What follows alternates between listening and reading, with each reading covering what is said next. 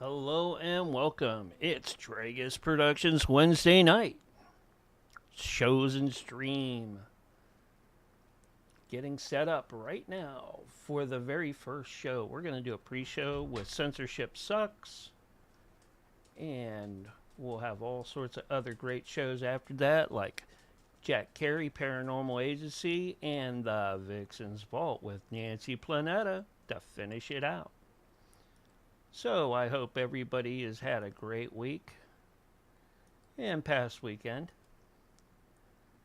And we will get this all up and rolling very shortly. So bear with me while I get it going.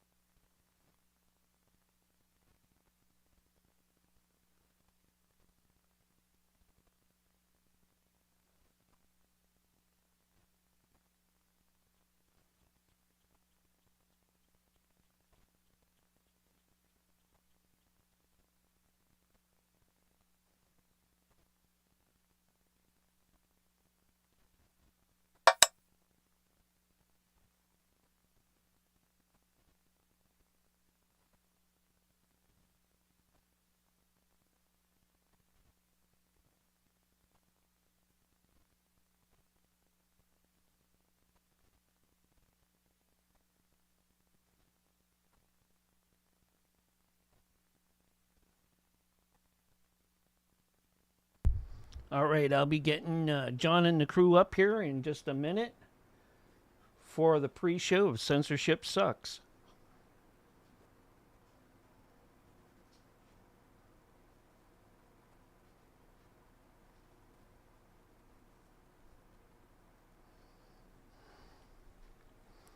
Let me give them a call right now and get them going.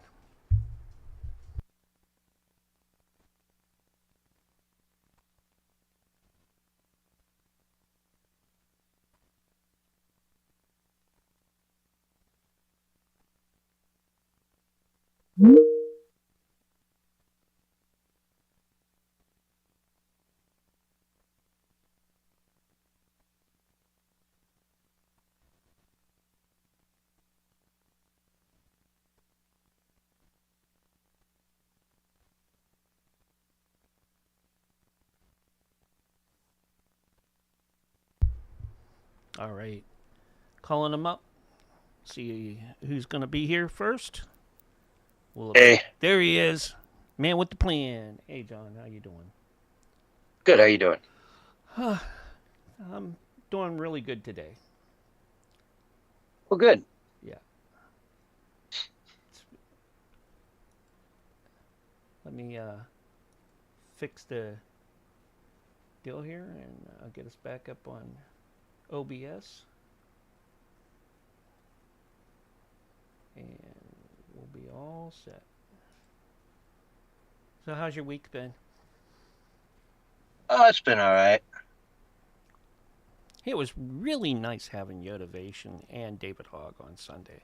That really helped me out. Yeah, wasn't it? Yeah. It brightened Good, my night. good. That's for sure.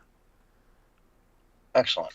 And I don't know if you know it, but David's been sending me all sorts of music and graphics and things again. So that's always a fun thing for me, you know. Good. Yeah, he sure loves doing that stuff, man. I shudder to think of how many like gigabytes of electricity he's used over the last 4 or 5 years creating all that AI stuff. Yeah, now he's got me doing it too. So you know, am I coming in okay? I mean, he's consuming. Are you? Yeah. Do I sound clear? Yeah. Or I know my VU meter great. here says I'm a little on the low side, but you know, if I need to fix my mic, that'll be all right. Waiting for Barry. Yep, and Brent. Yes, Brent. I already changed the banner for the what is it? The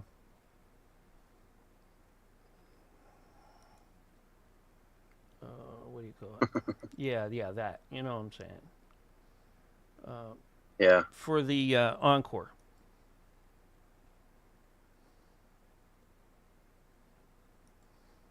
So. Oh.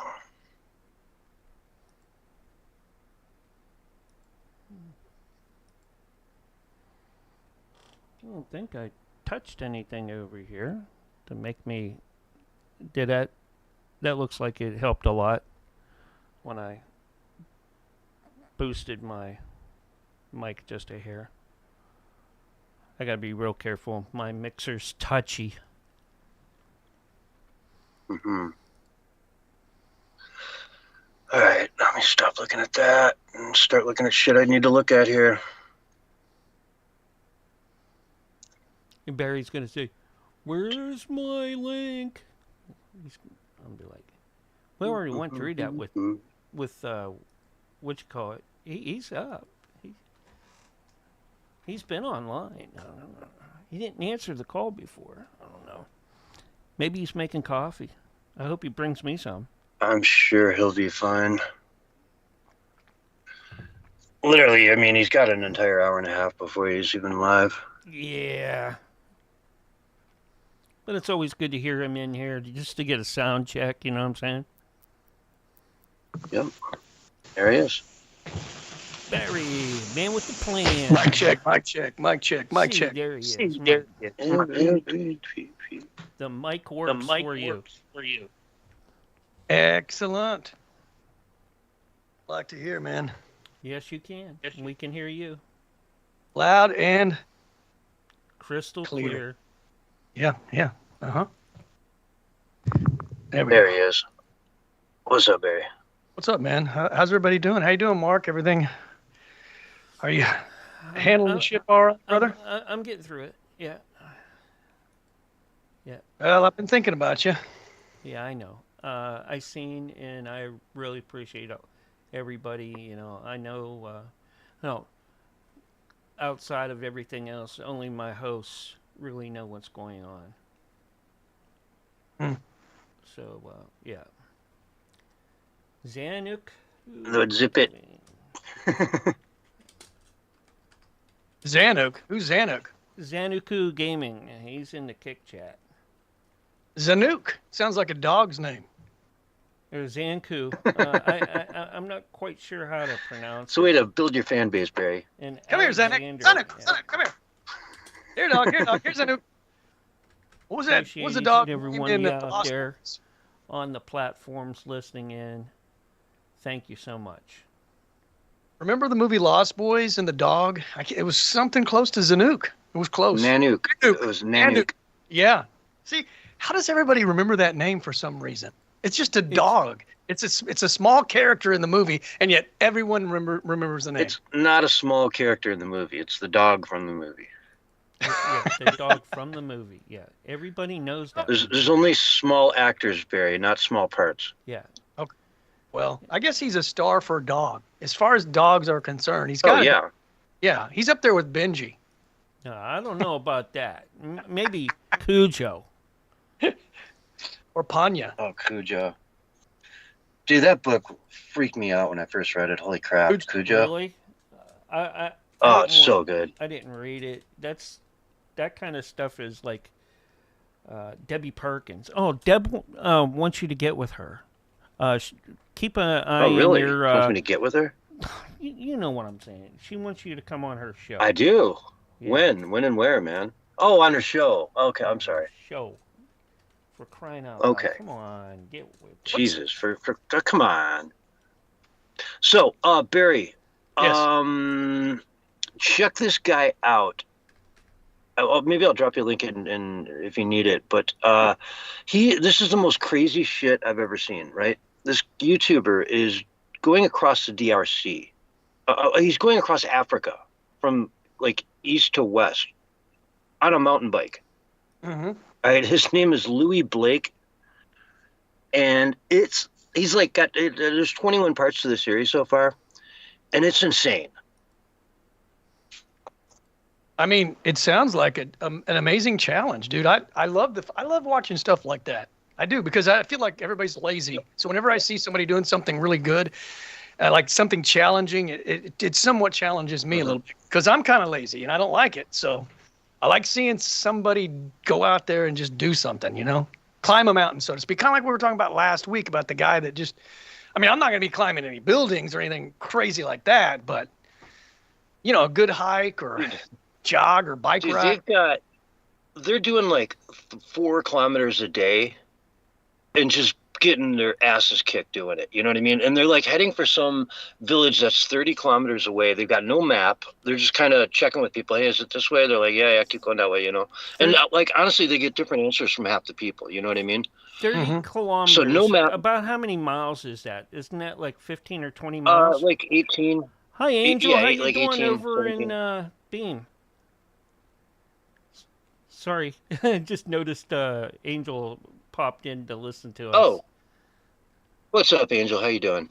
Yeah, Angel, check him out too. Louis Black. This guy is on a bike going across Africa from east to west. I mean, from like, I don't know. I'm trying to think. The French Senegal, like down through Nigeria. He's in the DRC right now, and it's going to take him, 2 months probably to cross just the Democratic Republic of Congo. Dude, they're like getting attacked by bees everywhere. And it's the whole road is like 3 inches of water. I say road, it's a trail. It's barely marked. I mean, it's barely there. Overgrown to hell.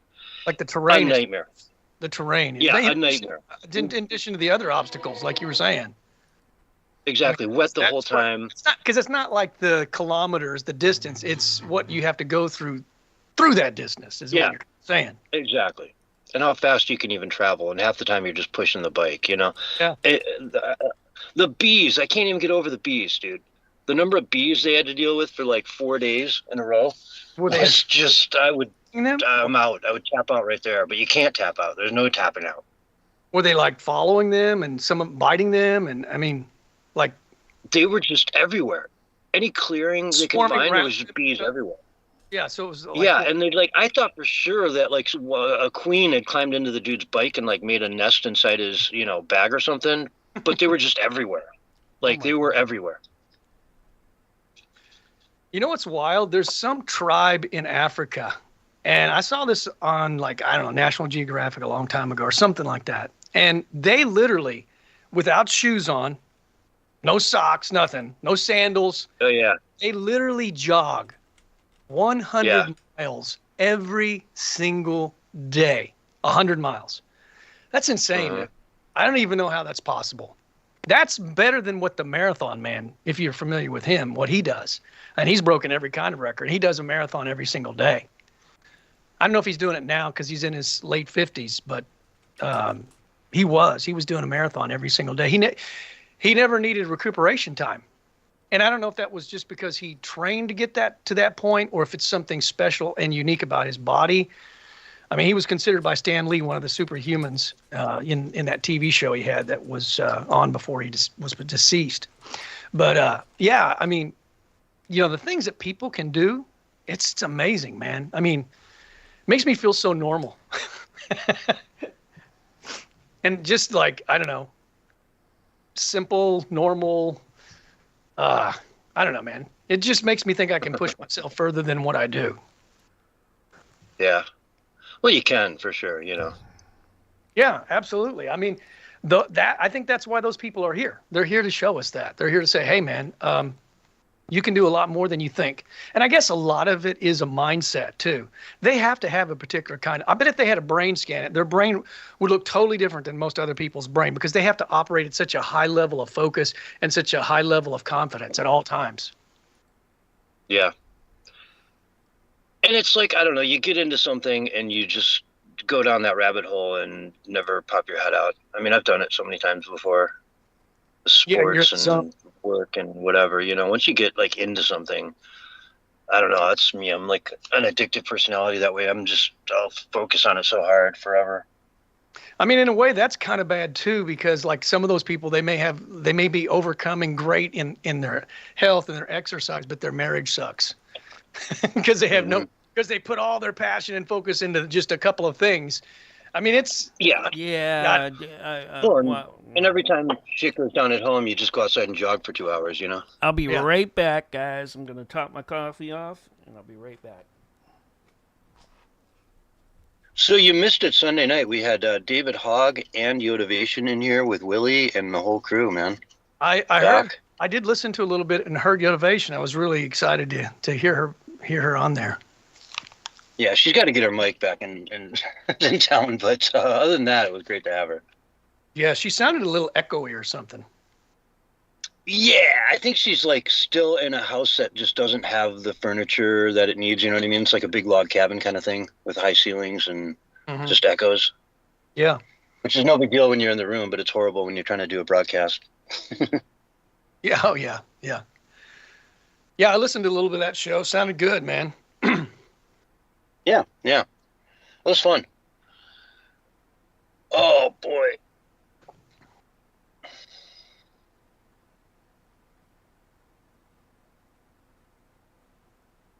Well, I guess we're going to talk a little bit about Epstein tonight.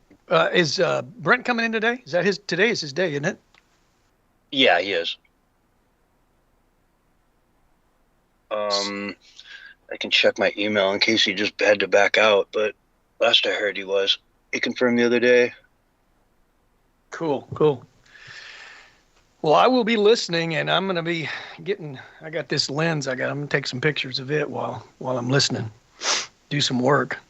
I spent half the day just lens. Yeah, really nice lens, man. I've had it. I need to sell it, so camera lens.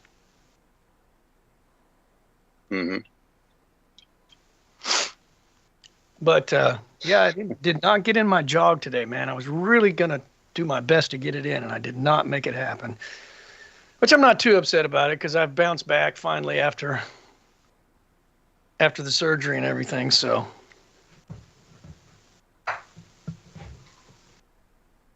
But I went too long without jogging, man, and it hurt. Oh, did you? Getting back into the swing of it, yeah. Well, I couldn't for think of all the goodies. And then we had the snow. So, and I don't have a place where I can jog inside yet. So, I mean, I don't want to pay, because I'm probably not going to. I wouldn't use the facility that much. Do you know what I mean? Yeah. It's not going to be when it rains or snows. Yeah. Which isn't going to be that often. You know, if it's cold out, I'll still jog. If it's hot out, I'll still jog. It has to be like 102 or hotter before I won't jog. You got to go to one of the malls at like 6 a.m. They won't let you jog. They'll let you walk. And I'm saying, but they would definitely stop you if you were jogging. They wouldn't. I'm not a fast jogger, so maybe I could get away with it. I don't know. Yeah. I mean, if it's early enough in the morning and it's like really nasty outside, I don't know. I'd probably look the other way. Yeah, yeah. Well, I figure when I get older, I'll be a mall walker. Yeah. Everybody is, right? I hit 80 or 85, then I'll start hitting the mall. I'll feel like it's a safer place. We've got a bunch of, like, I don't know, a couple of abandoned malls anyway. The malls are basically history. We've got one mall that just survived. That's it. And I don't know how long it's going to last. They just added Shells or Shields or some sports academy type place, and maybe that'll give it a boost. It's a pretty big store, man. It's a huge sports store. And and they've renovated it and remodeled it not too long ago. It's really nice, but you know, how long are the malls going to last? You know, is it going to become so many different things a thing of the past? I mean, everything is changing so fast that, I mean, I hope the malls stay. I don't think we need as many as we had. That's for certain. But, you know, I don't know, man. It's just like everything is changing and changing so quickly. Yeah. And like, I still am the kind of person that I'm not going to buy a pair of jeans or stuff like that online. You know what I mean? Clothing, shoes. I would never buy a pair of shoes online, right? Because I know I'm going to have to return them and get a different size. And that'll be a pain in the butt, and I probably won't. And I'll end up with this pair of shoes that just don't fit. And I was too lazy to return them, you know? Exactly. I get it. Well, yeah, you want to try them on and see if they fit. Yeah. So, I mean, malls have a place. Go out there, you go get some shoes you need, and then you get a slushie, and then you realize, oh, I need a baseball cap too. I didn't even know I needed that. Yeah, except for they're like $35 in the mall. Sometimes I wonder about the time and that too. You know, it seems like things are going faster, but I wonder if that's a perception because of our age right now, Barry. I mean, that's what people say, that as you get older, things move faster. I don't know if it's true or not. Yeah, I mean, Wobbly said, you know, I talked to him and he's like, you know, a lot older than, you know, us. And I'm not going to, but, you know, he's like, oh, you think that's bad? I'm like, yeah, okay. Perception does skew your the way you look at things. Because that's perception, I guess, you know. Exactly. What was that? You going to test any clips out before we get running? Because we got a few more minutes. You can test them now. Oh, I should turn on my Starlink, actually. Let me do that.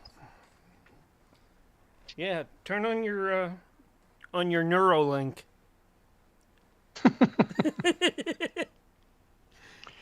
Yeah, let's get into the hive mind, man. Yeah. Where we don't have to talk tonight. We just broadcast through our mind. Think it, and it's going to be on there, and it'll sound just like David Hogg's, you know, stuff.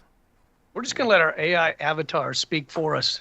I want one. You know, I want an avatar that comes up, you know, that I can change and make it look how I want it to look. Yeah. But I do the talking, and it'll just mimic. That's really what I want.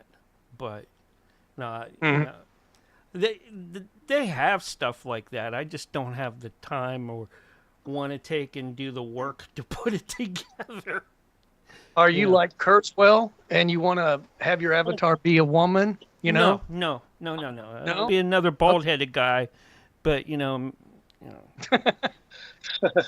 I don't know. Another bald-headed guy.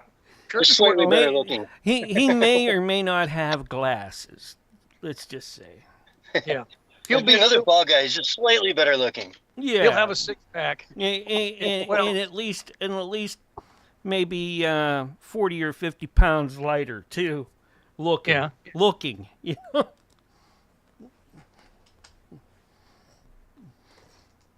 There you go. You know. Well, isn't it interesting that we talked about on the show, John? Wonder why good old George Clooney and his wife got citizenship in France, and it turns out he's in the Epstein files, right? With supposedly, I forget what country, some women, some beautiful, lovely ladies there for him. And I don't know, man. Sure seems like maybe he's got something to hide. I don't know. I'm just saying. What say you? You think? Yeah, I think that's probably hitting it right on the nail on the head there, Barry. Well, I'll tell you what, a lot of these revelations are pretty serious stuff, man. And that was only the first drop. That's half. And Trump is trying to release the grand jury stuff now. So wait till that stuff comes. I mean, we're not even close to getting everything, man. I mean, and who's gone through 3 million pages? Nobody. We appreciate you too, Crazy Mom over in Kick. Thank you. Everyone out there, please leave a like, subscribe, share the link, all that good stuff. Leave comments, lots and lots of comments. Mark reads them all. And we love all of you guys for being there, man. So thanks so much for coming by. Yeah, and then sometimes, if they have questions for you guys, I'll be able to take on breaks, tell them to you so that you might be able to or want to address them while we're on air. I have no problem with that at all. Yeah. Even right now, if you guys have questions for us. Fire. By the way, ladies, Barry is an Aries. Barry is an Aries. He, she's, they, z's. Anything else? Did I cover it all? I think so. You're good. Now, what are your preferred pronouns, Barry? We'd never really get into that. Nowhere near as much as we Oh my God. should. He gave me such a hard time when he's filling out his application to be a co-host. You wouldn't believe.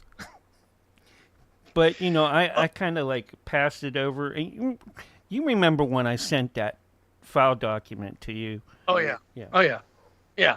Well, I'm fluid. So, my pronouns are changing every day.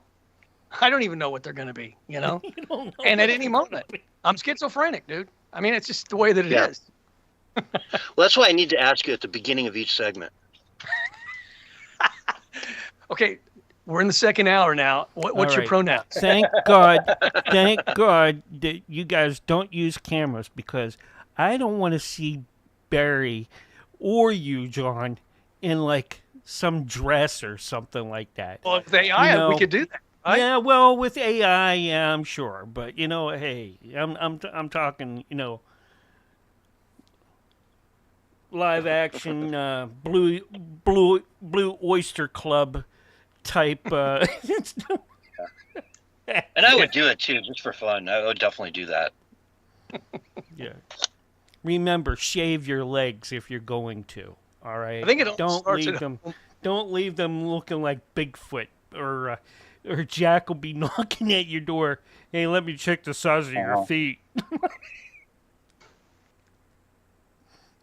Look, if a man doesn't like hairy legs, he's not going to choose me.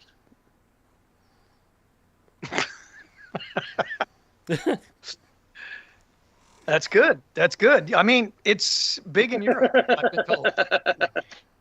Women with hairy armpits and hairy legs in Europe, it's a big success. Oh, yeah, yeah.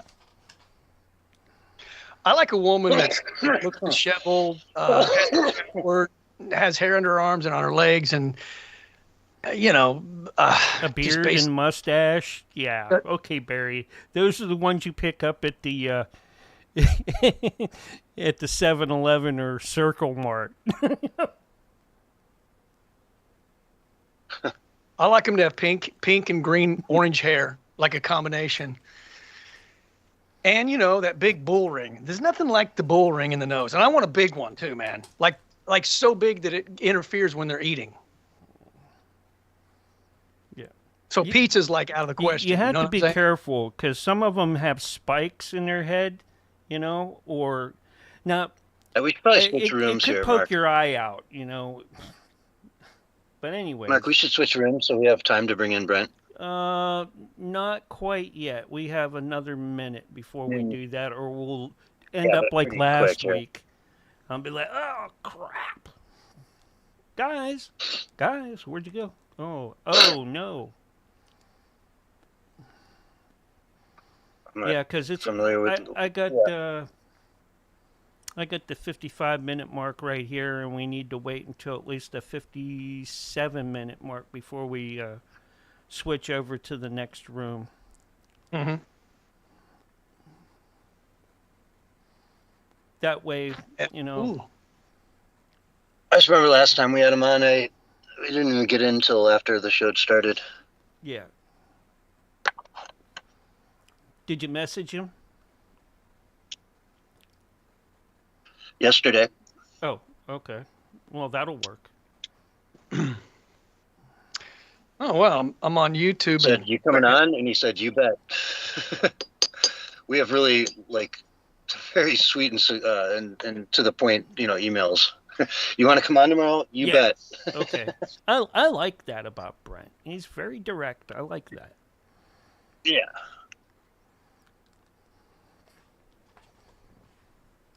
It's what I like about Angel, too. Angel's really direct, too, when we have him on.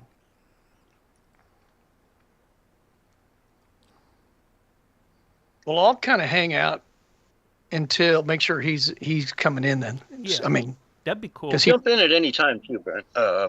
Barry. Yeah. Well, he may drop in. Every rare, he may be in a minute or two late. That's happened once or twice. Yeah, he usually just pops in right around the intro or right after. You know. All right, we're close enough, guys. Hold on, folks. I'm going to end this pre-show, and we are going to go to the main show. All right, so hang on tight. We'll be right back. We ain't after going these anywhere. messages. I'll see you on the other side, Barry. All right, bro. All right.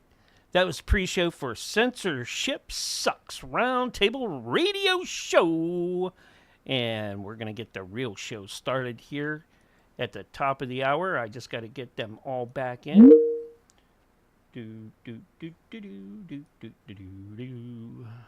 Here, one. Where's Brent? Brent, where are you? 1, 2.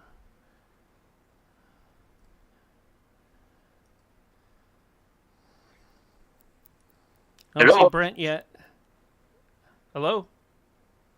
Yeah. I don't see Brent yet, but he didn't come up. He wasn't online, but that'll give me some time to get things going here.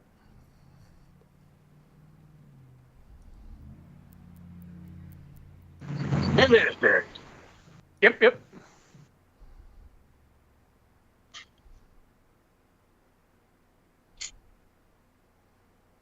I'm not going to say any details. What's up?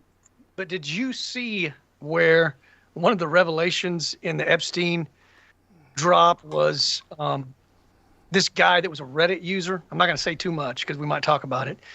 Of where he dropped something about something that happened at the jail cell, and it turns out he may be the guy that was at that particular jail cell. I mean, do you know anything about that?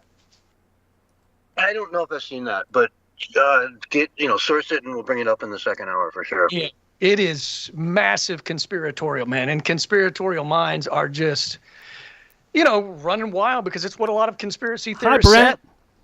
said. Hey guys, Good to see Brent. you. How you doing, Good buddy? to see you. it's good to be seen at my age. Just got back from the gym, so you got me all fired up, full of All right. endorphins or morphins or I don't know. I'm full of You I'm endorphin full ranger? yeah. I'm full of something. I'm generally full of it anyway. All Well, you're right. gonna have to drink some soy, man, to bring all that down. That's too much testosterone here, man. That's too masculine, man. We can't have it. Yeah. So it's anyway. I'm kidding. Yeah, I don't know. At 63, I don't know that there's any testosterone left. All but, right, 30 seconds, guys, and we'll be You're just a kid. rolling. Yeah. Yeah. Nothing going on in the news. I don't know what we'll talk about. Yeah. Yeah. I know. Nothing at all, right? Right. The rice yields in China are actually doing pretty good. I was going to And say Yeah. with here's that. your countdown. Have a great one, 5, guys. 4, 3, 2, 2, 1. And you are live and on the radio side for the very first time tonight, right now. Hello, everyone, and welcome to the Censorship Sucks Roundtable Radio Show, Wednesday night edition for February 4th, 2026. Man, it's already February, first Wednesday in February, which means we've got Brent Hamachek from humanevents.com, also Just the News. How's it going, Brent? Couldn't be any better. Happy February. I'll start off by saying that this is a special day for me. It's February 4th, which I celebrate every year, because on February 4th, 41 years ago now, today, I started my professional career working in the banking industry. And 26 years ago today, I left the banking industry and went to work for myself. So February 4th is always a big day for me, so I love spending it with you. Gives me a chance to look back on a career, lets me feel grateful for the last 26 years, especially all the things I had a chance to do, the highlight of which, of course, is talking to you every month. Of course. One last fun note with regard to that, and that is my very first day of work. I was at 1211 Avenue of the Americas. That's now the Fox News building. It wasn't then. 1985. I was working for the Treasury Department as a trainee, showed up to work in my $60 three-piece light brown polyester suit and proceeded to, before our orientation started, spill an entire cup of coffee down the front of the shirt and on my lap. So that was how my banking career started. Should have been assigned to get out in less than 15 years. But by gosh, 15 years later, I made it. So there's way too much personal information for your audience. I will say that at the end of my first year, by the way, I got a great review, and I got the highest raise and best review you could get. And when I did, after my review was done, my boss said, now, you've got a great review. You got a nice little raise. Do us all a favor. Go out and buy some new clothes. People are afraid to light a cigarette around you. Because of all the polyester I was wearing. But yeah, so I was a walking flammable target, I guess. So there we go. Avenue of the Americas. That's New York, right? Manhattan. Yep, New York. Yep, okay. Beautiful New York City. What was beautiful New York City? What was once. Well, we could dive into that. I was going to start, though, with an article here from the Post Millennial. Where they are talking about how the Washington Post is about to lay off 30% of its staff, including, a few entire departments. Now, you're in the industry. The Washington Post is sort of a competitor to the Just the News empire. Just the News is expanding like crazy. John Solomon is buying up Human Events, Post Millennial. Meanwhile, Jeff Bezos over at the Washington Post, his personal blog, is now getting rid of a large percentage, 30% of their staff. So how does that affect how the news will be shaped over the next few years? Oh, well, so I always say, I feel like I say this to you every month about 10 times per show. I'll say, that's a big question. And then I follow it by saying, let's unpack it. So let's start it off that way. That's a big question. Let's unpack it. First of all, it's always fun. You can take just about anything that happens. You can pick any news story. In fact, your audience should do this for fun. Sit down with your loved one tomorrow morning. I know there's no morning paper anymore, but pull up whatever your favorite news feed is. Find a news story, any news story, read it out loud, and then spin it. Spin it however you want. You can do anything you want with a news story. All right, so the Washington Post laying off a bunch of people. Oh, a collapse of, the mainstream media. One of those giants in the liberal press is falling apart. Look at these drastic layoffs.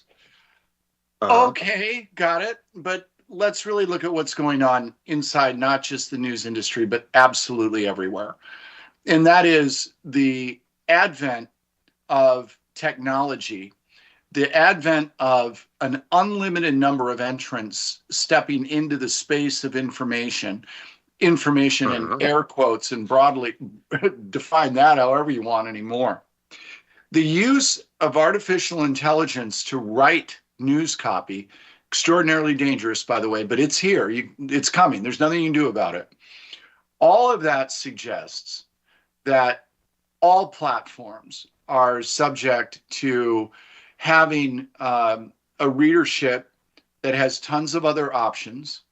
They're subject to not being able to have labor-intensive workforces or companies, right? So the Washington Post, which has been around, I don't know, I read it in the paper, they've been around a long time. Here's an organization built, for over a century with the traditional way. And so they're laying off a bunch of people, and they're cutting back on, the sports reporting piece and their international news. What do we call that in business? We call it probably a smart move, right? Because simply having large workforces and trying to present a little bit of everything to people, it just doesn't work. It doesn't work. You can't make money at it.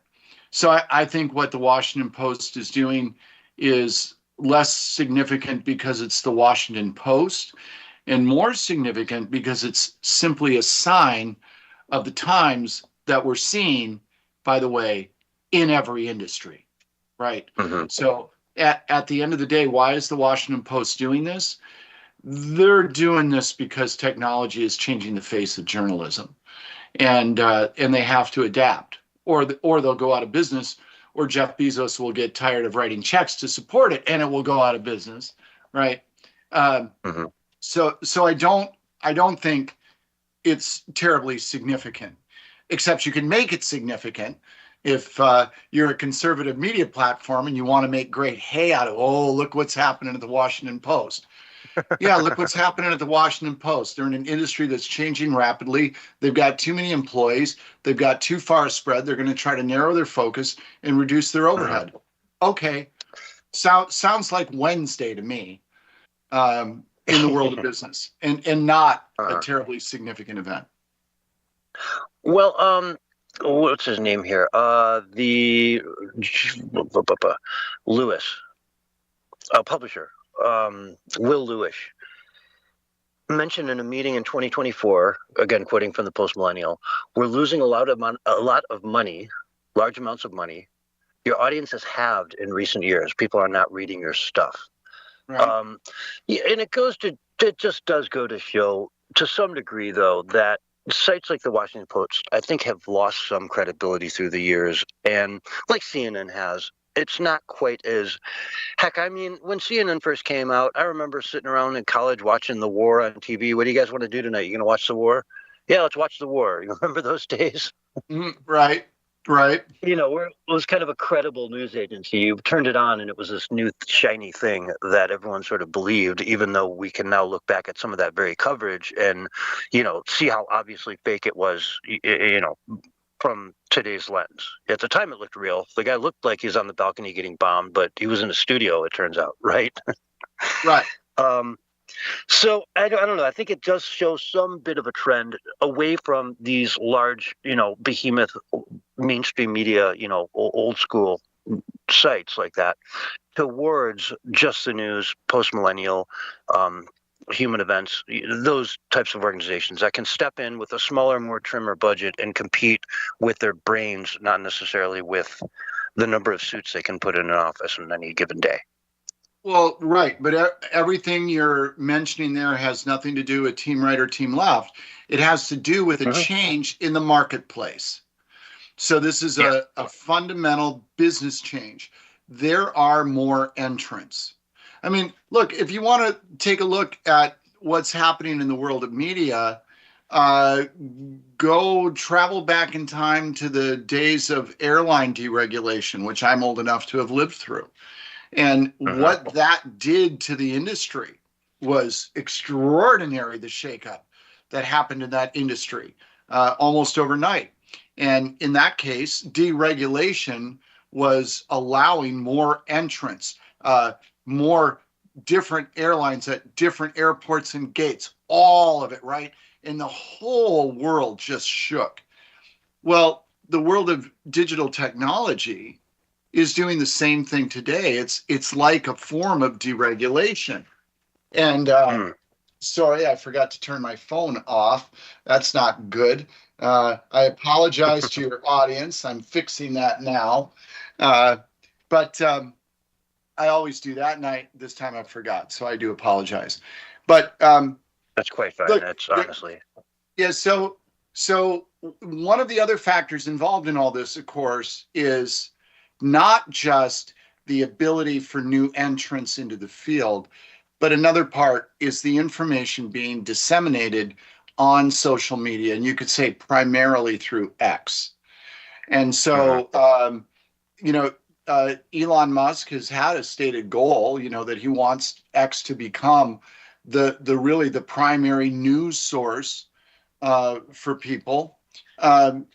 Sounds good, especially if you're against mainstream media and everything else. Here's the problem with that, though, and it's an enormous problem.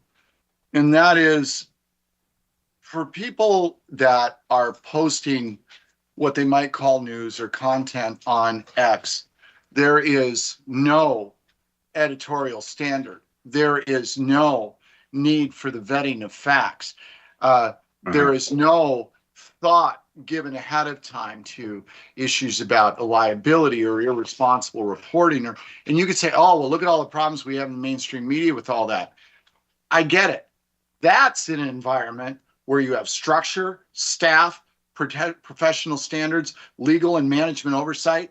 And that's a mess, right? It seems it's going to be and is way worse than what takes place on social media. Sometimes I feel like I spend half my day telling people that something they just sent me, you spend 5 minutes and take a look and you're writing back saying, no, it's not true. That isn't right. It feels like it happens at least once a day.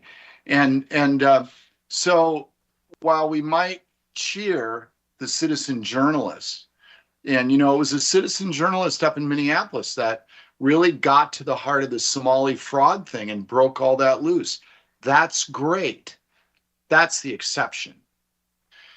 And so what we're going to see over time is a tremendous amount of news being reported with what I would argue is going to be a nonlinear increase in that amount of news being reported that isn't actually accurate.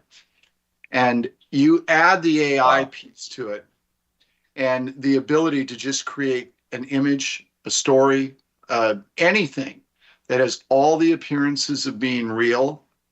And if you want to look at something to worry about, look to a world where nobody trusts anything. Yeah. You can't function very well as a society if nobody can trust anything. In fact, the reason why so many times we make mistakes in like judging people or something, somebody tells us something and we believe them, and then it's not true. And it's like, how did I not know that? Well, I mean, this is a behavioral thing that's been studied. Human beings do something called defaulting to truth. We tend to default to truth. We tend to naturally believe something we're told by someone, and it's evolutionary. Because if we didn't believe anything, if we didn't trust anything, we couldn't make any progress. Think about it. If you spend your whole day not believing anything you hear, trusting anybody around you, everything comes to a standstill. So imagine a world where we get to the point where people look at any kind of information and say, I don't believe it. I don't trust it. It's not true. That's not skepticism, that's paralysis. And that's my fear long-term for Western civilization. Wow, tell us what you really think. Yeah, I know. I always sit on the fence on this stuff, and I apologize for that. I got to be a little more direct. I'm working on that, by the way. Well, trying to do better. again, you're oscillating, back and forth between one of the world's most optimistic people and pessimistic people simultaneously, and I love it. I'm here for it. Oh, never optimism. Optimism, you see, we have pride as one of the 7 deadly sins. That shouldn't be there. Pride should not be a sin. Optimism, on the other hand, that's a sin. Optimism is an irrational belief, absent any factual foundation, to simply believe something's going to be better. That's a sin. So no optimism here. And if you ever catch me being optimistic, you have permission to scold me on the spot in front of all the listeners. I will. If you tell me you're looking forward to tomorrow, it should be a nice day, I will take you down. No, if I'm looking forward to tomorrow, that's hopeful and positive. If I say, I know tomorrow's going to be a good day, that's optimism, and that's ridiculous. Nice try, but nope, not the same. Okay. All right, so let's talk about the optimism of New York City now. They've had this snowstorm that came through, and man, I've seen a bunch of video of just what this did to the country, and wow, it was a nasty one. And it got New York pretty good. And now, the streets are seemingly unplowed. There's trash piling up, and we're not even 30 days into this administration.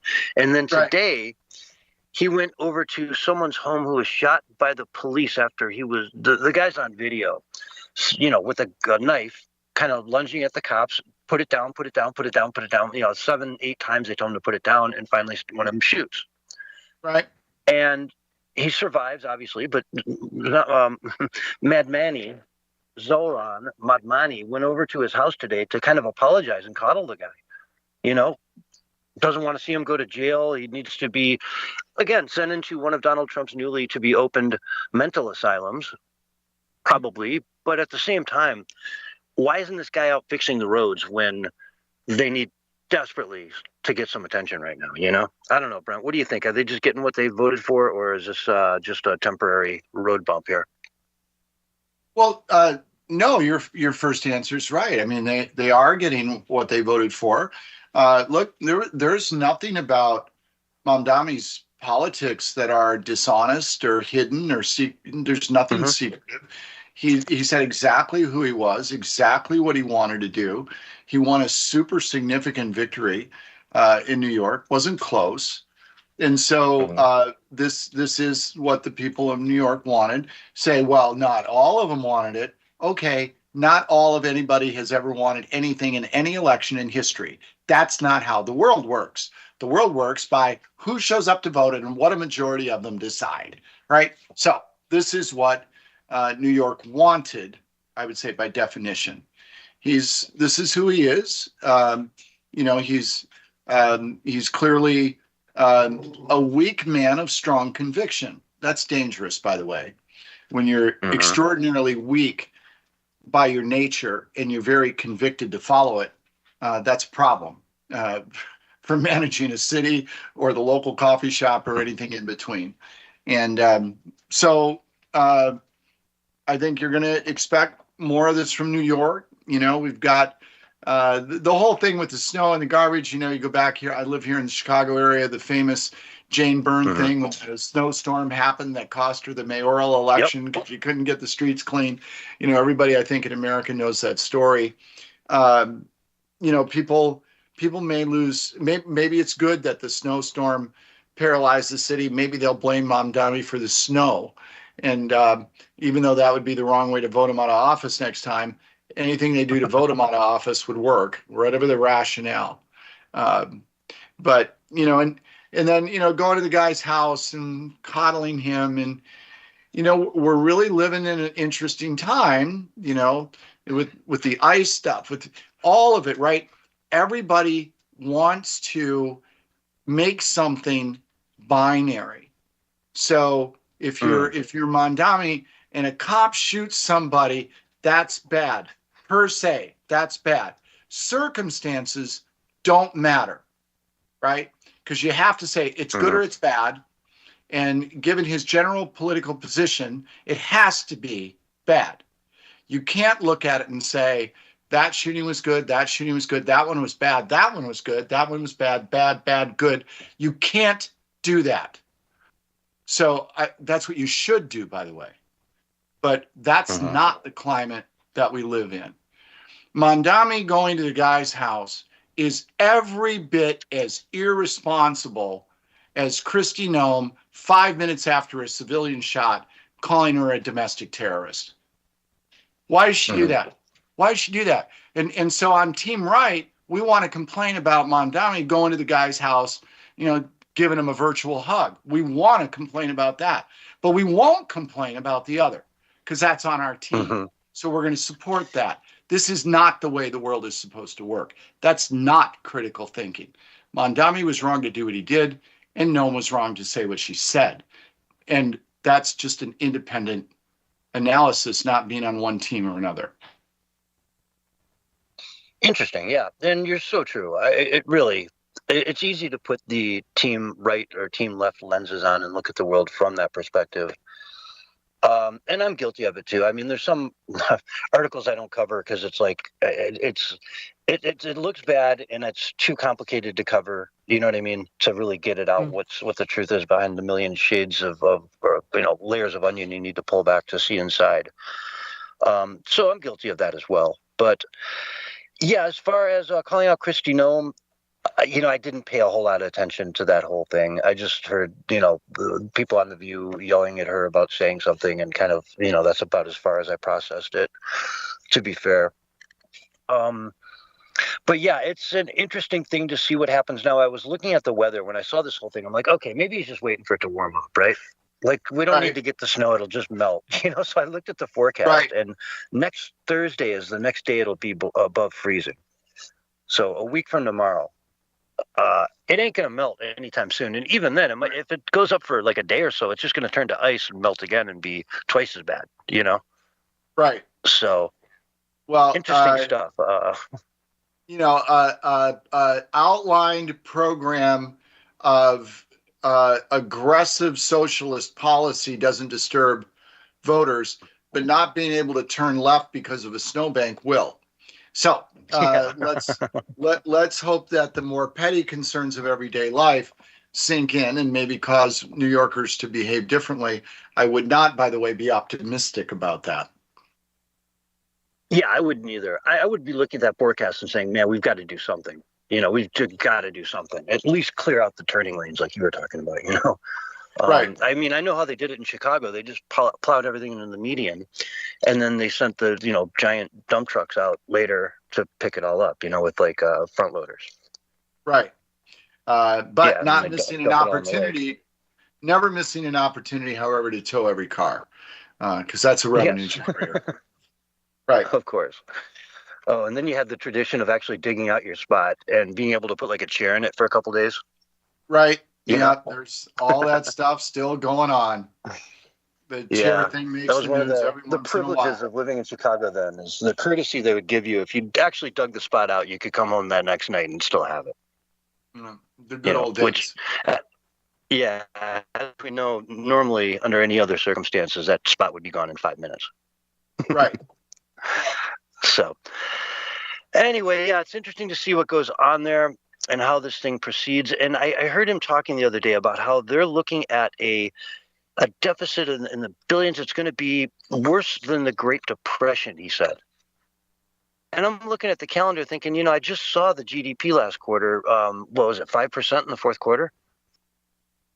The economy seems to be doing pretty well. It's hardly Great Depression status, We got about a minute left. Well, and nice that the economy did well in the fourth quarter. That'll help us with our $34 trillion debt. So make no mistake, we've done nothing to even begin to sort out this country's fiscal problems, right? And I think that one of the sort of tragedies of the Trump administration to this point was that he ran on the whole Doge concept and Elon and what was going to happen and all of that stuff.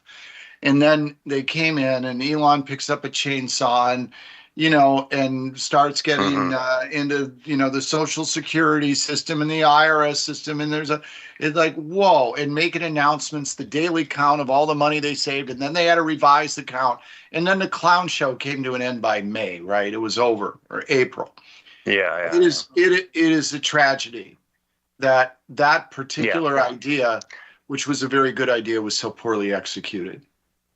Yeah, and really didn't result in that much cutting. But folks, we'll pick it up on the other side. We've got to go to break. This is the Censorship Sucks Roundtable Radio Show, and we'll be right back after this.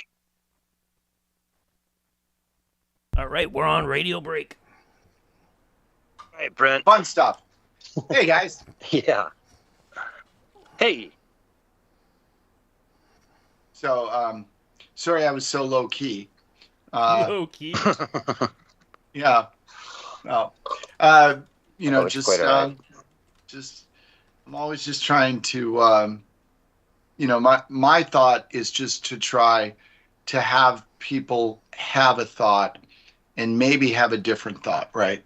And so it's just about taking a look at stuff. And even though I speak directly and passionately, it's really dispassionate in the sense that I'm just trying to get people to really think about things in a non-reflexive sort of way. And that's the goal. Yeah. You read my book, right? I mean, you read Dissidently Speaking and our book, and all of it was, all of it is just about trying to get people to think. And I accidentally said my book because it really is our book. Because if it weren't for my Common Ground campus partner, it wouldn't exist, right? And she created the title, the cover, all of it. Yeah, no, you had nothing. When you said our book, I thought you were talking about me. I'm sorry. No, you do stimulate my thought though to help me write. But yeah, good. And I always do refer to it as our book. And when I just said my book, I instantly corrected myself. So. Yeah. Well, Brent, I'm just glad you're not, saying, hey, buy my new brain source stuff. Yeah, but buy my book. You're the guest tonight. That's great. But I'm glad we don't have to here buying got these vitamins now, Brent. When you gonna start selling vitamins? Right. Yeah. No. If I was gonna buy a supplement, it would be one to supplement my looks. And I haven't found one of those yet. They wanted me to. I spoke at an event last week. They wanted me to send a headshot. I sent a picture of George Clooney. I thought, you know what? People will find out when I get there. I'll just say, oh yeah, I was younger when that was taken. We were kind of talking a little bit about that before the show. I was like, hey, I wouldn't mind getting like an AI avatar for my stuff. Right. It's like 50 pounds lighter, but still has bald head, but may not have glasses.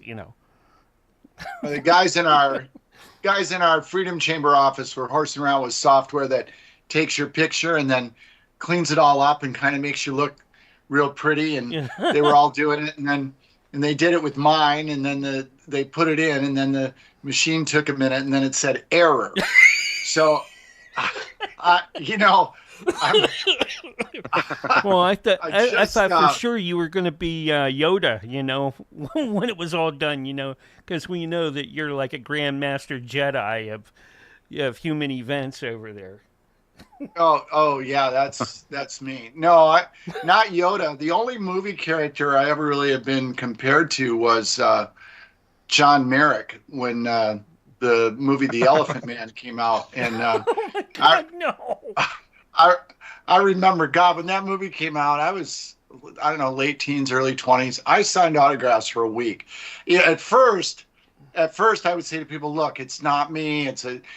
Finally it just got easier to say, who do I make it out to, right? And so I gave up. But that's the only movie character. That's funny. Well, at least you had Cher by your side there for a while, right? Because she was in that movie. God, was she? I don't even remember that. Yeah, she was the mom. I got to go back and watch 30 it again. seconds. Yeah. I try not to think about it because the memory's too painful. Yeah. Just so I just tell people all the time, I'm not an animal. I'm a human being. You know. Yeah. It's tough being me, guys. It was when she didn't have as much plastic surgery done to her as well. Anyways, here's your countdown: 5, 4, 3, 2, 1, and you are back live and on the radio side right now. Hello, everyone, and welcome back to the Censorship Sucks Roundtable Radio Show, Wednesday night edition for February 4th, 2026. And, of course, we've got the great Brent Hamachek with us again for this first hour. And, Brent, first of all, always good to have you on. And I feel like I'm not giving you justice if I don't introduce you also as the author of Dissonantly Speaking, right? It seems like whenever you get a famous guy like you on, you always got to mention that you're an author, too. That's very kind. I appreciate that. Dissidently Speaking, available in all formats on Amazon.com. All proceeds go to Bridge Charities to support the Common Ground campus program. So, in fact, the proceeds from all of my different books, they all go to Bridge Charities. So all that money, if you buy anything I've written, you can go buy Time for a Turning Point that I did with Charlie and Charlie Kirk, Dissonantly Speaking. You can buy Zelenko, the book I wrote with the late Dr. Zelenko. All those proceeds go to Bridge Charities, not me. Yeah, you've had an amazing career as an author. It's pretty impressive, really. I don't get too deep into that with you, but I don't know if you want to maybe take a minute and just kind of talk about some of the, like Charlie Kirk's memoir. So, well, maybe not a memoir. That's probably the wrong word. Time for a Turning Point was Charlie's first book. I wrote it. The two of us wrote it together, so it wasn't a ghostwrite. I mean, I've ghostwritten a bunch of books, but I'm not able to name those. Obviously, that'd be poor manners. But all of them done well. And Time for a Turning Point was New York Times bestseller. So, it's fun to, people who are conservative, and they write. They'll say, the New York Times, that whole list is rigged, and I don't care about that, and the paper's a rag, and they'll say all those things. But let me just share something with your audience. If you ever talk to somebody who's a writer, and they tell you they don't care about being on the New York Times bestseller list, they're lying. Because it still is, it's a big deal, and it's nice. I guess what I would say, and I'm writing right now, we're doing something for Common Ground Campus, a book, and I'm working on another book, a big book with a partner. It'll be a ghostwrite, so I can't say who.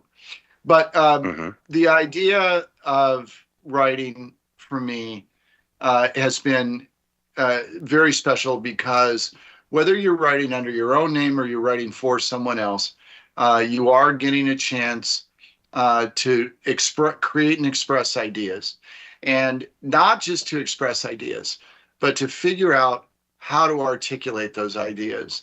And if you're able to do that, if you have the gift, some gift with language, and if words matter to you, when you're given an opportunity to sit down and write books, it's extraordinary. And it's been a great experience for me.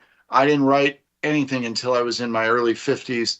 The idea that, today I've written a bunch of books and, over 1 million column words and all those things, that wasn't even on my radar screen, 13 years ago. And so it's humbling. It's been fun. And it's weird, if somebody says, so what do you do? I can pick a bunch of things, but one of the things I actually could say is, I'm a writer. And I actually can say that. And when I realize I can say that, I stop for a minute and say, wow, that's kind of cool, but it's fun, and I enjoy it. I still enjoy it even in my advanced years. And, if they really want to push you on it, you can say, co-author of a New York Times best-selling book. I mean, that's a pretty impressive thing. Heck, maybe even a couple of them with Zelenko and whoever else, Yeah, well, a bunch of Amazon #1s, and I say a bunch, a few. So more, 3 or more is a few. And yeah, and being the New York Times best-selling thing is nice to be able to say. I wish the guy was around I wrote it with, and we could write another one maybe. But that's not the case. And but it was great working with Charlie on that book. He was I was the writer and he was the celebrity, so we put the two together, and that worked really well. And it worked for all of the many columns we wrote over a 12-year period, and published on, I think I counted once, 23 different platforms, from London to New York and everywhere in between. And so real privilege to have had that chance to work with him, right? Charlie and I, he would come to me and say, I have an idea, I want to write about X. And I'd say, okay, what are the points you want to make about X? And he'd say, I want to say this, this, and this. And I'd say, all right, got it. And so I would take his topic and the key points he wanted to make, and then I'd write the piece and give it to him, and he'd take it and get it published. And we did that a lot, right? I've got some massive volumes I'm looking at as I speak, 2 massive bound volumes of all that work we did together. And, at this point, you put it together for your kids because nobody's going to read it. But then when you die, your kids have it. They won't read it then either, but at least they'll have it, right? So, so that's the story. Wow. Good stuff. That's an incredible story. It really is. And Charlie, I mean, what a brilliant guy. One of the biggest stories of the year last year was that we lost, Charlie, one of the greatest Americans out there. I don't know. There's not a lot I can say. I see the trial for his assassin is starting, his alleged assassin, I guess we need to say for the time being. Right. And, I could get into some of that, but whatever. I mean, whatever. Right. But anyways, what is going on in the world? Let's see here. There was Sorry, go ahead. No, I was going to say there's a few things. I don't envy you. Pick one. Yeah, exactly. I'm looking at this list. I'm like, all right. Interesting case came out of a court this last week in New York. It's the first gender affirmation surgery malpractice case. And the detransitioner was awarded $2 million based on the malpractice of the doctors and the psychologists that were involved with this and their quickness to sort of leap to, let's cut off this young lady's breast, double mastectomy, and start the transition process. And then a couple of years later, she says, oh, wait a minute, I want out. And come to find there's sort of no way out. So $2 million there. How will that affect the whole debate going forward? Well, I don't know how it will, but it will. And that's not me trying to be clever.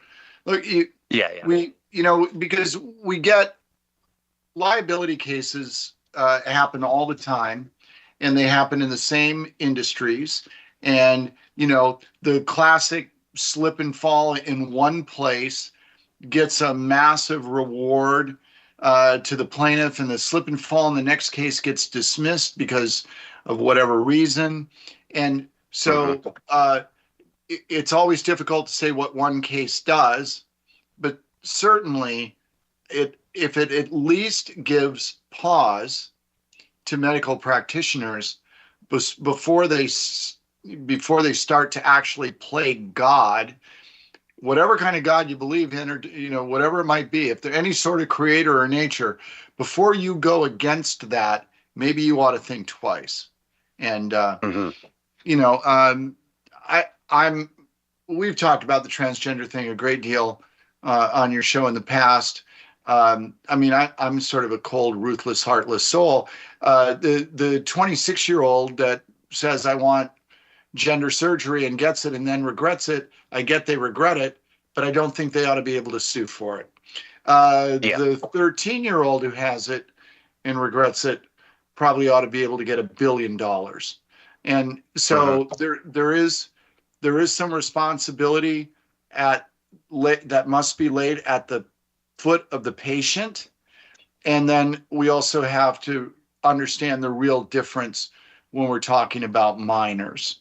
And so I think what you'll find over time is that some of this kind of thing, this kind of case, I think it'll be a little bit like the slip and falls, that the circumstances around the surgery, the person, their mental health, what was done to see if they had gotten the right level of counseling, how clear were they, what, in other words, how wet was the floor really? And so I think that what this does is open the door to say, sometimes, at least sometimes, we're going to say the floor wasn't taken care of, and we're going to give the award. And I think that's a very good thing. Yeah, it's gotten a little bit too out of hand, where, you look at a place like California, if you disagree with what the schools are saying to you about your kid being trans, you can lose custody of the child. And so if they're underage and they're getting these types of treatments and you're the parent and because I was asking myself when you were talking, what about the parents? What if they approved? And it almost doesn't even matter in a lot of cases, because even if you have parental approval, it's sort of being given under duress. And the fact that if they don't agree, they could lose their child altogether. So it's rough, and it's gone too far. The pendulum has swung too far one way, and it just needs to swing back a little bit so everyone can see this from a more rational viewpoint, I think. Well, yeah, so think about it this way. For a great many things, really on some level, for almost everything, we have some sort of human history and ethic that could be applied to figure out what to do. We have no human history with what to do when young human boys are going to be girls, which they can't ever be, right? So right away, a boy's going to be a girl. Well, he can't be. No, but he is. Well, wait, but he can't be. Oh, okay, but he's going to be. And then what do we do about that legally? What does a parent get to say about a boy who says they're a girl and wants to be a girl? Well, the parent says, I don't know what the parent says, because there's no such thing. We have stepped into an area of the human experience with which there is no precedent. Not only that, it is completely and totally, undeniably false. It is. It's false. Boys can't be girls. Girls can't be boys. And then now we've got to construct not just a medical system, not just a legal system, but an entire ethical system around this. That's actually a big deal. And so, it's complicated. And we've talked about it on your show before. People said that, the liberals were going too far. They finally went too far when they tried to push this transgender piece. My argument is, no, they didn't. They did not go too far. That's where they had to go next, because they had done such a good job over roughly a 100-year period of tearing down cultural absolutes that they almost really had gotten to the last one. We had very few absolutes left. So what did they finally make their way to? They made their way to the absolute that boys are boys and girls are girls. And there's really not much left after that. So now it was time for them to tear that one down. And imagine if they had been successful. Imagine if we had come to a world where you sprinkle magic dust and tomorrow nobody's a boy, nobody's a girl. There's there's none of that. None of that exists. If that doesn't exist, what absolute does? There aren't any. And then it's romper room for people who are pure moral relativists. And it does make you wonder what's next, right? It does make you wonder what's even next. What can possibly come next after this? So I think there's only one. I think there's only one thing left. I mean, if we just think about it logically, and so they hit a wall. They hit a wall with the boys aren't boys, girls aren't girls thing. By the way, they only hit a wall. Let's not think for a minute. They might Yeah. not be able to go around it at some point. They've only hit a wall, but it doesn't mean this movement's dead. It just means it's injured. Oh no. So the only thing left, if you go beyond boys aren't boys and girls aren't girls, the only thing left is defining what is or isn't actually human. And that's where the artificial intelligence piece will come. And that will be the next great moral dilemma. And we're going to get to a point, it's not science fiction. And to the extent it is science fiction, if we look at the history of science fiction tends to eventually become real life, right? All the great science fiction writers are actually fortune tellers, it seems like. Only good ones. And so I think the next layer of this is, what does really mean to actually be human? And we'll start to look at that artificial intelligence piece, the idea of lifting our brains out, what's the content, and creating another entity that has the same consciousness, awareness, and so on. Is that human? Is that just as human as its predecessor host? This will be a struggle. It'll be a real struggle. Yeah. Well, okay, so for one of the final things I want to talk about here, obviously we got to get to common ground and what's going on there, if anything, news out of just news or human events, any of that kind of stuff. But I want to transition by talking about the school walkouts that happened on Friday all across the country. Right. Where sanctioned everything from like kindergartners, where it was too cold to go outside, so they screamed about ice in literally like 4-year-old kids holding up "We hate ice" signs, right? All the way up to middle schoolers in several different states. I saw them out there in the streets throwing water bottles at cops. We see another instance where a mom shows up at a school. What the heck's going on here? Goes in and immediately withdraws her kid from the school because it's insane. Why are my kids out in the street, stopping traffic in the middle of a school day? Well, they're protesting, ma'am. Do they even know what they're protesting in middle school? In other words, this divisiveness that you're dealing with in common ground and trying to take head on is sort of like on full display where it's originating from in a lot of these middle schools and high schools across the country. And it was on full display this last Friday. So I don't know if you have any comments on that and how you can sort of take that head on. Well, first of all, just a pure personal opinion of mine. This is me not being, what I always try to do. We were talking a little bit about it on the break. I try to get people, it's not so much about my opinion of things, it's about trying to share a way to look at things, right, and then think about it. But I'll just directly share a personal opinion, and that is, I think the involvement of children in the parents' politics is despicable. I think as a parent of 3 children, as somebody who's been involved in political stuff for a really long time, I have never once involved or mentioned my children in anything.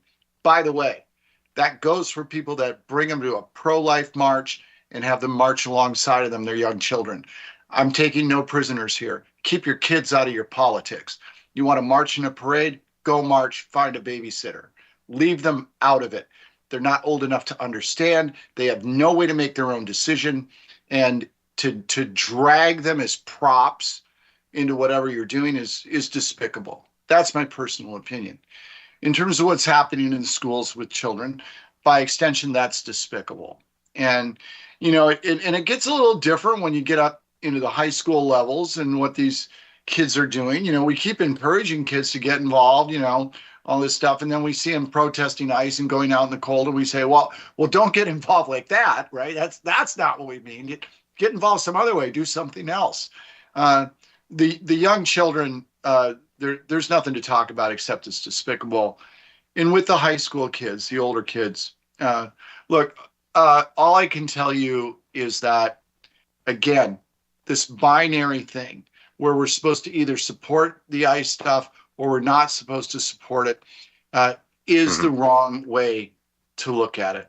the right way to look at it, and as I've shared before, but I'll never share my views. I will only say my views about people who are in the country illegally are probably more extreme than anybody you've ever had on this show. They're very extreme. That said, what matters, it doesn't matter if you think, oh yeah, we need to get them out. We need to get criminals out. It doesn't matter if you think that. How you do it matters. The optics of it do matter. If say, well, we can't be worried, and it's being presented this way, and look at this film, and oh, wait a minute. Here's the problem. Human beings vote in this country still, right? Mm-hmm, so if you conduct a policy that may be a good policy in terms of intention, goal, what you're trying to do, but you do it in a way that creates an extraordinary amount of unrest, if you do that, you're not going to be able to get a chance to continue the policy. So to ignore the how is dangerous. And in a country where people still get to vote in elections every couple of years, it's foolish because you're only defeating yourself. You know, Tom Tillis, I saw a quote, he was getting into a car last week and he was complaining about the ICE stuff. And he just said, we are losing ground with American voters on an issue we should own. And that's a true statement, right? And so I think people saying I'm for ICE or against ICE, either person who's saying either thing, I think they're both making a mistake. This isn't about being for or against ICE. It is about, we have a massive problem with people in this country who are here illegally, who are draining our resources, sometimes harming our citizens. It's a problem we have to address. And the idea that we're going to be like binary bits of code on this, zeros and ones, anything ICE does is fine, anything ICE does is wrong, that's just ridiculous. It's intellectually lazy, and you can't govern a free society that way. Can't. Yeah. And I would tend to agree. I mean, we've talked about on the show quite a bit that the optics and everything coming out of Minneapolis and some of these other cities as well has been really bad. Obviously, Minneapolis is a whole nother level from, say, Washington, D.C. or New Orleans, Memphis. They've done this in a bunch of places where it's worked pretty well. Minneapolis, they seem to have a sort of a militia, you know, an insurrection happening there that is doing whatever they can to make life as difficult as possible. But I don't know. On that note, though, I wanted to transition into common ground because you're trying to help college students, high school students find common ground. And we've got this sort of environment that they're coming up in where common ground almost seems to be, you know, not even allowed. So anything exciting coming up there or with Just the News or any other exciting sort of news in the last 2 minutes we have here? Yeah, a lot. It's going to be a great year for Common Ground campus. First of all, we've got the support now of the Diana Davis Spencer Foundation and the Bradley Foundation behind our work, and that's enabling us to do things. And I say us, it's really my partner. It's really Felissa Blazek and the work she's doing. Right now, she's launched a new initiative where we're working with young high school and college students, training them how to appear and use video technology, express their voice, talk to other students on campus, get their thoughts about things. So we're training them, we're creating video, we're curating that video. It'll be used as part of the 250 tour that's going across the country. Common Ground Campus is going to feature prominently in that tour. That's all Felissa's work. I just kind of do what I'm told. I always say I'm the most wonderful executive personal assistant. But so we've got Bridging the Divide events that we're in talks to get scheduled at some colleges and some high schools where we have the kids up on stage. So we're still working that angle. We have more resources, more support, and more inertia in 2026 than we've ever had. And we started this thing together back in 2021. It was just sort of a loose idea and a dream. Really, it's been her hard work that's made it happen. Go to commongroundcampus.com and take a look. Go to bridgecharities.com and take a look. Donate to us if the spirit moves. but otherwise find out what you can do to build bridges in your old world. And we will have a short booklet coming out soon that is going to talk about our process and how to have these constructive conversations with people, sort of a manual in support of the work, the things that we've taught and the things that we've learned over these last 5 years. And that'll be coming out soon. And so we're excited about it, and just a big hat tip to my partner. Well, Brent, thanks so much. Best-selling author, Brent. It's so good to have you back on the show, as always. And I will see you in a month for now. Folks, this is the Censorship Sucks Roundtable radio show. We'll be right back after this. Brent, thank you so much. Thanks for having me. I love it. All right, we're on radio break. Good Brent, stuff. I emailed you about those public service announcements and that, but I didn't get anything back. Oh, yeah, I'm sorry. I lost the plot on it. It's been there's a lot of transitional stuff going on, and I lost track of that. I apologize. Thank you. Might you be kind enough to send it to me again so I can find it, and so that then I can work with Felissa on it? I mentioned it to her. I just lost track. It's my fault. That's all right. I can do that. Honestly, we should just have David Hogg make something. You know, David Hogg can make it. No, I don't know. You wouldn't want Dave. I'm not sure. He might charge you to think he might mine love it. tokens. They're a penny each, so. Yeah, we're grateful for any support and help. I always want to make sure in terms of any kind of content that Felissa approves of it. First of all, she's in charge, and second of all, she's smarter than I am. So I don't ever want to go rogue. I'm not Jack Bauer, right? So, but certainly I'd love if you would resend to me, and then I can talk to her about it, share it with her, and we appreciate the fact that you're willing and wanting to help us. Yeah, I'll try to do that later on tonight. That way I can start putting those into the streams, especially when John's on. All right? Yeah, this time when you send it to me, I'm going to immediately forward it to her because she's responsible and I'm not. All right. So I'll say, talk to me about this, and then we'll get some motion. Okay. So, well, we're going to lose this room, so... all right. Thanks, guys. I will I'll see catch you up next with month. you later on, and see you next month then, Cool. Brent. Thanks, Brent. Thanks, everybody. Bye. All right. All right, Barry. I can just see Hansel and Willie yelling at each other, No. and then Brent comes in and calms them down and finds common ground. Oh, yeah. Well, but you it both would like be, warm hot it would dogs, be right? all 100% AI. I don't know if that's going to work. You know? Check. Anyways, but yeah, hey, that's a great idea, though. Oh, we'd have fun with that. Yeah. I'm going fun. to Hey, guys. I'm going to bring us right back into this room after I hang this one up, and I will catch you guys in just a minute or so. Okay? All right. Barry, that means you got to hang up, buddy. All right. We'll be right back with hour 2 of the Censorship Sucks Roundtable Radio Show.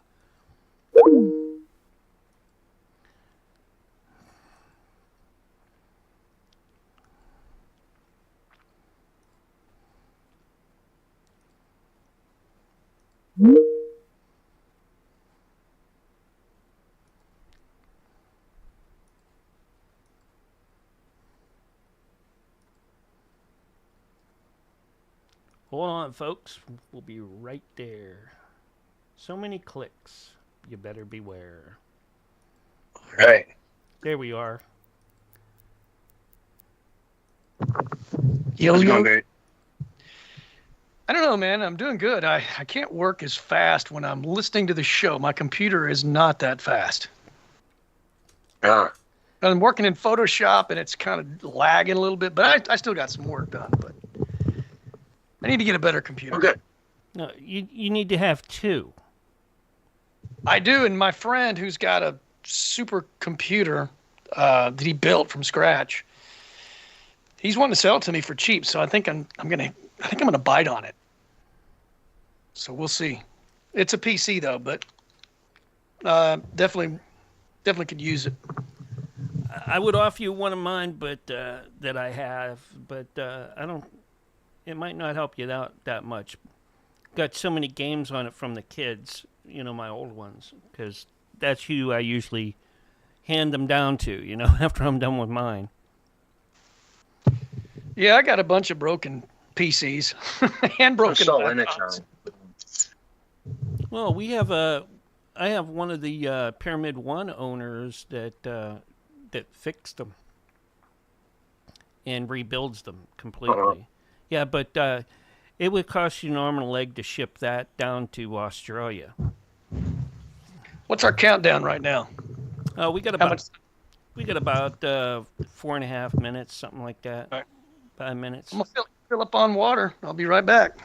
Okie dokie. Thunder Strauss in the kick chat. I appreciate you.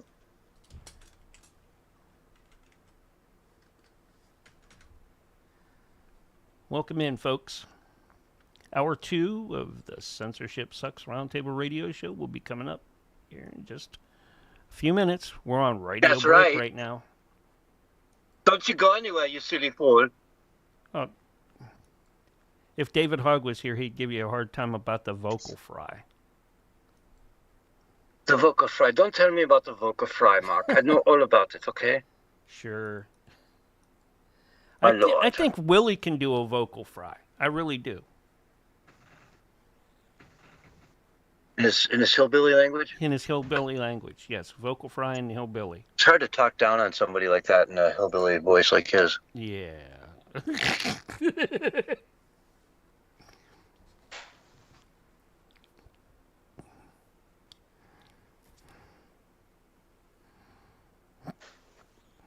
So, vocal fry. have you guys caught any of the encores with me putting the video portions into the encores? No, I can't say I have. Wow, into the I've encores? been doing that for a little while now. I thought maybe you might have seen that and was like, I normally kinda listen curious. to the YouTube one. Like if I listen to anything, it'll be the YouTube version. Yeah, the YouTube edited version.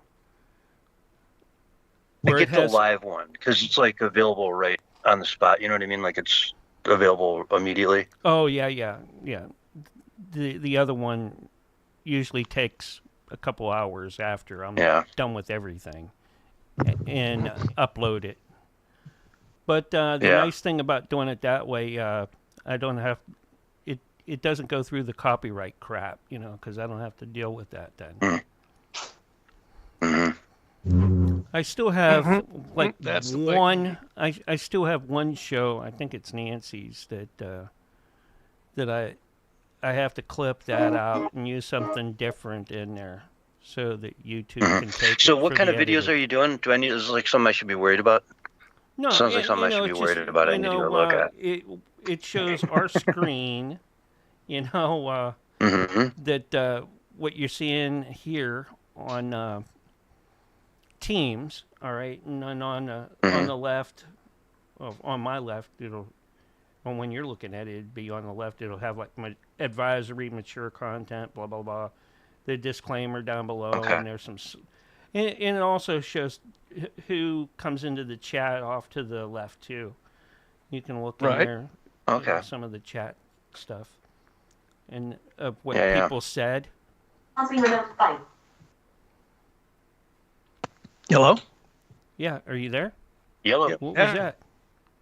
Oh, that was my TV talking. Oh, I thought it was Yodavation for a minute. I'm like, when did she pop in? It sounded like her. It really did. That was my TV talking smack. I don't have I don't have the remote to it, so I can't tell. You got one of those smart TVs, huh? Unfortunately. Oh. It's not very smart though. How's that thing working for you, man? It's like what, the 80-incher, the 90-incher? It's 65. Like but 6K. It's nice, man. It is. It's like I said, I paid $100. The last one I saw sell on eBay was $999. So I know I got a steal. Mm-hmm.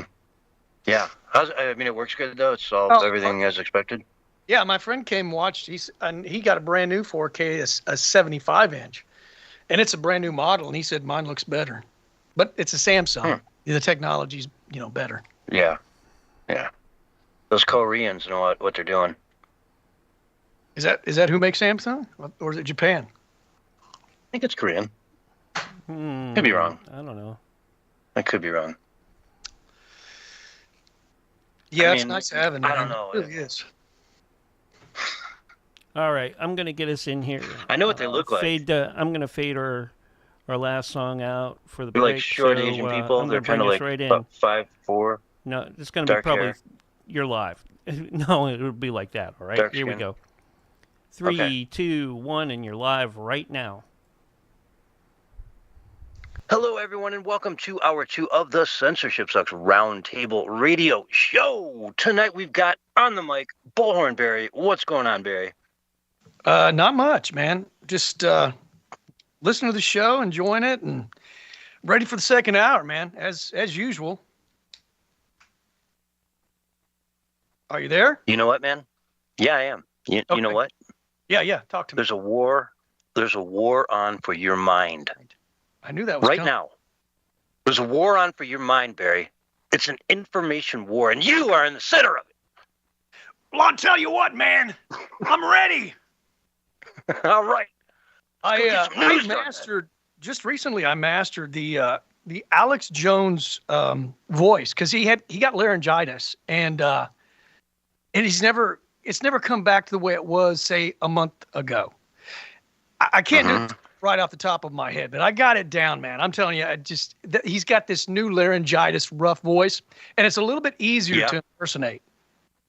Interesting. And you got it nailed. I think so, man. Right. I really do. But You think so? All right, but we can't hear it. But we can't hear it now. Yeah, come But you on, nailed it. come You on. can nail it Try at to will, try but to just sell not us right now. your brain force I supplements. kind of have to hear it, you know. I mean, I can do it. I can do it. It I don't doesn't know. sound like you can, Barry. It sounds like you say you can do it, but I'm not hearing it. That's all I'm saying. All right, man. Well, I'll break it out sometime during the hour. Oh, okay. Folks, stay tuned. Stay tuned. Do not go anywhere. Tonight is going to be a rip-a-roaring show. We're covering all kinds of crazy stuff. And at some point, Barry's going to bust out his impersonation of Alex Jones. He can do it at will, just not right now. I'm not skeptical at all, Barry. I'm not saying I'm skeptical. I'm just saying you're going to do this. When you do it, you're going to nail it because you're going to be ready. You're going to be in your head, not mine. I'm going to be inside Alex's head. I don't know if I want to go there, though. It's a crazy place, man. That's a pretty dangerous place to go, man, because, you know, that's staring into the abyss a little bit. But lately, he's been really positive, man, you know, and a lot of the things that he said is going to come to pass. It's starting to come to pass. And I mean, in a good way, you know, like eventually we're going to turn the tide. Eventually we're going to, you know, put these globalists and these radical, lunatic, nefarious powers, you know, send them back to the rocks from which they crawled out from under. So, folks, stay tuned. Get ready. At some point, it's going to happen. That might have even been it. That might have been it right there. That might have been his impersonation of Alex Jones. We don't know. We're going to find out at the end of the hour, so stay tuned at the edge of your seat. Now, let's dive into the first story I want to cover here, which is kind of a crazy one. Kidnappers of Savannah Guthrie's mom allegedly want millions in Bitcoin ransom as the case develops. So, I mean, this is a new thing that's come out here today, I guess, where they found a note and they want millions of dollars to let Savannah Guthrie's mom free. She was, of course, abducted Saturday night in Tucson or surrounding area. And was, you know, the next morning when she didn't show up for church, the alarm bells went off, people went looking for her, and now she's missing. It's a gut-wrenching situation for the family, and I certainly hope this all works out for the best. But apparently her, brother-in-law or something is a prime suspect in this, Barry? Well, I mean, I think that there's it's usually somebody connected to the person in some way as a general rule. So, I mean, that kind of makes sense. But I haven't heard a lot about the situation. I just saw it today. Actually, last night I was at a place called Ollie's. You may have it in your area as well. And some elderly lady was telling me about the story. I hadn't even heard about it, which is weird because usually those kind of stories don't slip by me. But yeah, she was telling me all about it. And She was kind of awake, about a few things. Not a lot of things, but I hopefully dropped a few truth bombs on her that she hadn't heard before. Yeah. Well, good, man. That's what you're here to do. That's why you were placed on this planet, Dre. I hope so. I've spent a lot of time doing it, so hopefully I'm on the right path. Yeah. Just handing out those red pills. Not the black ones, though. Never the black. The red. Not the black nor the white. Red pill is like the tempered pill. That's the one you want to take that's based in reality, but yet there's still hope and optimism. Mm-hmm. It is. And it's a beautiful thing. But yeah, this is a crazy story. If it tracks down to a relative, what are they, like, jealous of her wealth? They see her show up at Thanksgiving and they're like, man, I can barely make ends meet. My car's about to, crash out, and she's asking me how I'm doing.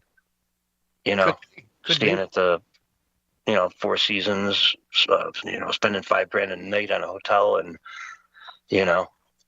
thanks for dinner. It was delicious, trust me. But, I don't know. You can see it.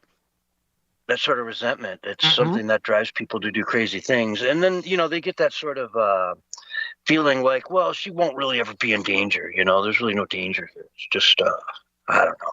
And then, God forbid, it just all goes south and they end up dead, Tragic. I hope this works out well, though. I really do. I just no don't ill think will they can get away towards, with it, Can they get away with it in this time and day? I mean, doing something like that is extremely risky because you're going to get caught. Mm-hmm. Eventually, you're going to get caught. Man. Yeah. I mean, especially a prominent figure.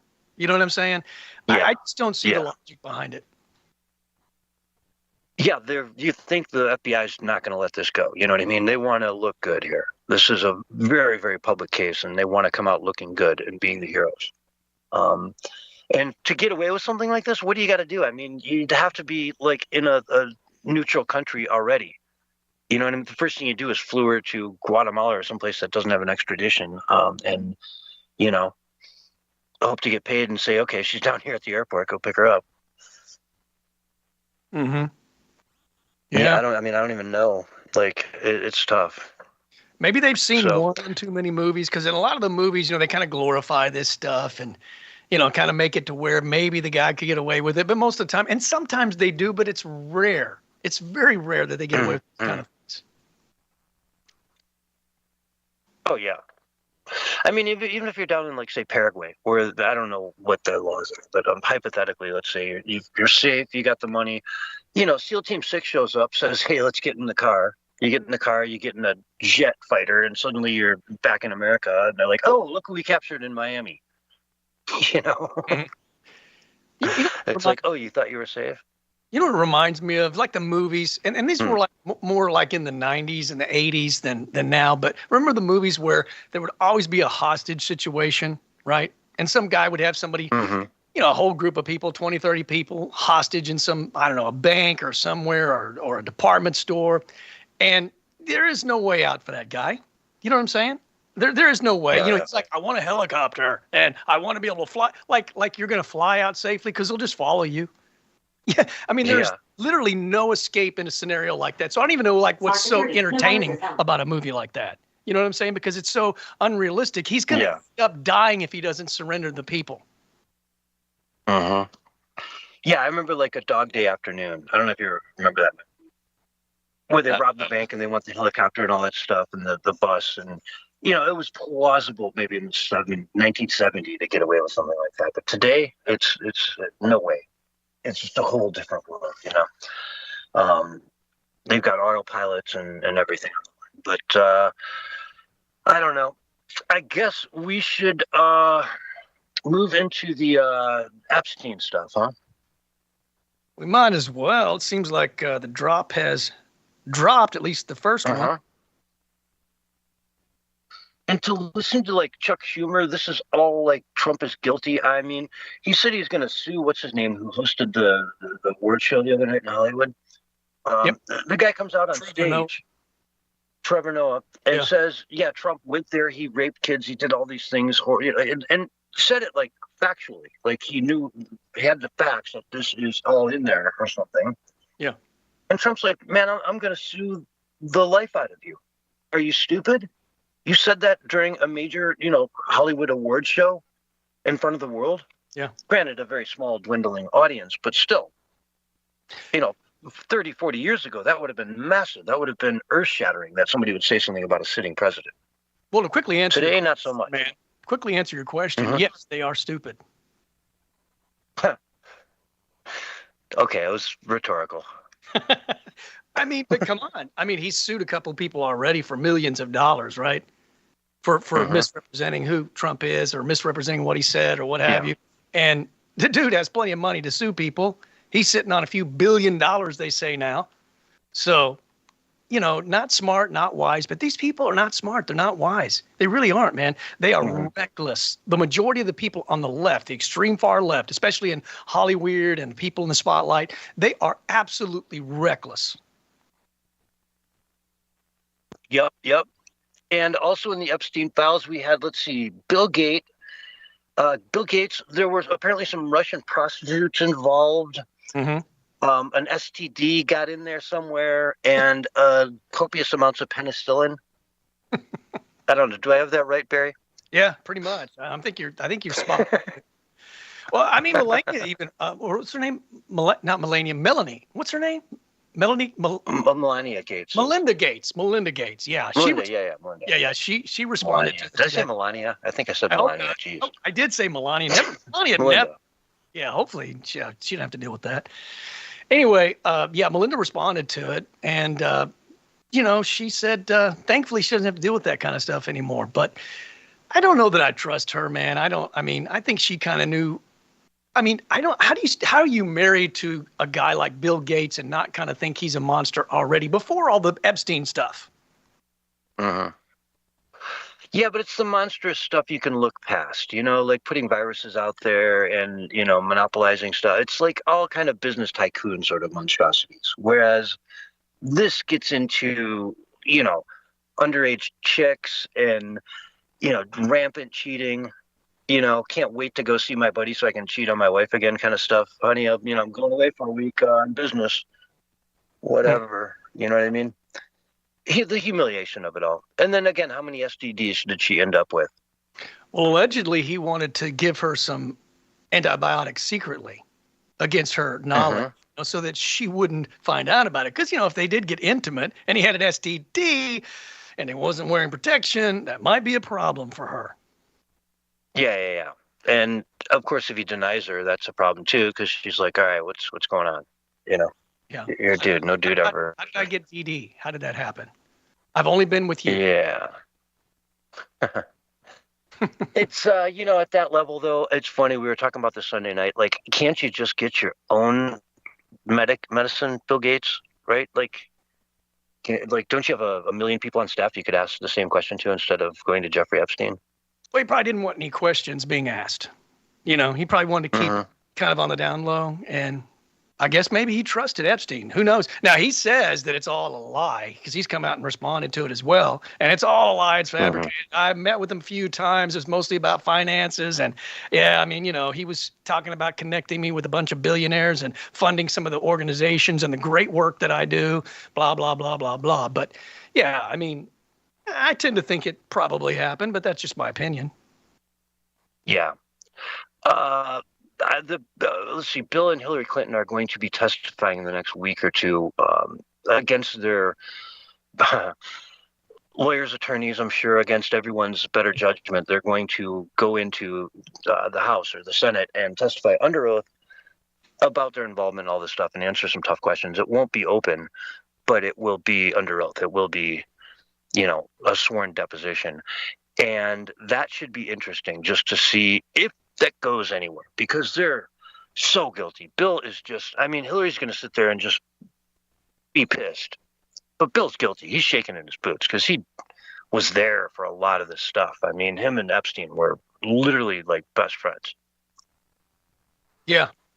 And I think it's going to be the kind of questions that are asked. That's going to be, you know, kind of whatever truth we get to will be based on how bold the questions are and then what their responses are. Are they going to take the Fifth Amendment or are they going to actually respond to the really tough questions? Yeah. I mean, he had him in the White House dozens of times. He'd been to his island dozens of times, you know, flown all over the world with the guy. Yeah. They did a big trip to Africa, on and on and on and on and on. They knew each other very, very well. And heck, he even had a picture of Bill Clinton custom painted for his office of him in a blue dress. Of Bill Clinton in a blue dress. Mm-hmm. Right? You've seen that. Oh yeah, of course. Another one of George Bush playing with an airplane in front of 2 Jenga towers. Yeah, it all came tumbling down. So all kinds of crazy stuff, and I think a lot of people are guilty in this. I really hope we see something happen to it. Something goes somewhere. This stuff is just some of the biggest people in the world doing nasty, nasty stuff. Well, hey, I'll just bring up the point. I mean, I said on this show, the documents are out there.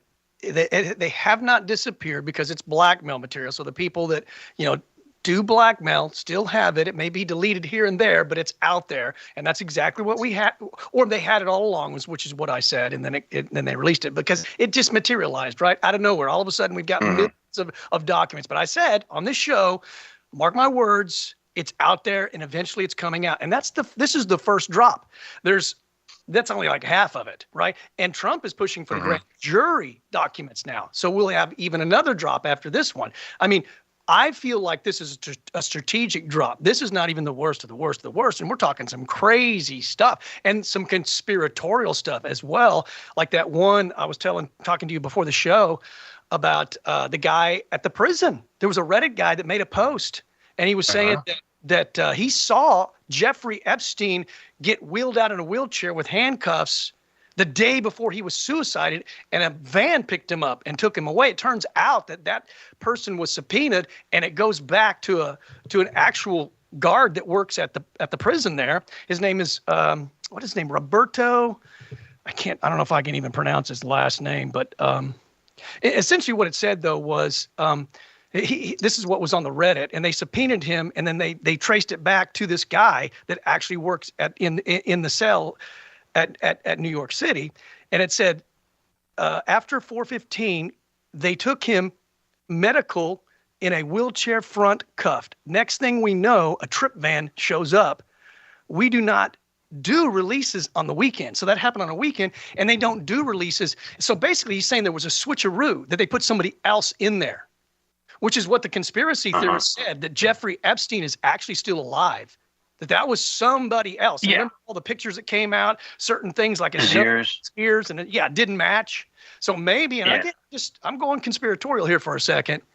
Okay, maybe that's what happened, because this testimony, it's either really this guy, Roberto, something I can't pronounce his last name, because they did tie it back to him, but that doesn't mean that he said it, because somebody could have hacked his account, or maybe someone who had access to his account said it. Do you see what I'm saying? So there's a lot of what ifs. You use like what we talk about all the time, Occam's razor. It probably is something he actually said. It's in the subpoena. Yeah. Wild stuff, man. And again, there were so many questions. His body getting rolled out of there, all the pictures of his ears, they don't match. Is this really the same guy? I've seen so many memes where you read through all the history of Antarctica, and then you get to the bottom of it and it says, oh, and by the way, Jeffrey Epstein didn't kill himself. Well, and there's that video at Epstein Island that was taken after his death of somebody that looked exactly like him. Of course, it was from a drone shot or a helicopter shot, some kind of aerial shot. So it was not clear, but it's certainly, man, I mean, kind of looked like him. And with that kind of money and that kind of power, it's not impossible to think that you get an out. Well, who took him out? Was it the good guys or the bad guys? That's the question. Was it the deep state, or was it somebody that's a white hat? And does it even matter rather than who's in control now? Right? He might have been saved under bad intentions, but then the right people get in power, find out about it, and say, okay, now we're going to turn this around. He was ready to flip anyway, right? So, yeah. And if anything, that's the contention of this, is that he was apparently ready to flip soon. So that's exactly what I heard. Yeah, I think that's in the drop. Yeah. So if he was going to flip, then they wanted him out. So, you got to make everyone think he's dead so he can actually have time to learn everything this guy has to tell us, because he's a target. He's a dead man walking the minute word gets out that he's spilling the beans. Yeah. So Crazy stuff. We'll find out, I guess, sooner or later at some point in time whether it's conspiracy or conspiracy fact. exactly, time will tell, folks.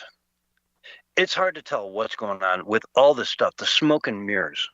You know, the deep state working at lightning speed to put the message out that they want out, to make us cover what they want us to cover. Yeah. To control the narrative. But we fight it. We fight it, and we fight it as best we can here at the Censorship Sucks Roundtable Radio Show. We got to go to break. We'll be right back after this. Awesome job, guys. Thank you. Did we get anybody talking some talk in the chat rooms? That one should have got some talk. Oh, yeah. You know how people like to talk conspiracy these days, Who's that? especially when they're possibly true. Who? You know, just people in the rooms. You know, the kick room, the beam room. I don't know. Oh, yeah. I mean, you start talking about Jeffrey Epstein's earlobes, and you're going to get some comments. Yeah. I mean, it sounds loony, but now we have some concrete evidence that could be possibly true. You know, and it does make sense. Either way, either side, good side or bad side, that they would want to pull him out, right? And do the switcheroo if possible. I'm going to bring us in a little bit early, but that's fine. Is it though, Mark? Yeah. Or is it just being lazy? No. It's fine. Don't be mean to him. That is wrong. Don't harass Mark. It's fine, though. Mark, It's you're doing a fine. great job. I seriously, man. Come on. Mark, are you there? Yeah, I'm here. Okay, I cool. was eating. Okay. And we can talk real briefly about the remember the we talked about how Steve Bannon interviewed Epstein for like 15 hours, and that first 2 hours has been released now. And I've watched the whole thing in its entirety. Interesting. So if you want to talk about that I can give you some insights. Sure. Hey, I want to test a video real quick.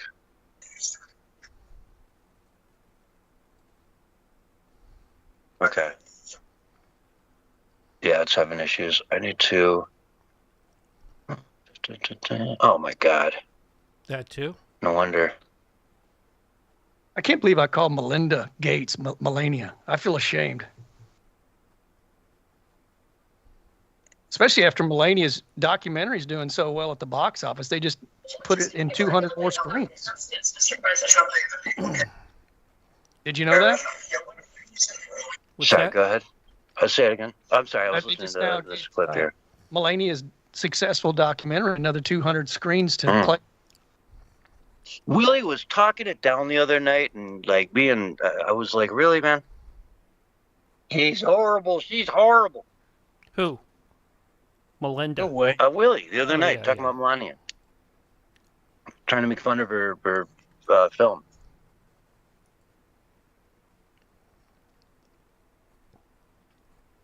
I think his girlfriend's kind of liberal and she's putting some seeds in his head there. Could be. He came on a couple weeks ago, you know, I don't know, talking about some article from like Vanity Fair or something and how it was saying, you know, I'm like, Willie, it's Vanity Fair, man. He's probably just being a little black-pilled. You know what I'm saying? It's happening to a lot of people because everybody wants like. I'm sorry, I had him on Debbie's show. All right, he got around those. He got around those celebrities and movie producer people, and you know, maybe it rubbed off on him. I'm sorry, that's probably on me. Well, he thinks he needs representation now, which is really scary. So I don't know who planted that in his head, but that's no. He does not need representation. He's got soul for that. It's what I call chronic and institutional disappointment and despair. That's what it is when you start to go black-pilled. Everything is just like, this is what's happened for the last 4 decades, so that's what's going to continue to happen forever, you know. and it's kind of a skewed perspective. And I'm not saying Willie's doing that, but he may be drifting that way a little bit. You never know. I mean, I get it, because look, man, this has been going on for a long time. We haven't gotten any rest yet, but that doesn't mean that a lot of positive things aren't happening, and a lot of things aren't leaning and moving us towards that direction. 30 seconds. I thought that it would go from now. Yeah, I thought What do you mean we were 30 going to have to take and come back earlier, but All right, if we've got 30 seconds, I'm going to go run outside really quick. all and right, come Barry, back. you got it then. It'll take me. Yeah. No, we got 30 seconds, right? It won't take me 20 Flat seconds to Earth! go out there and back. 5, 4, Wait, what? 3, What do you mean 4? 2, You said 30 seconds. 1, and you were live and on the radio side right now. Hello, everyone, and welcome back to hour 2 of the Censorship Sucks Roundtable Radio Show. Wednesday night edition for February 4th, 2026. With us tonight, we got Bullhorn Barry on the mic. What's up, Barry? You know, just trying to digest and take all the stuff in that's happening, man. Because like we talked about at the very beginning of 2026, man, it's going to be a year of rapid change, like never before. Mm-hmm. And you said, yeah, that's kind of been the whole thing for the last decade or so. But 2026 is taking it to a completely different level, man. I mean, you got to admit, we've had more happen in the first month than we did the last, in 2025, 4 months. We had 5% GDP growth in the fourth quarter of 2025. Annualized, right? So annualized, we're on pace. If the first quarter holds up like the fourth quarter did, we're on pace to set 5-6% annual growth in 2026. And if you can't stand up and clap your hands over that, I don't know what is wrong. We are gangbusters right now. And inflation is still under control, which is phenomenal. And so we're going into a year where we just announced that we're going to have a Grand Prix this summer in Washington, D.C. to celebrate America's birthday. We're going to have a giant MMA fight at the White House on the lawn there. That's right. That is going to be huge. The pay-per-view alone for that bad boy. No pay-per-view. It has to be free for everyone. Period. No pay-per-view. I don't want to see $200 to watch it. No. Have you considered the meltdown that's going to come from the Democrats, though? Because, I mean, anything that's celebrating America is not going to go over well with these people. They hate America. Yeah. They hate everything that stands. We got the Olympics coming up. In just a couple of days, the Olympics start, That's huge. Right on.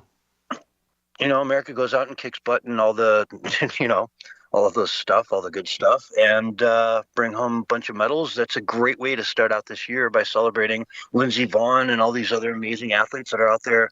God, these 16-year-old kids doing the big air stuff are insane. Mm-hmm.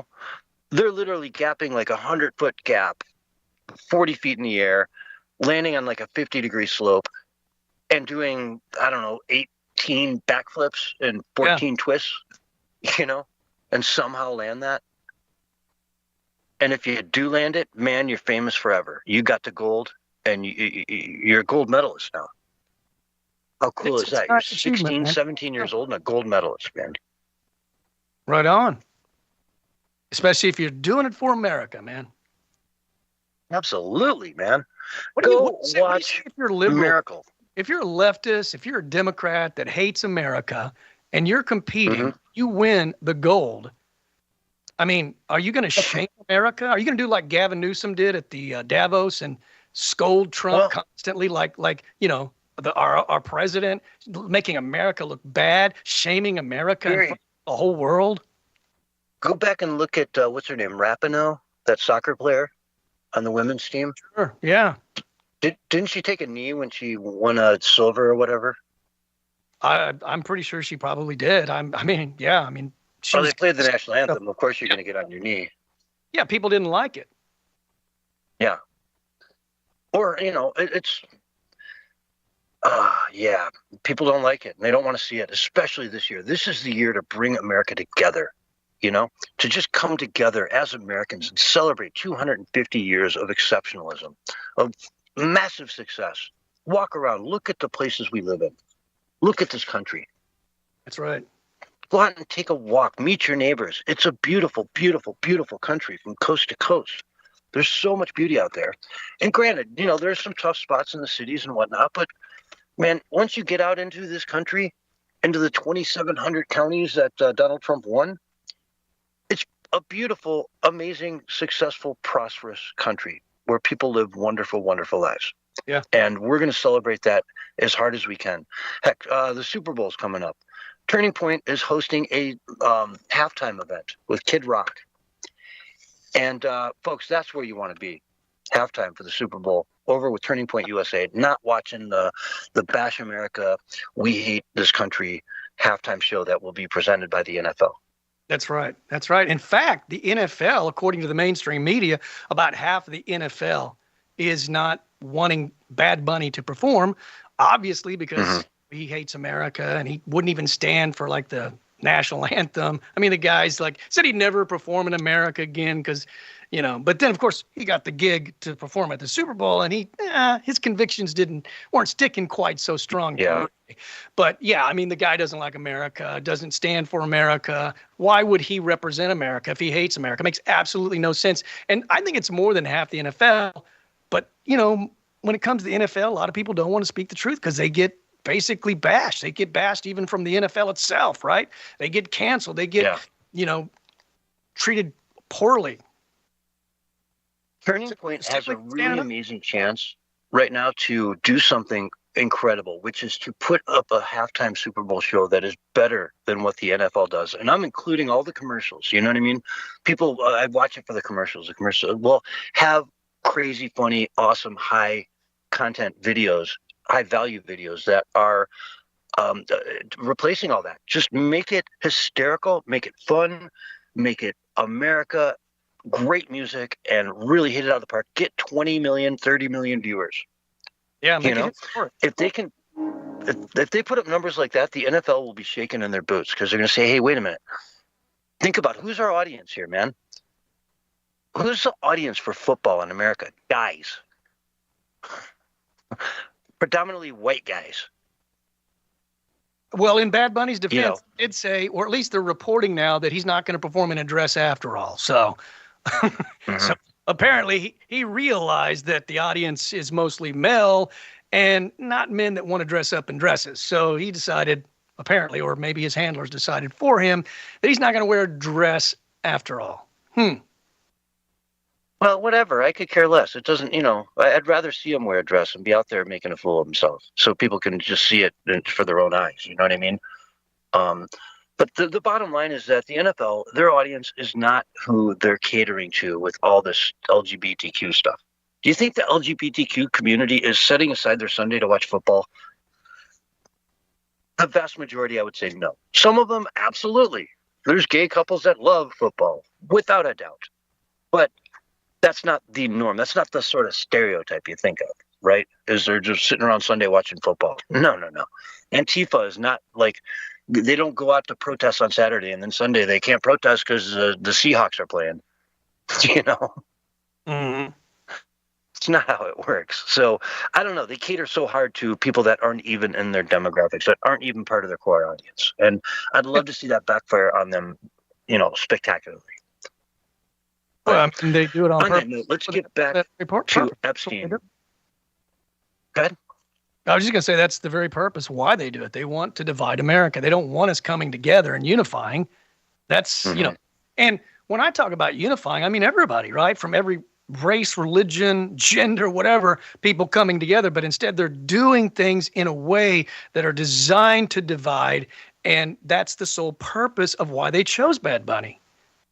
They're not going to Ted Nugent to come out there and play the Star Spangled Banner and get people excited about America. That is not going to happen. No, not in the 250th anniversary of the United States. You'd think that would be a big part of the Super Bowl, right? Celebrating America. I would say that if I was putting the Super Bowl on, that'd be the theme. I would break out the new year, the 2026, like celebrations that are going to be happening all over this country all summer long. I would start it and kick it all off with the Super Bowl. Yeah. It makes perfect sense, Well, think about it. The last person that you would pick would be somebody who hates America and won't even stand for the national anthem or the Pledge of Allegiance or anything like that. And literally said he hates America so much he would never perform in America again, except for maybe in Puerto Rico. He said for his Puerto Rico, homies. Mm-hmm. Anyway, Caitlin Collins, the wonderful, glowing, always happy Caitlin Collins, went to the White House the other day and asked Donald Trump a question about the Epstein files. Here's how that went down. It didn't end well for her. I think it's time now for the country to maybe get onto something else. What would you say to people who feel they haven't gotten justice, Mr. President? Something that people care about. Yeah, what do you say? What would you say to the survivors who feel they haven't gotten You are justice? the worst reporter. No wonder CNN has no ratings because of people like you. You know, she's a young woman. I don't think I've ever seen you smile. I've known you for 10 years. I don't think I've ever seen a smile Well, on I'm your asking face. you about survivors. You know why? You know why you're not smiling? Because you know you're not telling the truth. And you're a very dishonest organization, and they should be ashamed of you. Oh, tell them what you really think, Don. Mm-hmm. Have you ever seen Caitlin Collins smile? Have you seen anybody on the far left smile? They're the doom and gloom party, man. It's all doom and gloom with these people. No positive anything. Mm-hmm. Mm-hmm. Sadly, it's true. I mean, Don Lemon seems to smile a lot, but he's probably going to go to jail here soon. Yeah, he may not be smiling for long. Yeah. Now, you and I were talking about that a couple weeks ago, and you were like, no charges. He's a reporter. Well, no, I said Am no. I right? That was you? No, I said no charges unless they have good legal recourse and reason for what he did. What he did was illegal. If he was just reporting and that's it, he wasn't a part of it and all that, then yeah. So no, I'm, now that everything came out and everything, I'm totally behind it, man. I mean, he broke the law. So, but I didn't know all the details at the time. All I knew was just what I saw, and what I saw was just him reporting. That's it. And that's why I said that. I said, unless they have real reason to, legal reason to indict him and arrest him and all that, don't do it. Don't do it, because it'll just feed into their hysteria. Mm-hmm. And I noticed that I didn't see it at the time, but like a day or two later, I realized that was a Sunday morning during like the Sunday Mass. And that is just a violation, man. That is just it's if the shoe was on the other foot and a bunch of MAGA people did this to a mosque, they would lose it. Oh, yeah. Well, he even said they went in to terrorize, and then he was terrorizing children as well. So, I mean, all of this came out later when I didn't know anything about it. And because I do, journalism, because that's what happened at J6. They let the mainstream media journalists that went in there get away scot-free, but the independent journalists that were MAGA-centered or MAGA-oriented, they arrested, man, and treated like terrorists. So I don't want us to follow their example of this, fake justice. But now that we have the facts, and we know he violated the FACE Act and all kinds of stuff, man, was behind it, knew what was going on. They had the intent to terrorize. He's out there terrorizing the kids and so forth. Yeah, I mean, he deserves what he's getting. Well, what will he get? You know what I mean? Deferred sentence, 1 year, maybe deferred. Don't break the law again. You're fine. Probation. Yeah, I'm not sure. I mean, who knows? Yeah, we'll have to wait and see. He might, you know what I'm saying? There's that old saying, go to Minneapolis. You go there on vacation and you end up staying on probation. Well, yeah, house arrest would be great because at least it would keep him off the streets. Uh-huh. Oh, Lordy. All right, let's see. We've got several other stories here. Ryan Ruth, Trump's would-be assassin, sentenced today to life plus, 8 years after that? 84 months after his death. Okay. So life sentence plus 84 months thereafter. So he's not getting out.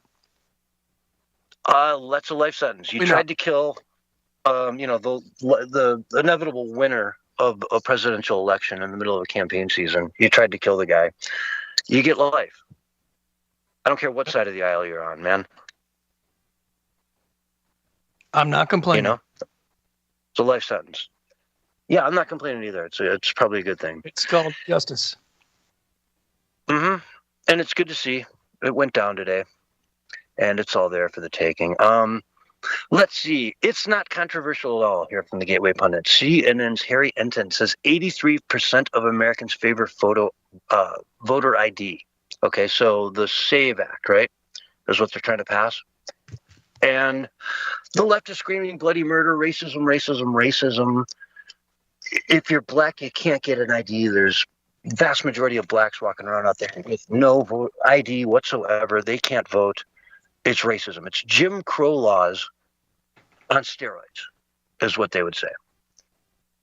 Meanwhile, CNN is reporting here that the current support for photo ID to vote is 83%. 83% supported across all demographics, even across party lines. It's 95% support among Republicans, 71% among Democrats. Even among Democrats, this is an 80-20 issue. 80-20 issues keep coming up, and the left is constantly taking the 20% end of these 80-20 issues, and they're willing to die on them over and over and over. People need to wake up. The voting public needs to wake up. Yes, the Republican sucks, but the Democrats are far, far more dangerous. Far more dangerous. Mm-hmm.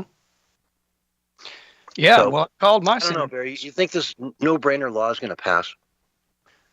I called my senator. That's all I can say. I called one of them. I called Senator Langford, and the person at the office answered over there, and they said they didn't even know how he was going to vote. And I was like, well, it's kind of a no-brainer, man. I mean, you either want voter integrity, or you've got some ill intent there. That's just common sense, man.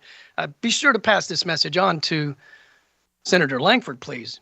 But the very fact that she didn't even know where he stood, and he's a Republican, you'd think he would know, because it's a serious issue. And by the way, anybody can call 202-224-3121 and let your senator know how you feel about the SAVE Act and that you want it to pass. Because I guess it's going to get slipped into this bill, and then it'll go to the Senate. And so I think it's going to pretty much rely on whether or not they pass it or not. Yeah. It's really, if it's an 83% issue, then it should pass no problem whatsoever. But there are people out there that understand that this is how you're going to lose control of the country forever. If you can't bring in the immigrants and they're getting deported, and on top of that, you need to provide citizenship proof to vote. Yeah. And really, it's not even providing that. It's just saying you got to have an ID. Show up at the poll, show an ID, you get to vote. I personally want the fingertip in ink that doesn't wash off for at least 4 days, right? That's me. That works all over the world. I mean, in India, they have in-person voting with the fingertip. You got to show ID, and they can do it in India with 1 billion people and get the vote counted the same day and know who won that night. In India, we can't do it in America. You got to be kidding me. And they don't have the machines. They just count them. They got enough people they can count them. Mm-hmm. I'll give that number anything short to of the that U.S. Capitol switchboard. It is a scam. If you like, it's 202-224-3121. That's the U.S. Capitol switchboard. They will switch you over to, your state representative, and let them know, man. 202-224-3121. All right, I just test called that number and I got the Domino's. But $7.99 for 2 tacos right now at Domino's. You can't beat it. Yeah, I know. Yeah, it's shocking. Little Caesars too, man. You always could drive by one of those and you're like, "What? A large pizza for $7? Like, how do you even do that?" But it's only pickup, not delivery. So you got to go and drive for $7. Well, yeah. Otherwise, it's like $20. Yeah, I'm sure Uber can, arbitrage the difference there pretty clearly for you. Right on. Anyway, Morrissey, we're talking about the lack of elections and, how the parties are dying. In the UK, obviously, reform has taken over. But they're starting to lose momentum. You know, they're really starting to lose momentum because they're not saying anything. Nigel Farage is yet to put out anything even resembling any policy statements. You know, Jeremy Clarkson came out the other day and, you know, read an editorial and said, am I for reform? I don't know. Who are they? What do they want? I know nothing about them. And the one thing that's constant about the UK is meet the new boss, same as the old boss. It doesn't matter who's in charge. You get the same results from everybody.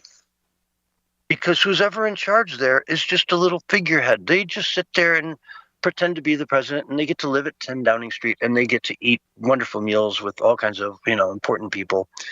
But at the end of the day, they have no real power. It's a monarchy, folks. It's a monarchy. And they've got a brand new king, and that king controls the direction of that country, as the queen before him did. So don't expect any big changes over there. Morrissey came out as well and did a really interesting interview that's a must listen to. HIN News, Herd Immunity 12 over on X posted it. And he talks about diversity. It means conformity. It means the opposite. When they say diversity is our strength, they mean the opposite of diversity. They mean conformity is our strength. Mm-hmm. He talks about how when you go, diversity means going to France and enjoying French food and French culture and French music and French language and being in France, absorbing Paris for Paris.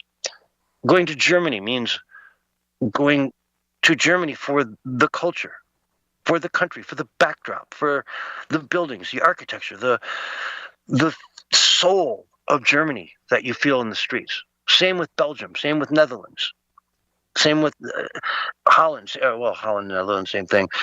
Same with Italy, same with Spain. Wherever you go has a culture. When you talk about diversity as our strength, they mean conformity, bringing everyone into one replacement sort of race that is much easier to control because now it's a uniculture across all of Europe. There is no more diversity. There is just conformity. It's a fascinating article to check out, this interview. Morrissey's obviously a legend. Right. Loved him with the Smiths. Went and saw him on his own after he left and was touring on his own, one of the first tours, and I almost left early. It was so boring. But loved him in the Smiths. Okay. Yeah. Yeah. Which is so true of so many artists, by the way. Like Sting, was so much better with the Police than he ever was on his own, in my humble opinion. Sure. Phil Collins and Genesis could be the same. I can't listen to any of those people anymore that have gone woke and said crazy stuff anymore. It's just at this point they've become so repugnant to me that I can't even watch. Even if I like the song or if I like the music, a movie, I'm done. I am so done. I moved on. And by the way, remember we've been talking about the leveling of the playing field, and we were talking about how movies are going to be done by other people. Well, just to prove that fact, there was an independent filmmaker from YouTube who just hit the #1 spot with a very low-budget movie that he made, I think in one simple little location, right? And he stars in the film, and it was the #1 box office hit. And then it dropped down to #2. But the box office charts refused to even put him up there, even though he was #1. Why? Because he's not a part of the system.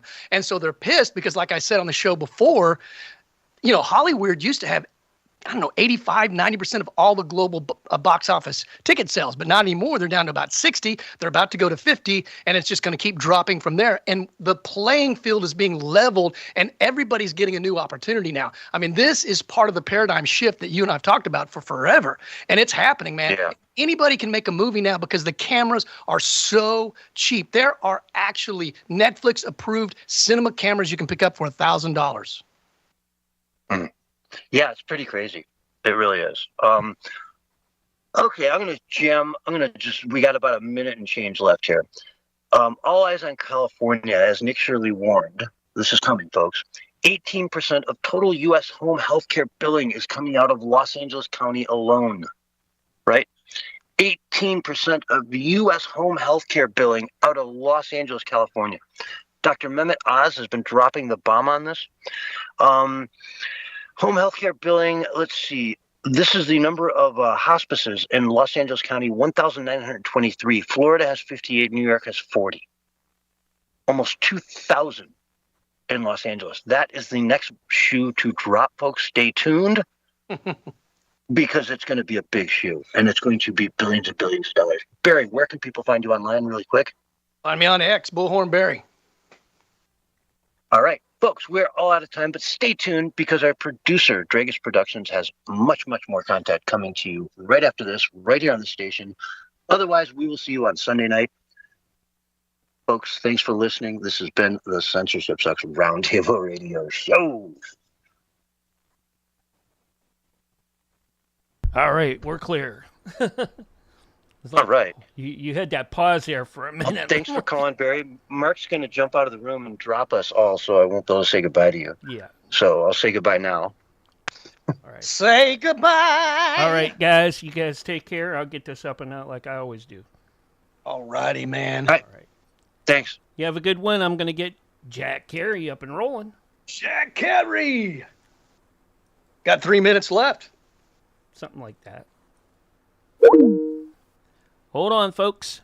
Jack Carey and the Paranormal Intelligence Agency coming your way, right? Real soon. Let's get Jack and the crew up. Or just Jack.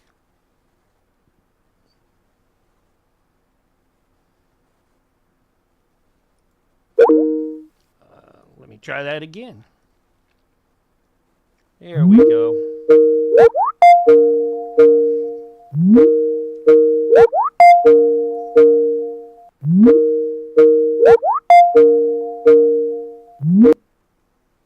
Hey, Jack. Hello. Hang on a minute.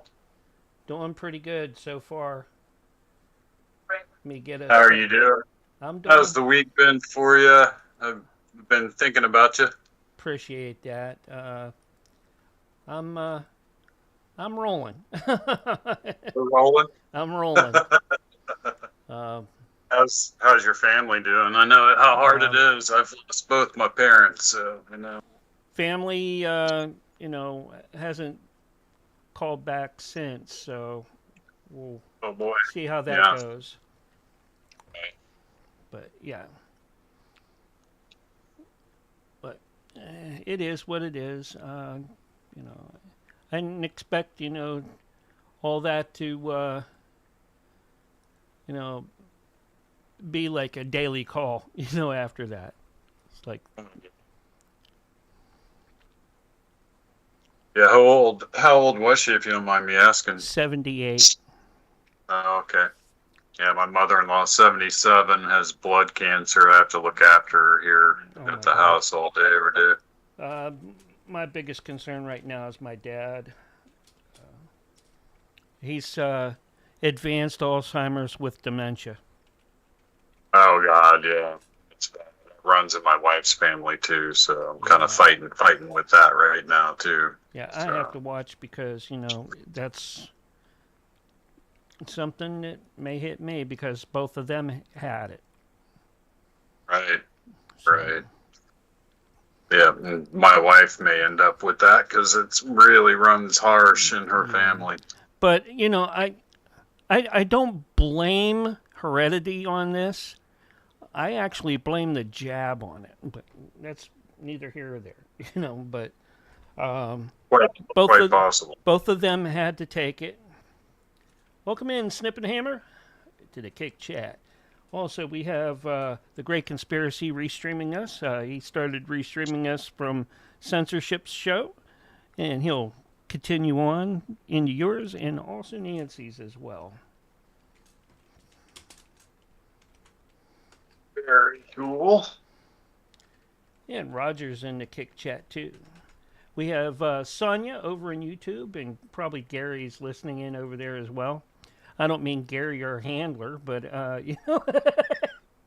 NSA handler, but, yeah, that's kind of like the name that we have given Gary our handler from the Censorship Sucks show.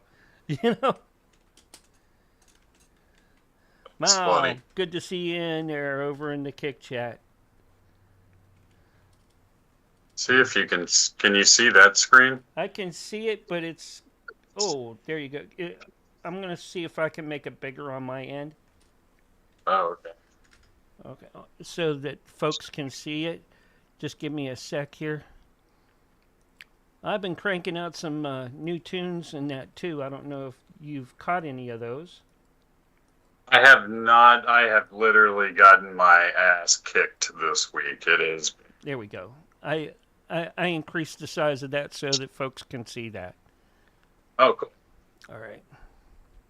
That's what it looks like. Yeah, I have a song on right now that I had just put on that I created earlier. It was called it's called Bigfoot's Bogus Bitcoin. I love it. Yeah, he sells Bitcoin out of a ditch. But anyways, in the woods. But he doesn't know how to read or write for contracts.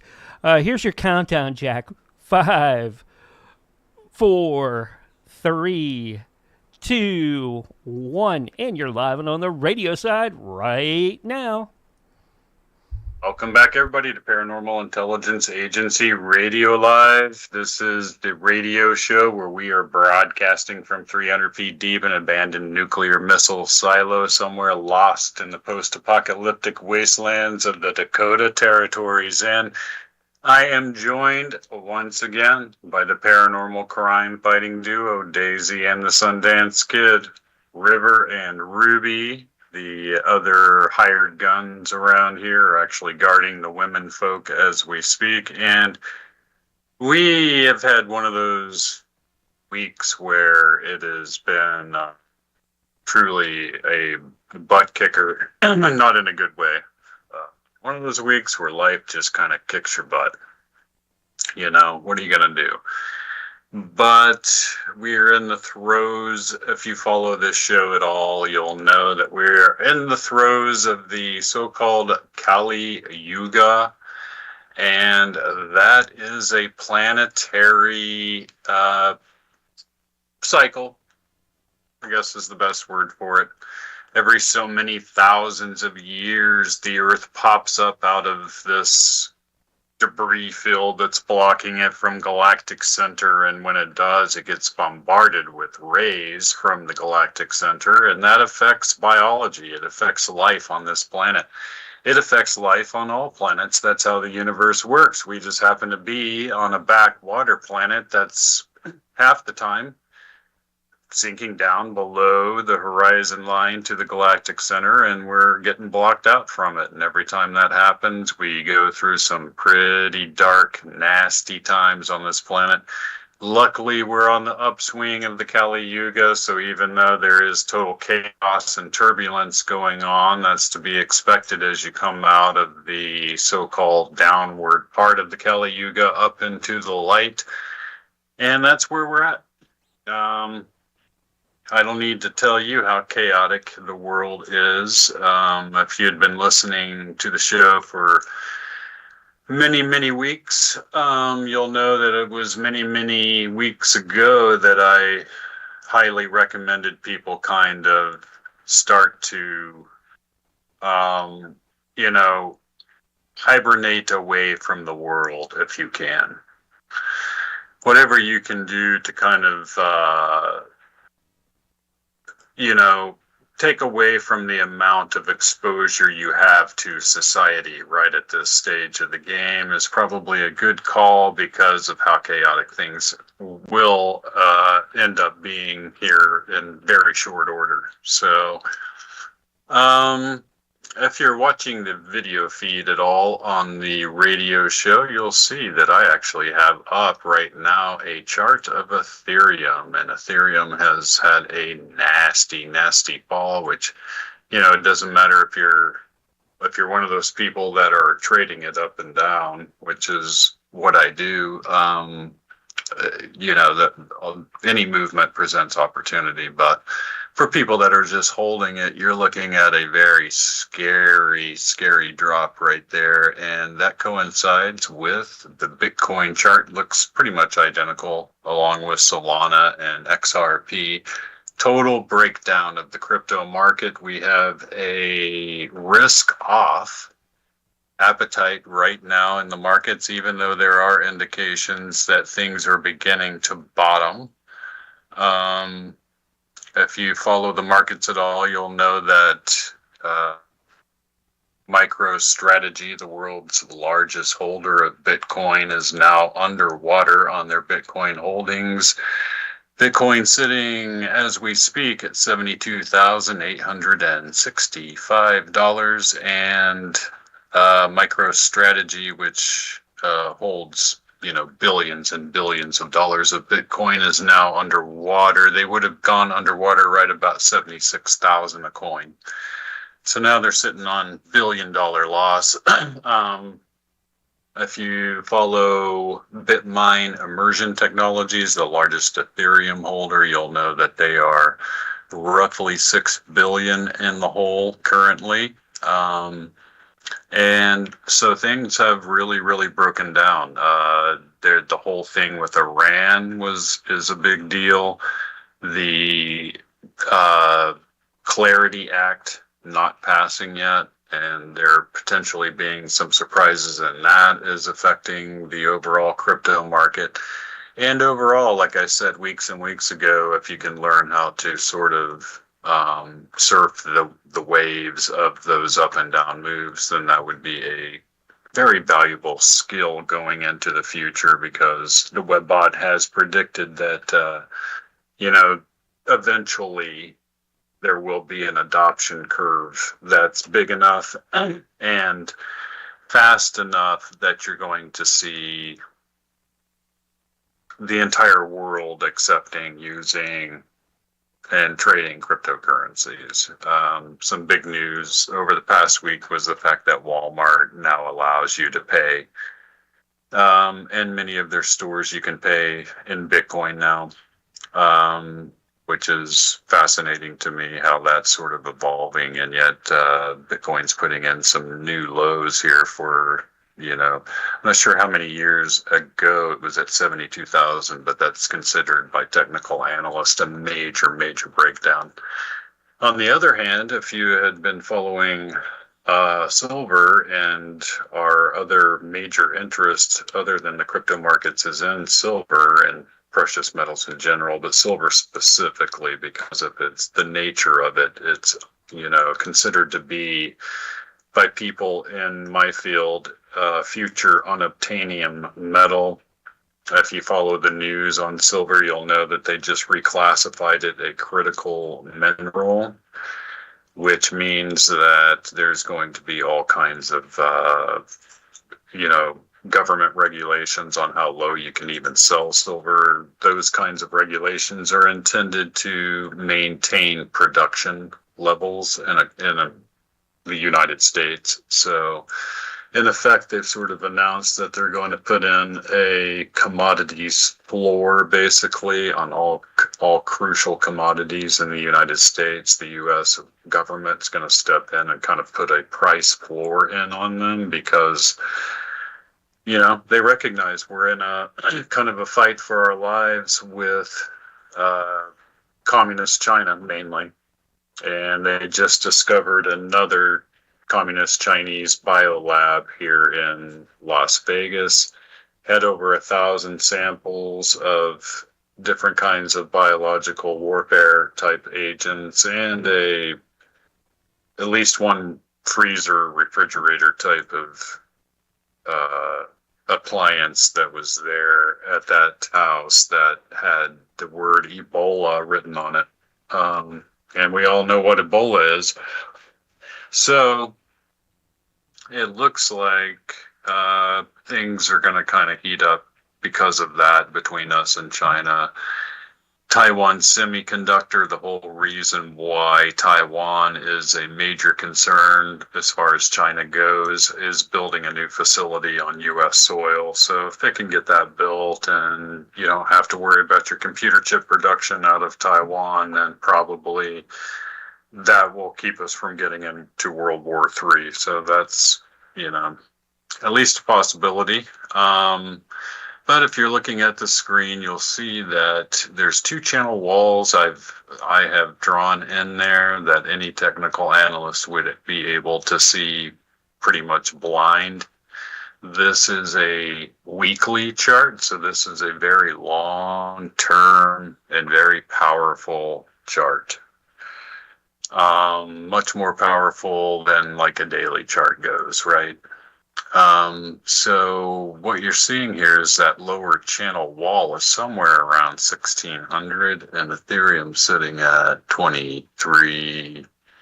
Well, let's see what it's at, 2162. So you're looking at another 25% drop potentially before you hit that lower channel wall and run into some what are called Fibonacci retracement levels. The Fibonacci sequence shows up in everything in nature, including human behavior, and what you have on the screen before you is human behavior in picture form. Humans dealing with, this is their emotion dealing with money in pictorial form. That's what you're seeing on the screen. And people like me have spent many, many years looking at these patterns for various assets and things like that. And so you can see, like, if you go down to 1600, that for me personally would be a very interesting place to reinitiate a long position. So that's kind of where that's at currently. Silver continues its march. If you had been following it, you'll know that did have a day where there was a lot of profit taking. They were able to basically sell it all the way back down to about $71. And right now it's trading at $89 even. So it's bounced back from 71 all the way back to 89. There is a wall of sellers at 90. Pretty much what's happening is that overnight physical Asia demand is pushing the price of silver up every single night. And then the paper derivatives traders are pushing on the COMEX in New York are pushing the price back down again. It's a tug of war taking place between the actual physical reality going on the ground and people that know how to manipulate derivative contracts. So that's kind of where you're at with that. If you can break past the $90 wall, and it's at 89. But if you can get past that $90 wall, the next support resistance line is at 95.96. Past that is nothing but the 100-day EMA or exponential moving average, and that, my friends, is sitting at 150. So that kind of lays it out for you. There's a wall at 90. If they can break that, look for 95.96. If you can break that, you're going to 150. Previous high was, I think, right around 117, something like that. So,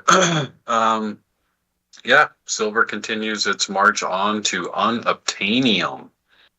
And why would silver be unobtainium? Well, that leads us back into the paranormal and back into the webbot, the cyber prophecy predictions, and the idea that we've reached a point where they're producing a lot of like highly exotic technology, and highly exotic technology in almost any form that we can manufacture it in requires large amounts of silver. Not gold, silver. I personally have never understood the fascination with gold itself, because gold has no inherent usefulness other than just being pretty. There's not, you know, you don't use it in industrial processes the way you do silver. So pretty much all the gold that's ever been mined is still above the surface of the earth and sitting in vaults somewhere, right? Silver, on the other hand, is a whole other story. It gets used up in production, and so as you go through history, all of the silver that's been mined has pretty much been used up at this stage, and we're right at the point in our society where we need ever more amounts of it to be able to produce our technologies. So that's why it presents an opportunity, that combined with JD Vance announcing basically a commodities pricing floor, backed by the U.S. government, especially on critical minerals, and now silver is listed as officially classified a critical mineral. So, you know, I've gotten worse advice in my life than to buy silver. I really have. But that actually is, as I described in a prior show, a major linchpin for all kinds of change that's about to take place.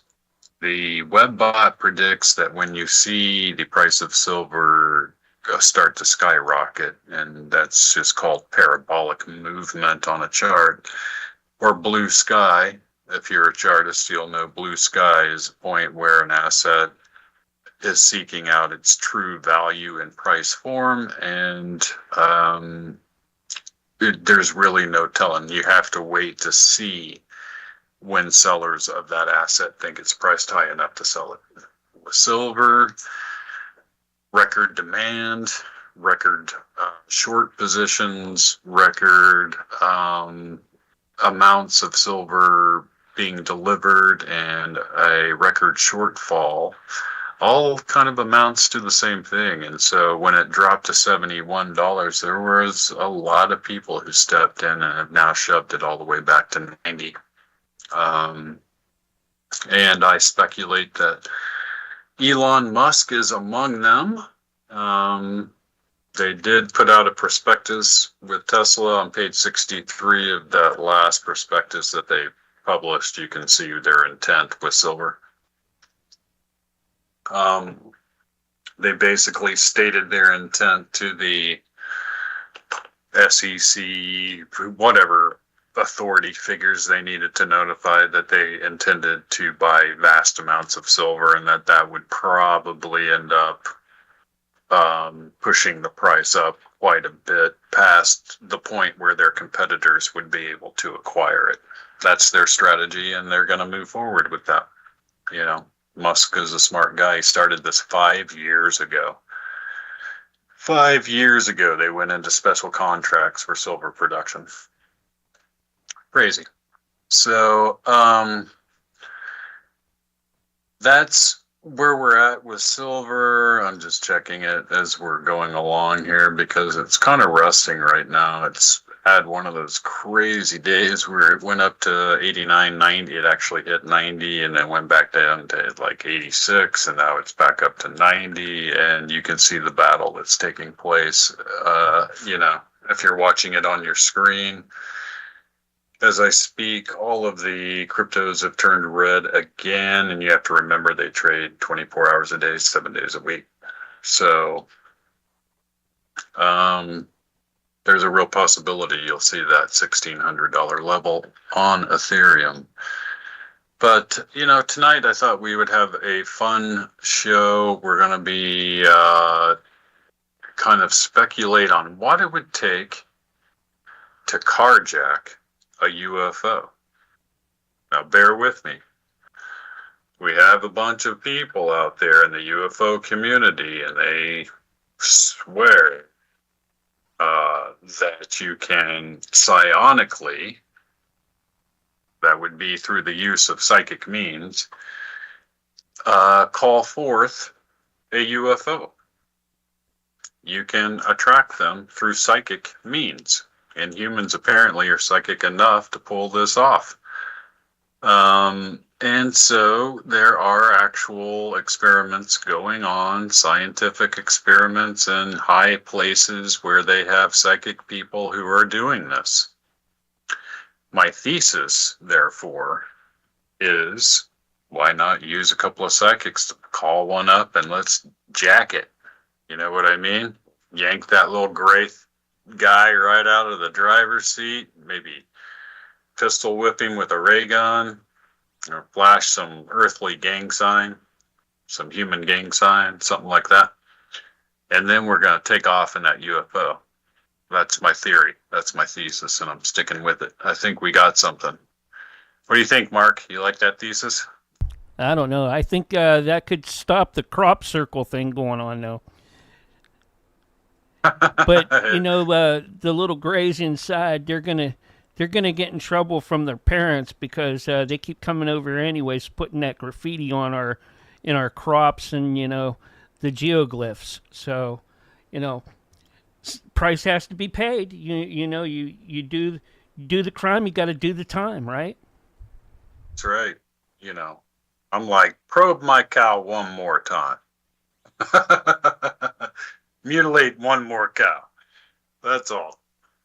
But no, but seriously, I thought we would talk about my new book, Alien Ocean.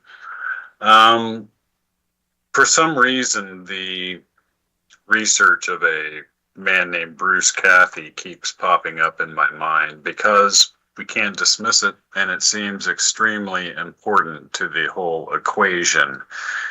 And by equation, I mean, what if I told you that there is a researcher out there that has some pretty compelling evidence, and he's written a number of books. They're little known. You have to be a truly weird kind of book, you know, obsessed fiend like me to even come across some of this stuff. Not us, Jack, right? Not us. Not us. But I was surprised to hear some other ufologists talk about Cathy's work, and much of his research I have included in my new book, Alien Ocean. And Alien Ocean is the examination of the thesis that there is, in fact, an alien and or a protogenesis civilization residing in the world's oceans right under our noses, and they have such advanced technologies that they can basically stay hidden from us as long as they want to stay hidden.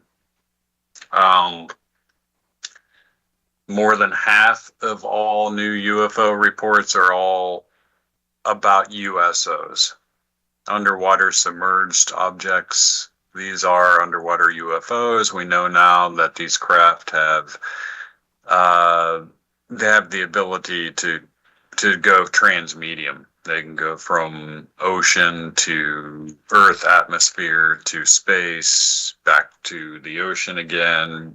Whatever they want to do, they can do it. And so enter into all of this the research of a Bruce Cathy, who is both a pilot and a mathematician, and he's from New Zealand. And he came up with a lot of research and information and mathematical equations to show that UFOs were actually traveling on a grid pattern. Part of this was the fact that the same UFO will be seen in the same exact spot over a number of years. In other words, they'll have a big UFO sighting somewhere in, let's say, 1970, and in 20 years in that exact same spot, let's say 1990, they'll have another UFO sighting, and it'll be the exact same craft. How or why would that be possible if they weren't actually working on some sort of a grid-like system? That's what led his mind into this idea that could they be traveling on a grid? Well, the more he plotted it, and the more he actually looked at the surface of the Earth, the more he began to realize that that was, in fact, what was happening. These things appear to be traveling along a grid system. Now, he believes that has something to do with harmonics, and that these craft are so advanced that they're using planetary harmonics as a form of propulsion.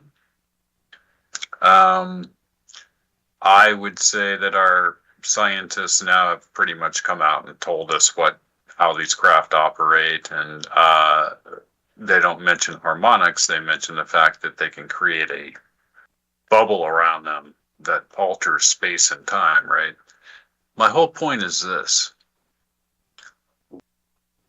If they travel on a grid system, that's probably not an extraterrestrial species. That's probably a species that is native to that planet. Because why else would they need to travel along a natural planetary grid system of harmonic energy and use that energy as propulsion if they came from outer space? That then leads us into the idea of protogenesis, and we're going to get back to that right after this break. All right, Jack. Great. I was thinking that they just come here, every so often, because that's when their next class is for their kids, to show Right. them this is what society shouldn't do, Or, Exactly. hey, we were like this eons ago, but, you have to learn this so that you know what we're doing, where we're at now, Something that Right. probably we wouldn't do, Exactly. Let me see. Can you still see me now? Oh, yeah, I can see you real good now. Okay. Hmm. Cool. I'm going to check a few things here.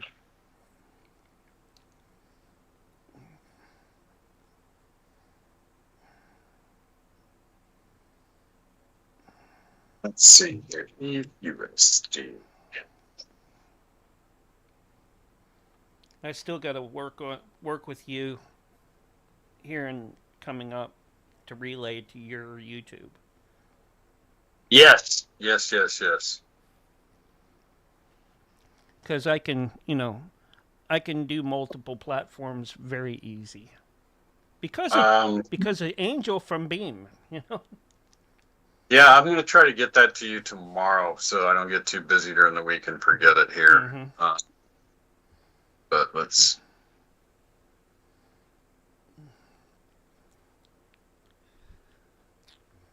It would be neat if all I needed to do is just give you something from mine that you could just put into your YouTube account so that when we do come up or when I come on and that start streaming there, that it would just automatically kick in for you. Yeah, that'd be great. Yeah. Like a restream from me to you. Yeah, that'd be great. I don't know. I don't check that out, Jack. I don't know about YouTube restreaming that way. They might have something now for that. Oh, That might be an easier option. Be fantastic. I know, some platforms allow that or have that. Cool, yeah, well, whichever way we need to do it. Yeah, I'm either down. way will work. I mean, if you do the relay, you might get like a few second delay. Right. Looking to see where we I believe I need... did change the music out because I had cleaned up some stuff for files and that, and things got moved around, so I had to change your middle. But it's something that we've used before. All right. Oh, cool. Yeah, I like that first. I like all those songs that we've used. Well, I got some new ones. I'll send you and see if you like those, and then Okay. yeah, That'd be like the great. crypto Bitcoin is bogus. It's more of a ska type song. It's kind of, it's real Nice. upbeat. Yeah. Nice. Yeah, it goes. I think the song goes, Bigfoot don't like the central bank. He's got a better scam. I love it. That's great. Yeah. I was just goofing off with it. I was like, man, maybe this will come out. I did one about chupacabra too, a bunch of them about chupacabras. But anyways, here's your countdown, Jack. 5, All right.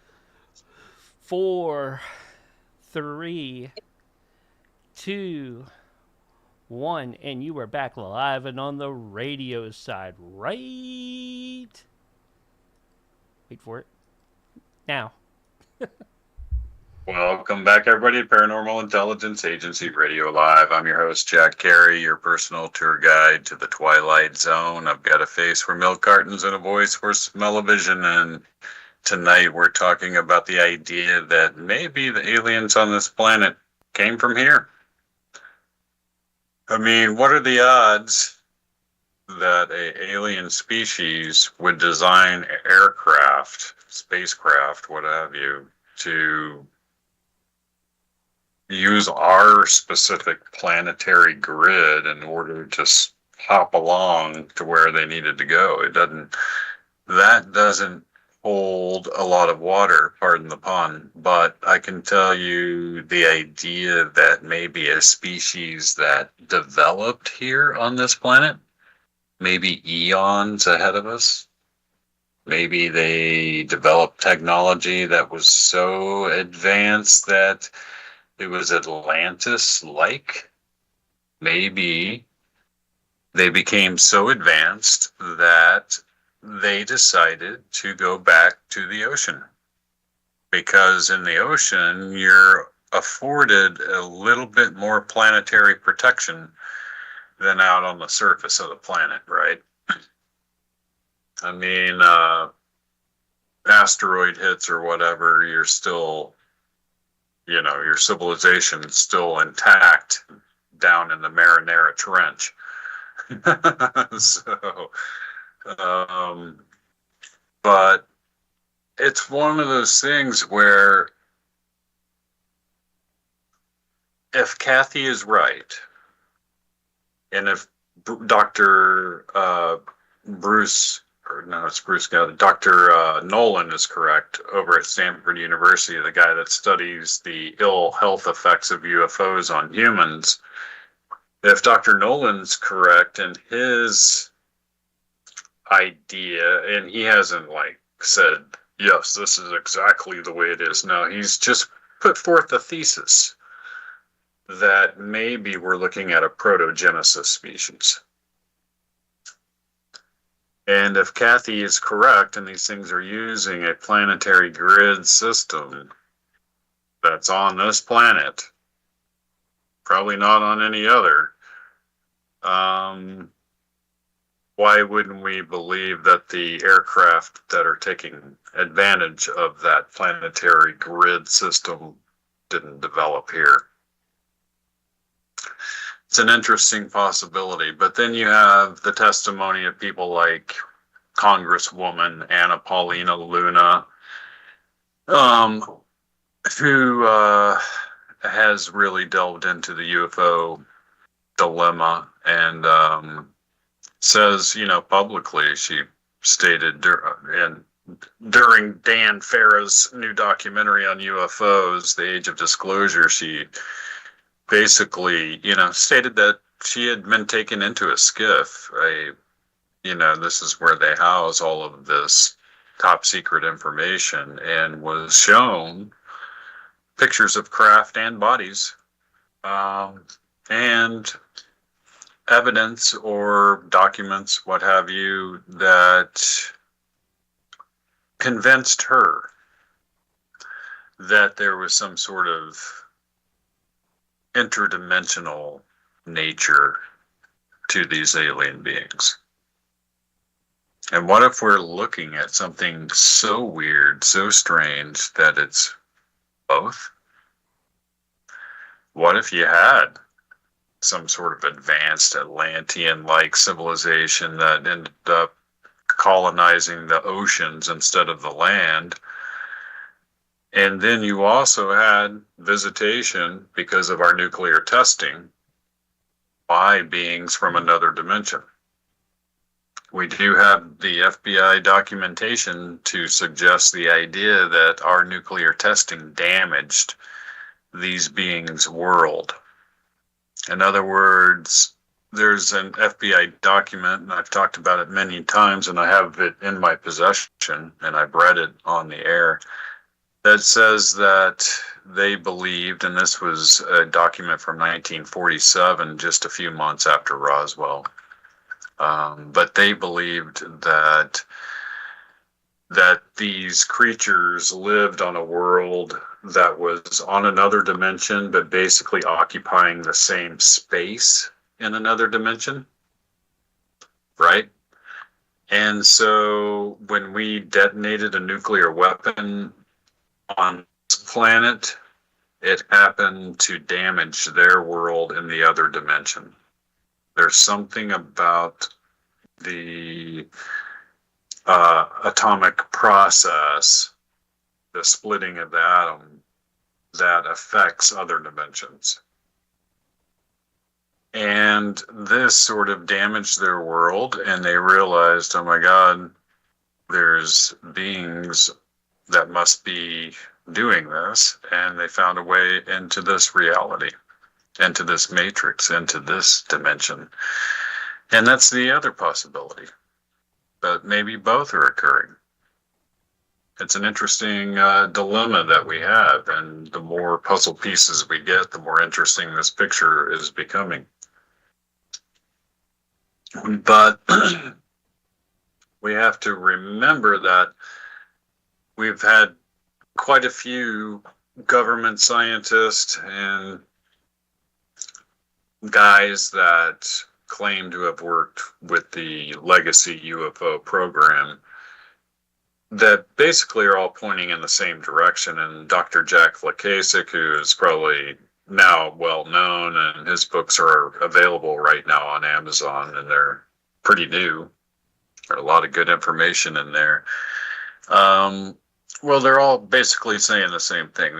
These things, if you ask Eric Davies, the world's best physicist, Dr. Gary Nolan, or any of these guys, Dr. Jack Lacasic, they all kind of say the same thing. These craft appear to have a generator on board that can generate a bubble around the craft. The amount of energy it takes is roughly like 10 years the amount of full energy production of the United States that, you know, you can flick on with a switch.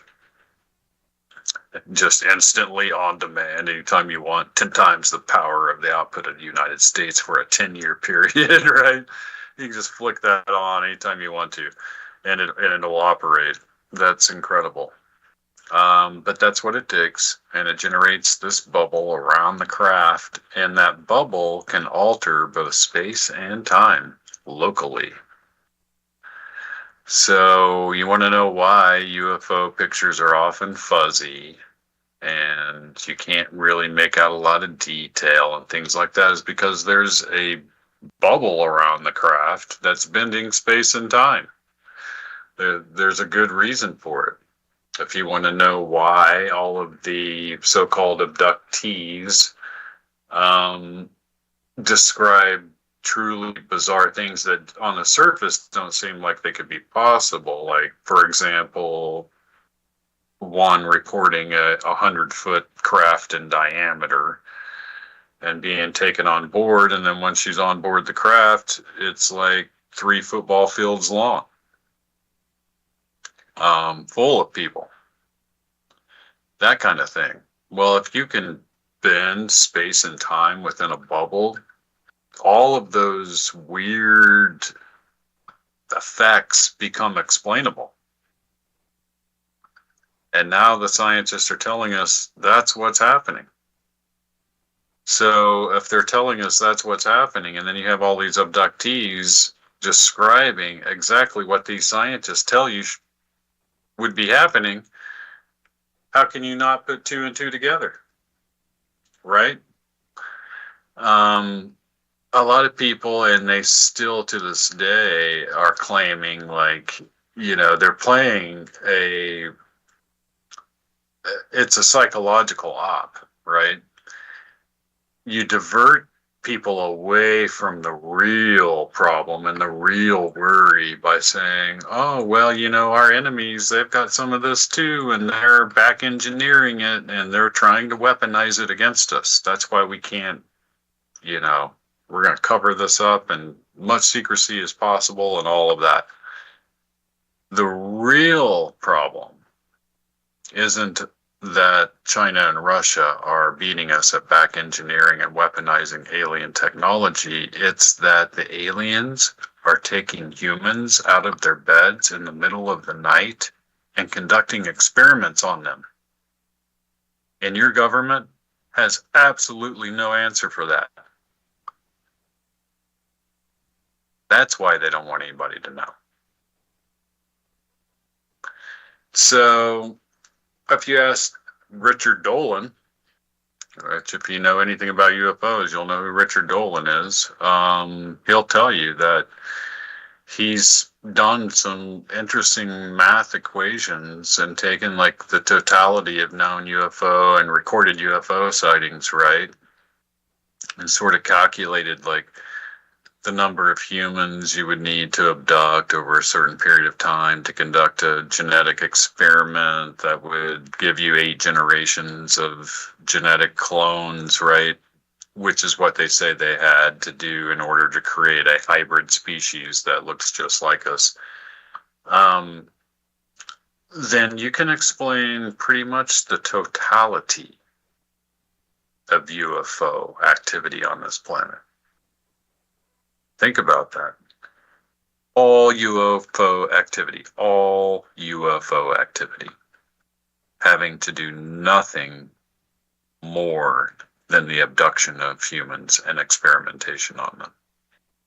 That's it. That's a scary, scary thing, right? Especially when we have a bunch of women telling us that their babies are being taken from them by this alien species.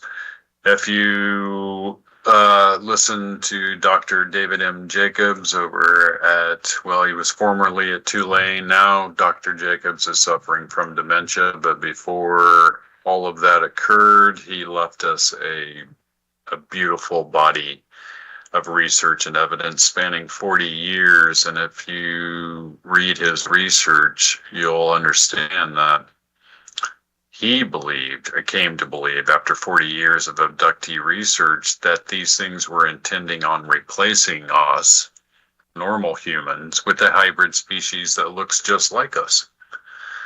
The problem with the hybrid species is that they are neurologically superior to human beings. They can psychically control us. They can control human emotion and human thought, and because of that, human action within a given distance. All of the abductees have come forward, many have come forward saying that they were told that there would be a special time in the future, that they would be needed, that they would be used, that they would know when that time has arrived, and they would know what to do when it has arrived. A lot of them were shown pictures of like people sitting at a picnic table at a park, big group of people, and they'll ask them the question, can you tell the difference between you and us? And the people, the abductees will look at the picture on the wall and they'll be like, what do you mean? They're all just humans. And the aliens will then telepathically tell them, soon we will all be together. Soon you will know your place. Right? Dr. Jacobs believes we're about to become second citizens on our own planet. Basically an enslaved race, because if you are beholding to a neurologically superior being, you have absolutely no free will. Free will is a thing that they cannot tolerate, and it's a thing of, if they have their way, it will become a thing of the past. That's according to Dr. David M. Jacobs. And I'm just here to describe the rabbit hole, how it exists, right? To me, it's just architecture. And we're trying to find our way around in it. But even when you read the Pentagon's report and their reports about the hitchhiker effect, they listed both abduction and at least one unaccounted for pregnancy as part of the hitchhiker effect. The hitchhiker effect is all the weird stuff that happens to the people that examine UFOs for the government.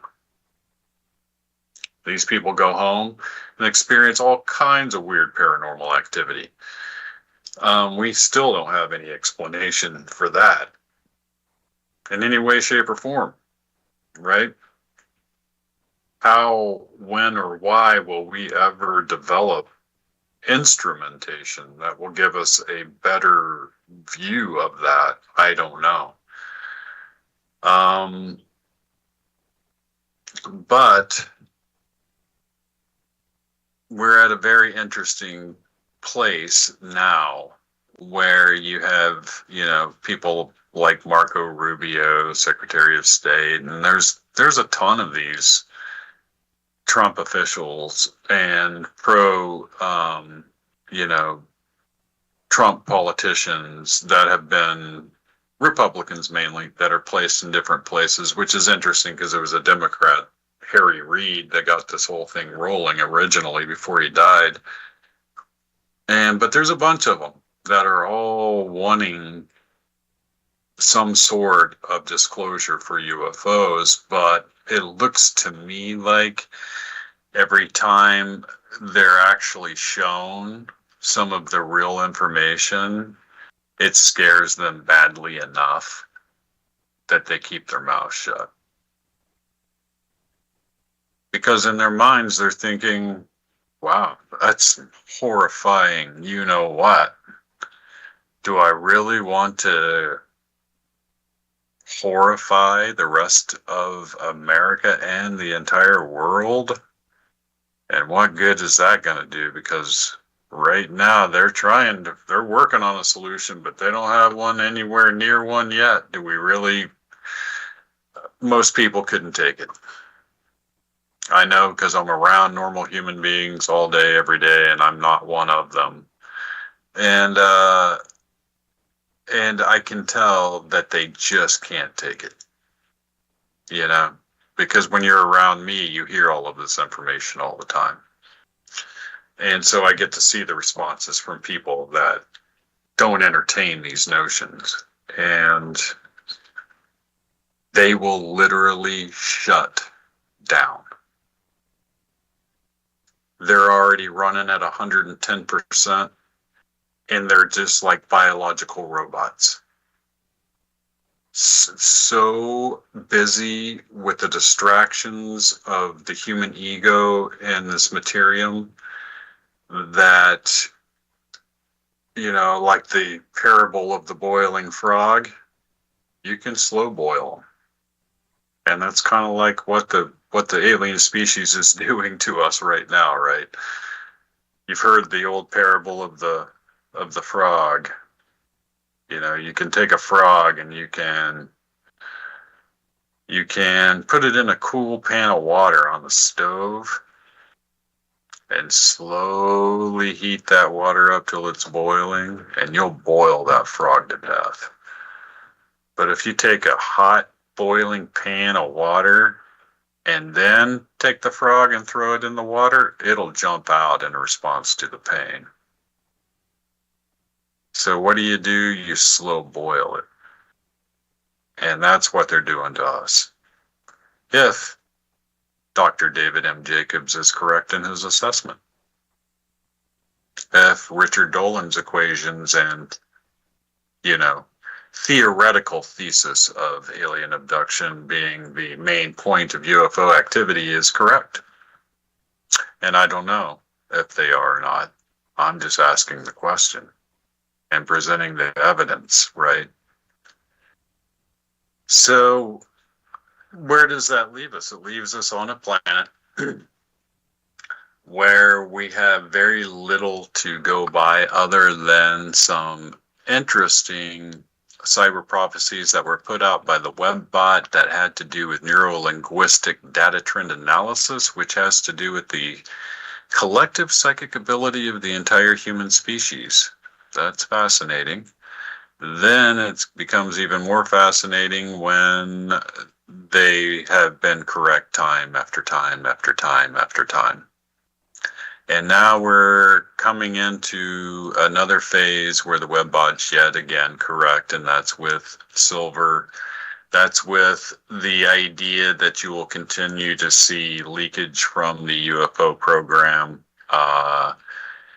The nature of the universe, it appears, is one that is seeking novelty.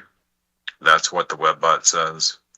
Novelty is the seeking out of unique experience, for those that need a definition. It doesn't seem to care what experience that is, just so long as it hasn't had it before. And that is where we find ourselves as the human species. We're kind of caught in this weird self-revealing ontological universe in which it wants us to have to face the idea of an alien species. And it wants us to figure out what to do from there. And on top of that, it's going to actually present quite a few different events in our event stream coming very soon to a live theater near you, I suppose, a real life in your face kind of way. And a lot of that has to do with the introduction of alien technology going forward. And I think over the course, we're a year into the Trump administration's. There's 3 more years potentially of all kinds of leakages coming out the way they have been recently. Imagine how much more information we're going to have at that stage. And on top of that, the WebBot basically says that the government faces a point where it has no choice but to implement some of this back-engineered technology in order to prop up our civilization, prop up society. Stuff like free energy, zero-point energy, stuff like that. If you read the latest Tesla report, you'll see that they have had a major breakthrough in their battery technology, something that's going to benefit all of mankind, not just Tesla drivers. And this new battery technology is fascinating because it triples the amount of distance you can get out of one battery. Triples it. But it also takes 3, 4, 5 times the amount of silver to produce it.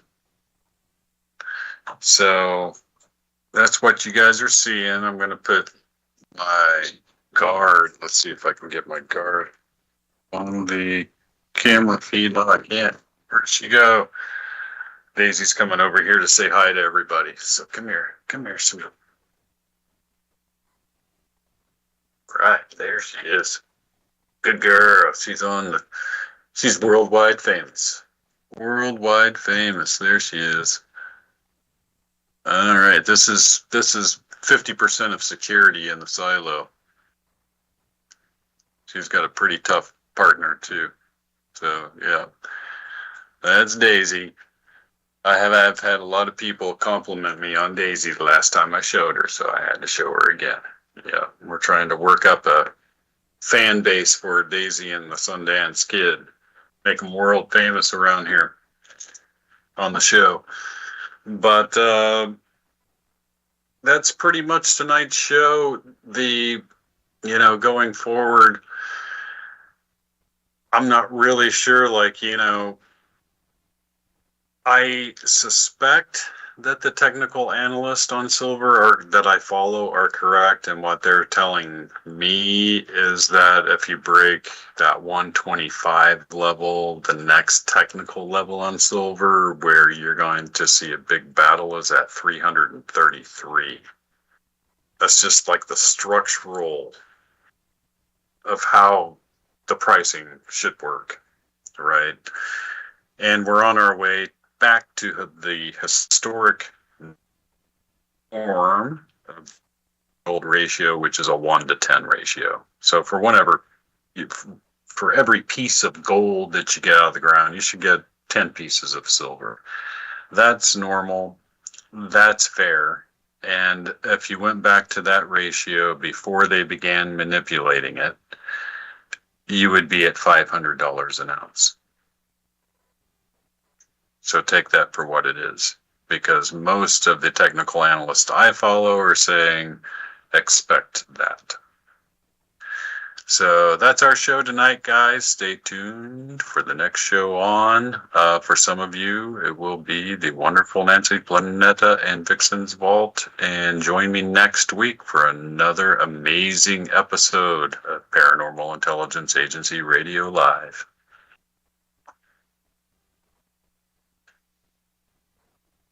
Good job, Jack. Thanks. Thank you. We'll get this up and out like we always do. Cool. Just stick around Really, with me for getting TMV Cafe switched over here. Sure. There we go.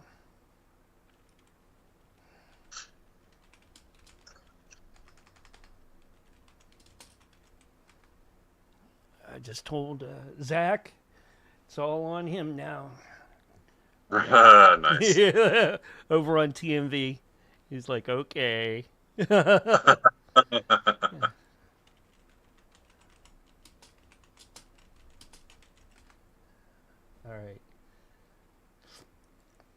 All right. There we go. Let me get things set up for Nancy and the VIXEN'S Vault. All right. You going to come over for a little bit? I might be able to, but it'll be it won't be till after their first break. Yeah. That's not a problem. I'll let her know. Just jump in whenever you want, Jack. All right. Oh, okay. Yeah. All right. And I'll get with you tomorrow or over the weekend. Yes. Okay. Yes, and I will get that. I will get that to you for sure. That way, we'll get that up and have that audience too. So. Yeah. Cool, sir. Yep. Okay. So let me. I'm gonna hang up with you, and then I'm gonna get them rolling. Take care, and I'll catch up with you later on. Then. Okay, sounds good. All right. Bye. Thanks.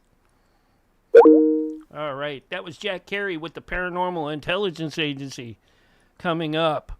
That's right. I've got VIXEN'S Vault with the lovely Nancy Planeta and her Legion of Chaos crew.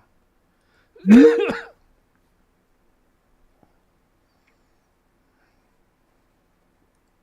me get them all going here.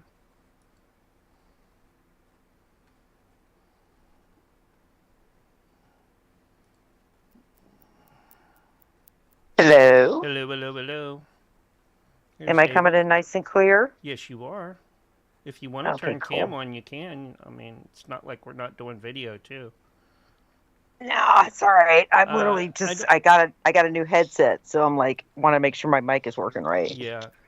Got David in, calling Roger. I don't know if Mark's coming in or not. He said something about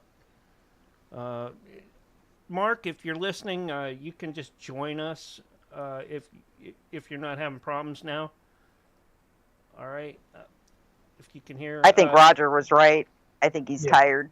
Yeah, I think so too. But hey, it is what it is.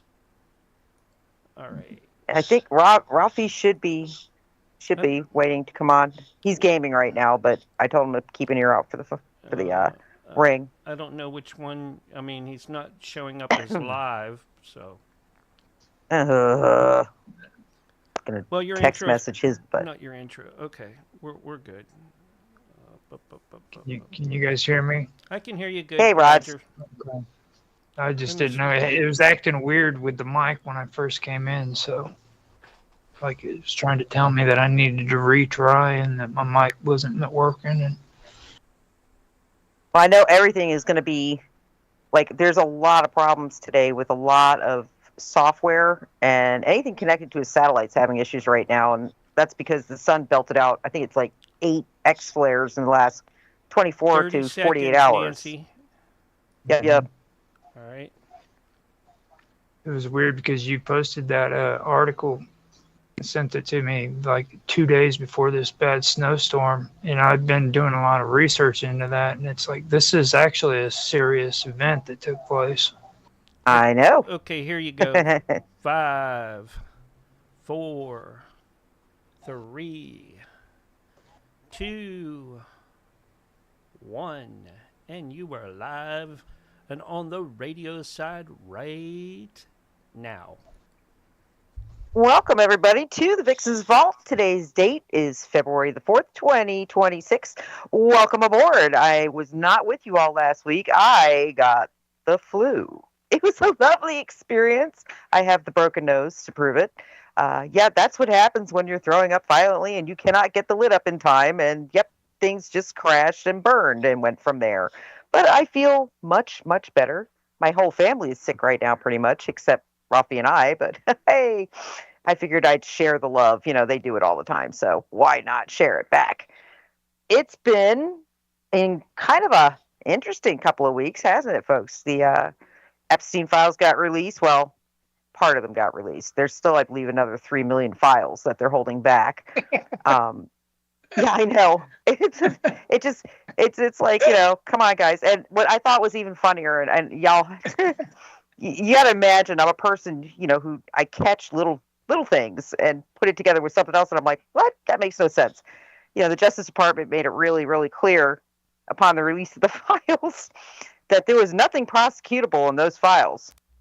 And I'm like, well, why is Ghislaine Maxwell spending 20 years then in jail for trafficking underage girls to Jeffrey Epstein? Pretty sure that's a crime. And pretty sure there were lots of children mentioned in those files and lots of, granted, cryptic talk going back and forth. But there's at least enough to warrant some pretty serious investigations into certain people. But we all know that's not going to happen. I mean, it's just not going to happen. Does it make me angry? Yeah, it makes me really angry because I know they try to cover this under the light of national security. And again, it's one of those duh moments because I'm like, national security. Okay, so here's the thing. Who are we keeping the nation secure for? Our children. Who was affected the most by this? Children. So it just kind of, you know, the oxymoronic situation going on. And I'm, as you all know, I'm no fan of Pam Bondi. There's enough in her history that's got me. She's triggered me for a very long time. Just don't trust her. Don't like her. I like to remind people all the time, you know, she was Pfizer's best friend during the pandemic. In fact, she was a lawyer for Pfizer.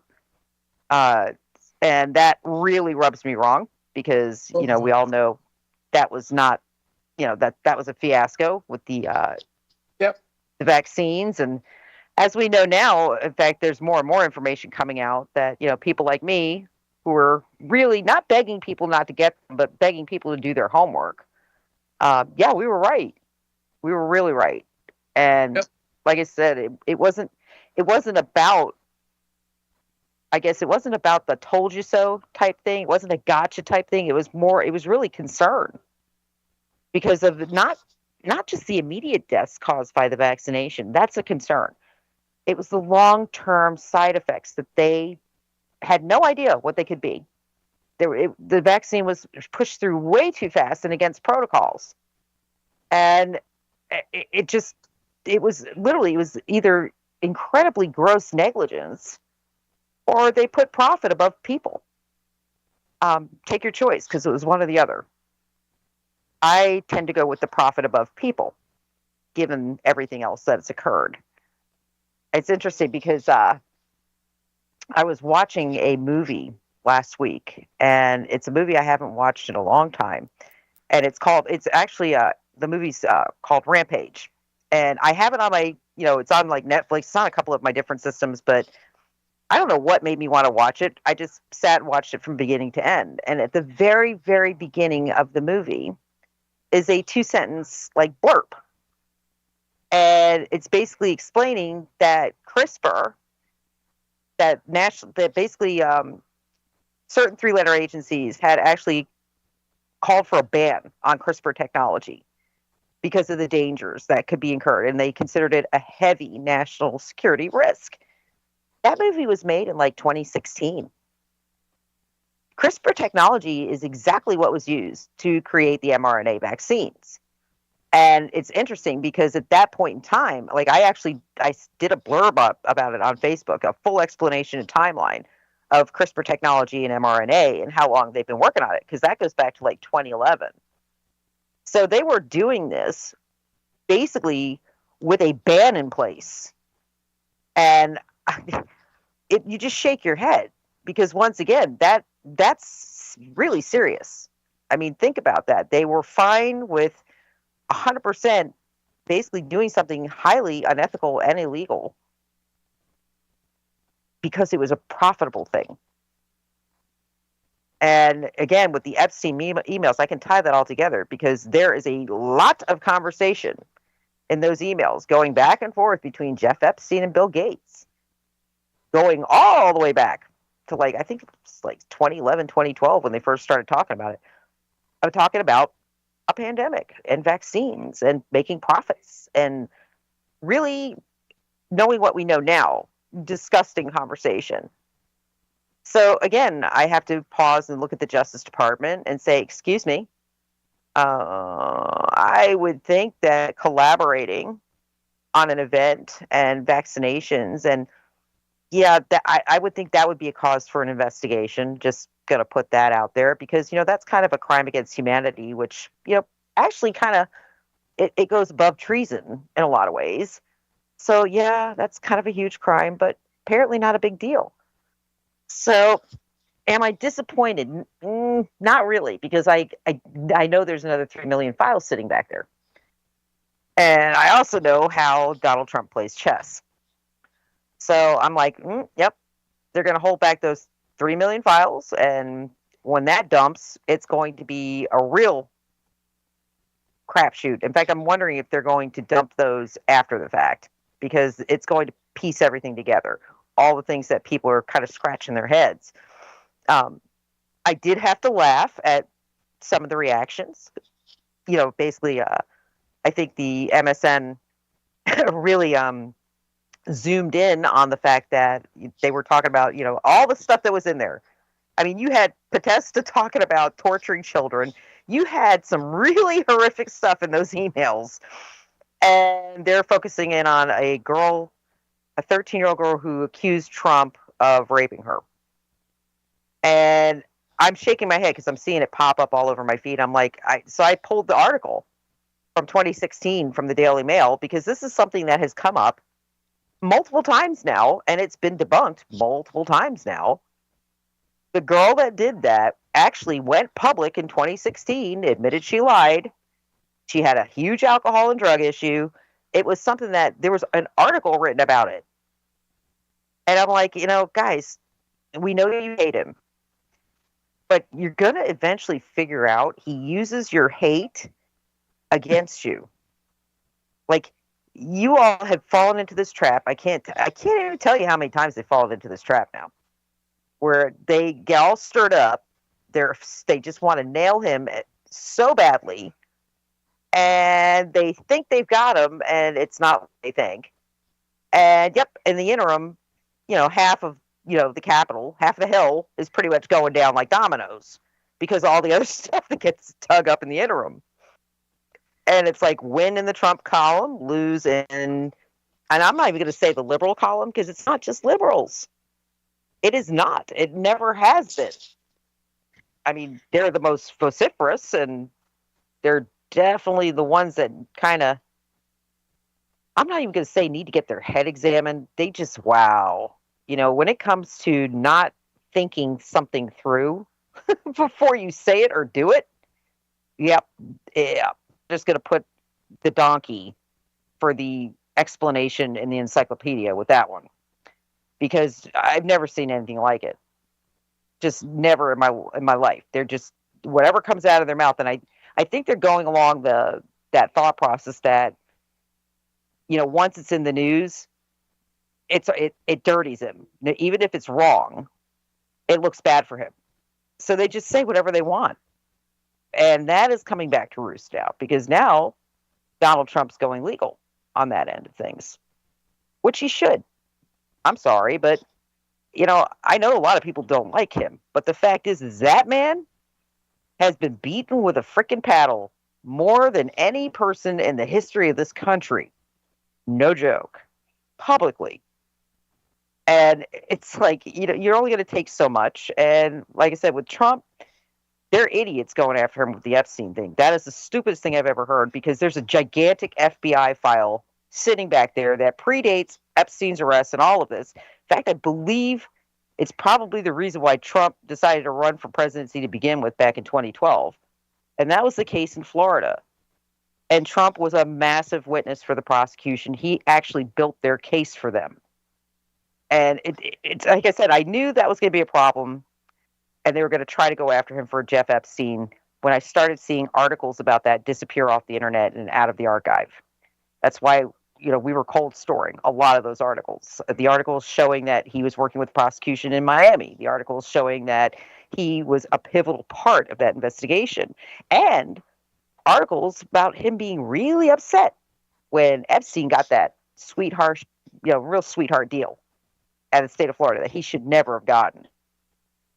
So, and I'm going to point out to people, as much as people don't want to hear this all happened in Miami-Dade, which is a very liberal county, or was a very liberal county in the state of Florida. But there's another thing about Miami-Dade that people in Florida know it, but I don't know how many others really recognize it. And that is, it's like a little Israel down there. It's literally, it is one of the largest Jewish American communities in the country in Miami-Dade. So the fact that this had all happened down there, I don't think too many people were surprised. I think that may have been what pushed him completely off the edge with politics, because he changed parties immediately after that happened. And he actually did the toe tab in 2012, where he was going to run. He was kind of testing it, and then knew it was not the time. And then he came back in 2016, made his run. And of course, as we know, he won. And people always said, do you think that had to do with Jeff Epstein? Yeah, I think it had everything to do with Epstein, because Epstein, he's not the King Kamehameha. He's not the big problem, but he is the door to the big problem. He is that, I guess you could say, linchpin. And more interesting about that was, oh boy, there were so many mentions of Israel in those emails and the connections. Oh, good Lord. Holy crow. I'm like, yeah, it's a wonder they're trying to downplay this, because the connections there are insane. I mean, he is in multiple emails referring to the general population as Goyim, which, as we all know, is not a nice word so much to be describing us as. And it pretty much tells you that, yep, guess what? He was Jewish, really Jewish, and very, very proud of that, and working with other Jews. He was also, in one of the emails, he apparently was helping to fund the education system and pushing the transgender education, put it that way, which that gave me pause when I read that email, because it threw me back over to Charlie Kirk. And I actually, this week, I dug up the interview with Charlie Kirk. It was actually one of his turning point shows where he said this about a year and a half ago. And I posted it on my Facebook, and I was like, this is something Charlie Kirk called out. He 1,000% stated that the Israelis were 1,000% funding a lot of these really radical agendas that were coming through our school systems, the transgenderism, all of this, the schism between the races. They were pushing this, and they were financing it. And it's one of the reasons why when Charlie Kirk was assassinated, I immediately said, oh no, there's a lot more going on with that. And sure enough, yesterday, amidst all this, you've got the Epstein files getting dumped, you've got all this stuff going on this week. In fact, we were supposed to have a launch on February 8th. Oh, good Lord, I think it's the Artemis 2 that was supposed to be launching, taking a crew to the moon. I wonder how many people knew that off the top of their head, that was happening, that we were looking at a NASA launch for February 8th this year to put people back on the moon. Because guess what? It's not getting talked about. But it did get delayed. That got delayed yesterday. They're delaying it now until March. All on top of all this. On the same time, like I said, you've got all this coming out, and yesterday the prosecution in the Charlie Kirk case was saying that, I think it was the weapon and the screwdriver that were supposedly used in Charlie's assassination apparently had 5 different people's DNA on them.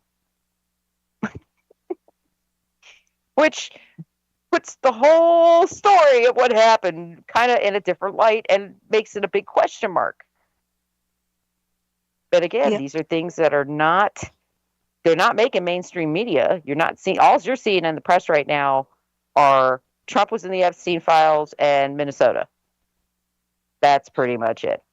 Even LA, they started doing LA for a little bit, the LA protests, started covering that for a little bit, and they immediately shut it down when LAPD was stopping the protesters. See, that's not going to work for them, because that shows law enforcement actually doing their job. There you go. Wow. Maybe preventing, an unnecessary death in the works of that.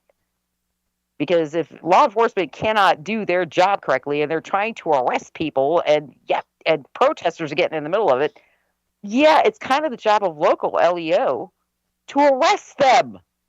Mm-hmm. It's like, I don't understand. That's not, when you are interfering in an arrest, that is not protesting. Okay? It's not. It's not under any definition of protesting. That is committing a crime. When you are out there and literally logging the positions of law enforcement officers when they're working and they're doing arrests, that's not legal either. Tracking people's license plates, nope, not illegal. Not legal. Literally, let me think. Directing traffic, not legal. No. Blocking traffic, not legal. I can just keep going through all the things here that are wrong with what's happening. And people are like, but it's a protest and we're angry. Well, guess what? The J6ers were really pissed off too. And we didn't do any of that shit. Excuse the language, Mark. It wasn't the F-bomb, Mark. I mean, it literally, none of that happened. There were no roads that were blocked. In fact, J6ers, I know because I was there, we stayed within those little chain link lines that they created for us. Almost 1 million of us crushed into one place. Nobody was up on the sidewalks because the sidewalks were blocked. There was no fire bombs thrown into buildings. There was no spitting on police officers. None of that happened. And I'm laughing because I'm seeing where they're bringing their children to the protests, and they're complaining and going on national TV crying because their kids are getting pelted with tear gas. How do I explain to them that they're really crappy parents? Just putting that out there. Some of the schools now are, in fact, I saw one out in California. It was a Montessori Academy, kindergarten through 4th grade. The teachers took them to the protest without parental permission. Kindergarten through 4th grade, and gave them signs and everything. Kindergarten through 4th grade. And some parents were mad. They didn't ask them. I can't believe they did that. Well, I my think, thing how could is they do that? even a parent, even if a parent decided to take their kid to a protest like that, one, you stay out of range of any kind of violent behavior way back. I'm not saying you can't take your kid to see what your beliefs are. I'm not saying that at all.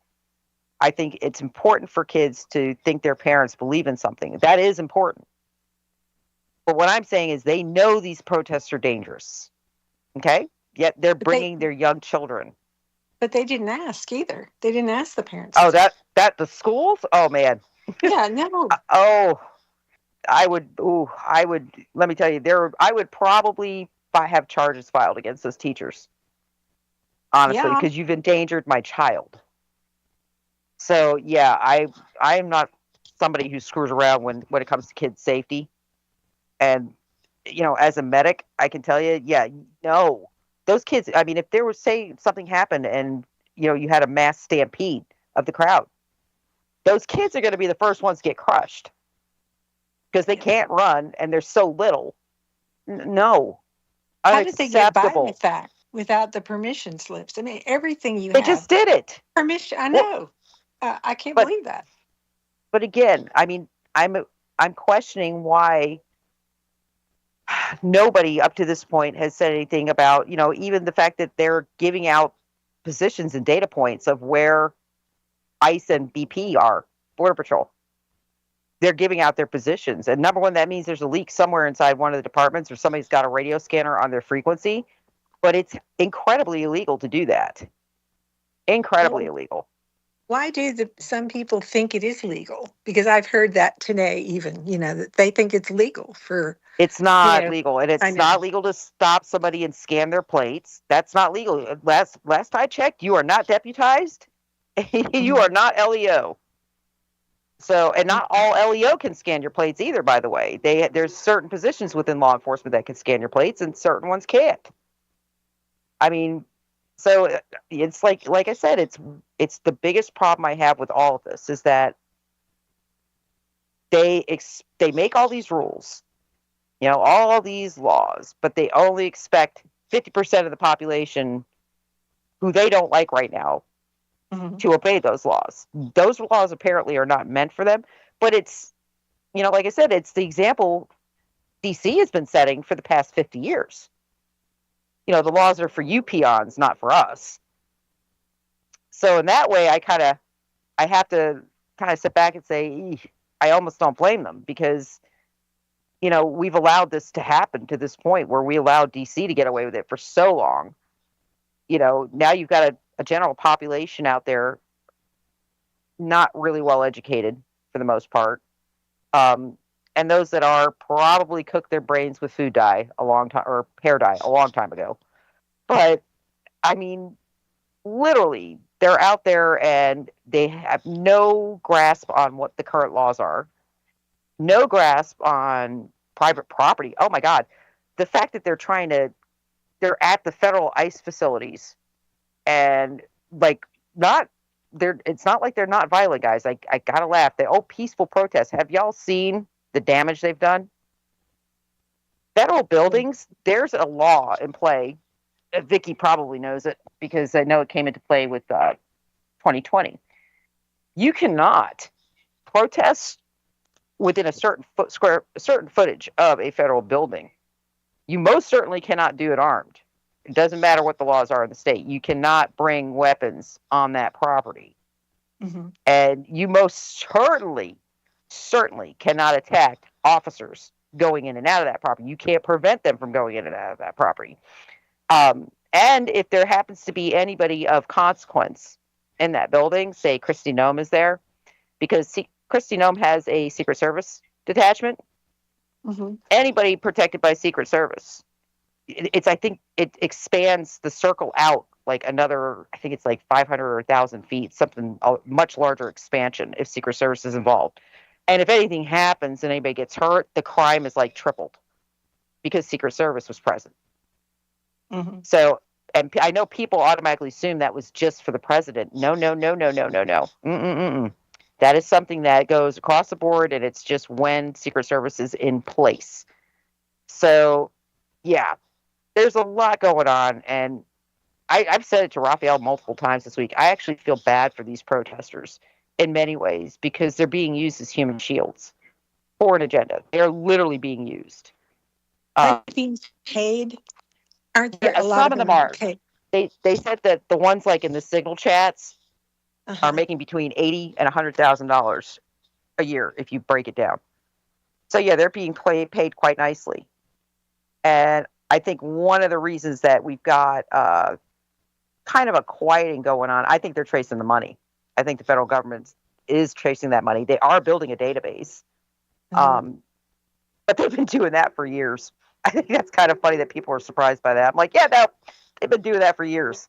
When facial technology started advancing, they started building massive databases like that. That's the red dot that Ralphie and I have on our curb.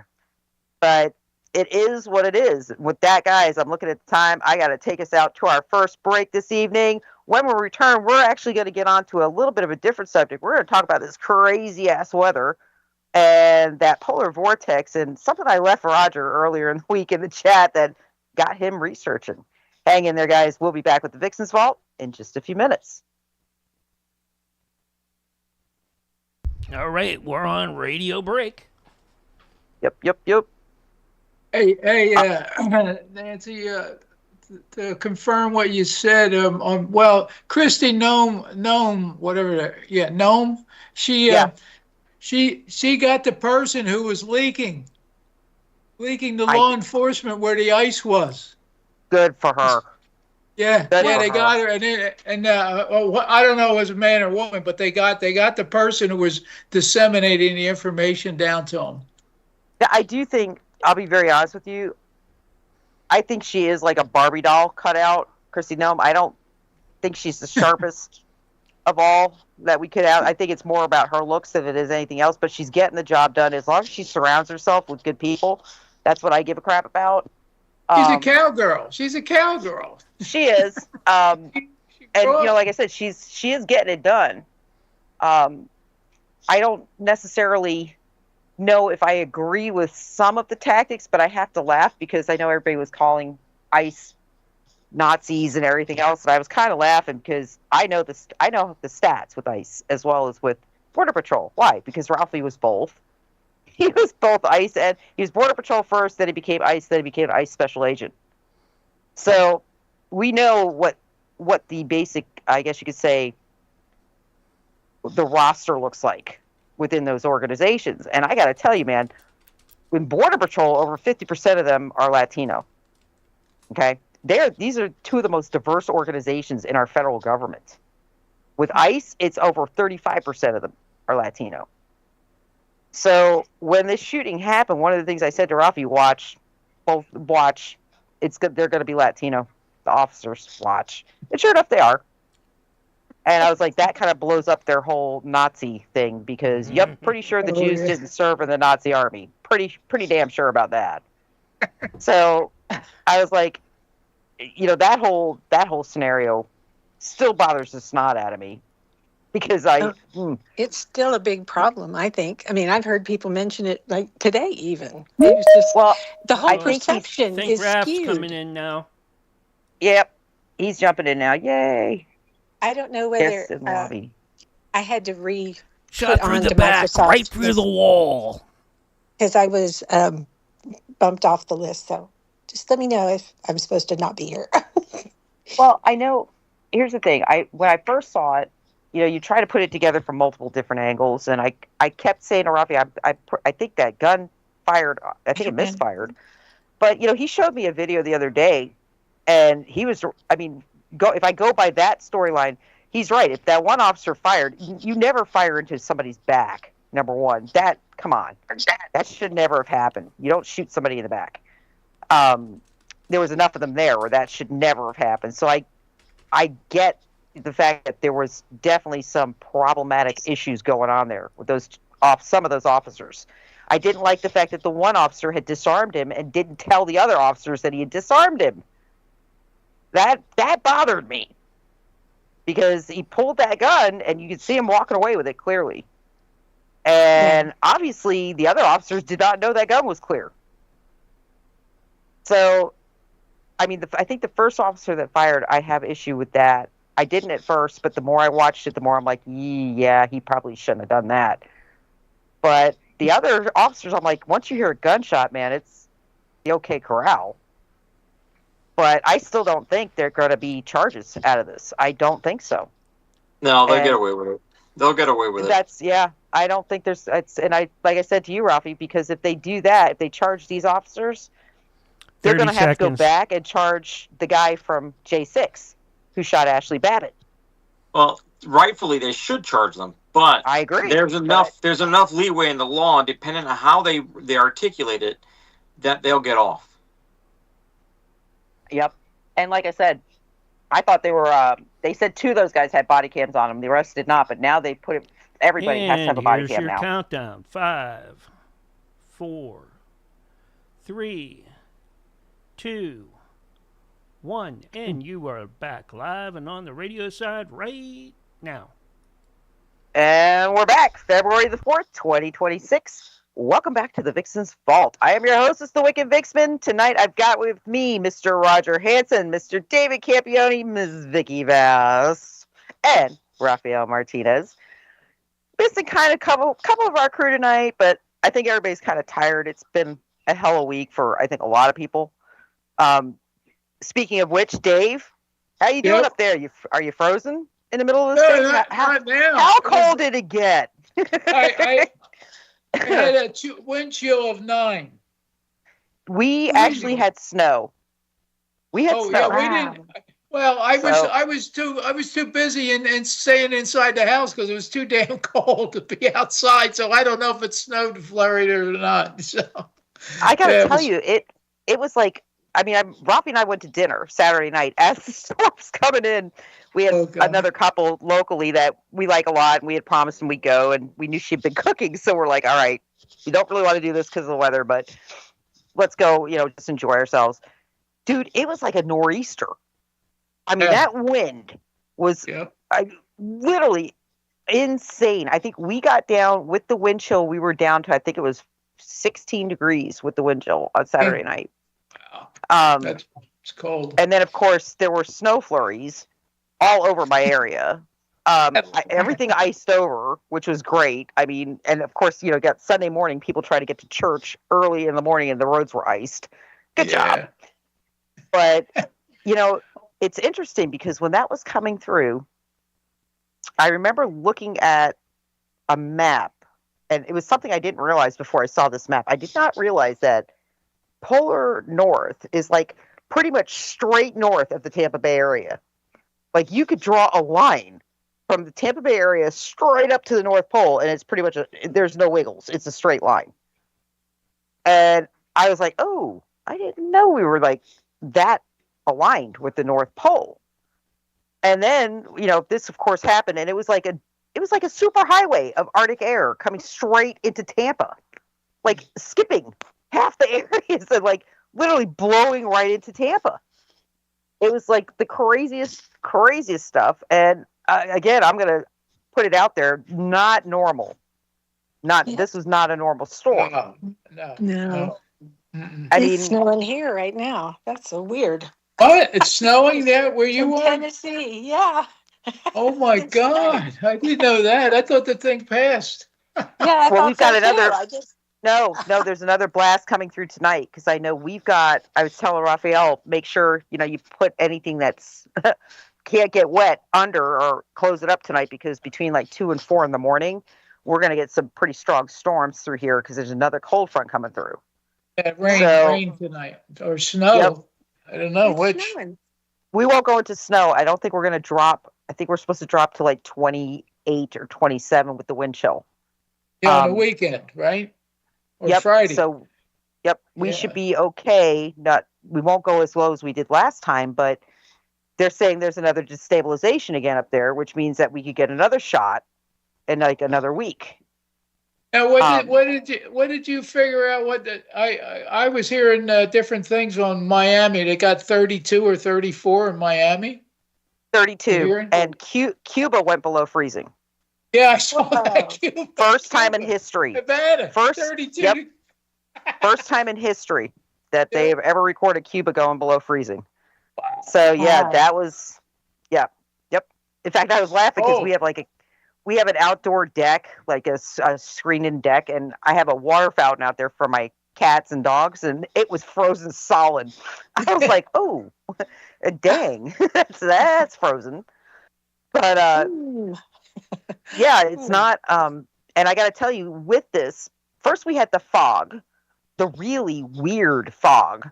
I got sick, not like right on the cusp of that stopping. And then literally we had the snow, and now everybody I know is sick. Like everybody in this area is sick. So I just, like I said to Ralphie, too much going on. This system shut down all the airports. I was like, the trains, I said there were like multiple issues with train tracks all up and down the East Coast. Like it was crazy when I was looking at all the reports. I mean, CSX had like 2 derailments. Then you had the train ties here in Florida. Apparently they were treated with some kind of weird chemical and caught fire in the middle of all this. No. Oh, great. Yep. Oh my God. So they had this huge fire, and that turns into a major brush fire because we've had no rain. It's dry. Yeah. So it's just nutso. But like I said, this is not normal. And even the meteorologists are kind of looking at it going, something's not right with the way this is happening. We are used to, of course, polar vortexes. We're not used, and we're used to them wobbling a little bit. But these things aren't just wobbling. They're like seesawing. So just not normal.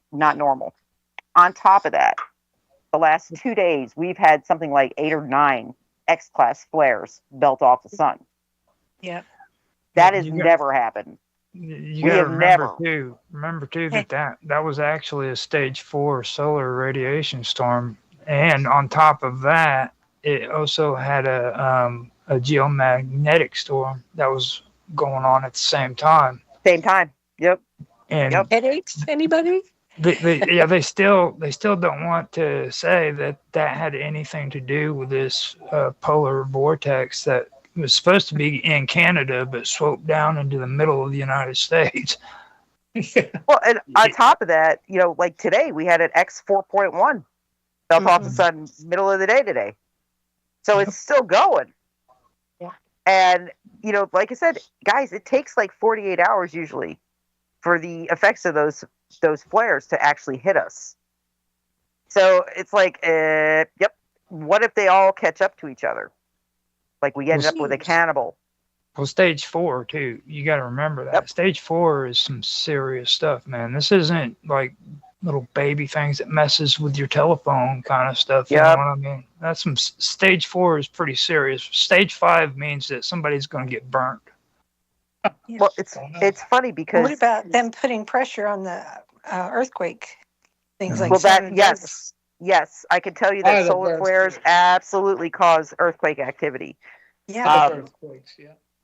On top of that, though, what I thought was interesting, I think for the first time since I've been doing conspiracies, I was on one of the weather guys I follow, and he was talking about the flares and the weather, and I put a comment under his thing, and I basically was mentioning the fact that I find it very interesting. With all this crap going on right now, Epstein, all these things that are happening, Minnesota, that for the past 6 months, we've been seeing endless advertisements and talk about the Carrington event. Something that usually people only in conspiracy are aware of the Carrington event. Because it's something that we've always kind of said, if it happens again, we're screwed. Because back then, there was very limited electrical. Now it's like everything's electrical. So, yeah, it would be a very bad thing to occur now. And like I said, for the last 6 months, I've seen it everywhere, and not because I'm talking about it, which is would normally trigger that algorithm. So I said, wouldn't it be interesting if we just ended up with a Carrington event, after they're talking about it, just kind of like Bluebeam, all the stuff they're talking about that leads to Bluebeam. If a Bluebeam event actually happened, would any of us be surprised? You know what shocked me? Normally people would say, oh, where's your tinfoil hat? I'm so used to getting, nudged like that. It's not even funny. Do you know that over 700 people liked my comment? Mm-hmm. I had more responses from people saying, you know what? I would not doubt, that would not surprise me in the least if we lost power. Because it would be so conveniently timed to everything that's happening. The economy's a mess. The country's a mess. Everything's a mess right now. Losing power would be like the perfect linchpin to just clean it all up. So, yeah. Yep. Bring us to the edge. Yep. It's just, like I said, it's just one of those things. Are they beautiful? Your sunsets, are they beautiful? Yes. Yes, absolutely gorgeous. You gotta say they go pretty close in color to what the auroras do. More than the sunsets, the sunrises have been absolutely breathtaking. Really breathtaking. So it's like somebody sprinkled pastels all over the sky. It's beautiful. Beautiful. At least now we know why you're sick. That's sleeping. What else did they cook? Morning time and at night. Morning time and at night, you need to be in the house where it's warm. Don't be playing around with this beautiful sunshine and beautiful sunsets. It's freaking cold. Turn the air conditioner off. We have enough windows where you can't miss it. It's so bright. It's I can't even. The sky is so vibrant. That and you forget we've got chickens and other animals that have got to be taken care of. Doesn't matter how cold it is. Let them freeze, dude. Whatever. Hell no. Hell no. I ain't doing that crap. Let's go out feed the chickens in like 30-degree weather. No, don't think so. They want to buy chickens. I'll be eating them. Don't get me wrong. Actually, my rooster knows exactly where the window to the house is. Like, if he doesn't have enough food, I'll look out the window and he's just staring at me through the window. I'm like, shit. Damn it. I can't. I like the way how she's posing, like she's the one that gets up in the to feed the chickens. Yes, I have to say, for like the last couple of weeks, Rafi's been the one getting up in the morning, which is usually it's me. But he's been doing it the last couple of weeks. Yes, Get weeks. the hell out of here. Oh, honey, you're funny with you're gonna put your little check mark. 15 years I've been getting up every morning. But yeah, he's been really helpful. Really, really helpful. Settle down, youngins.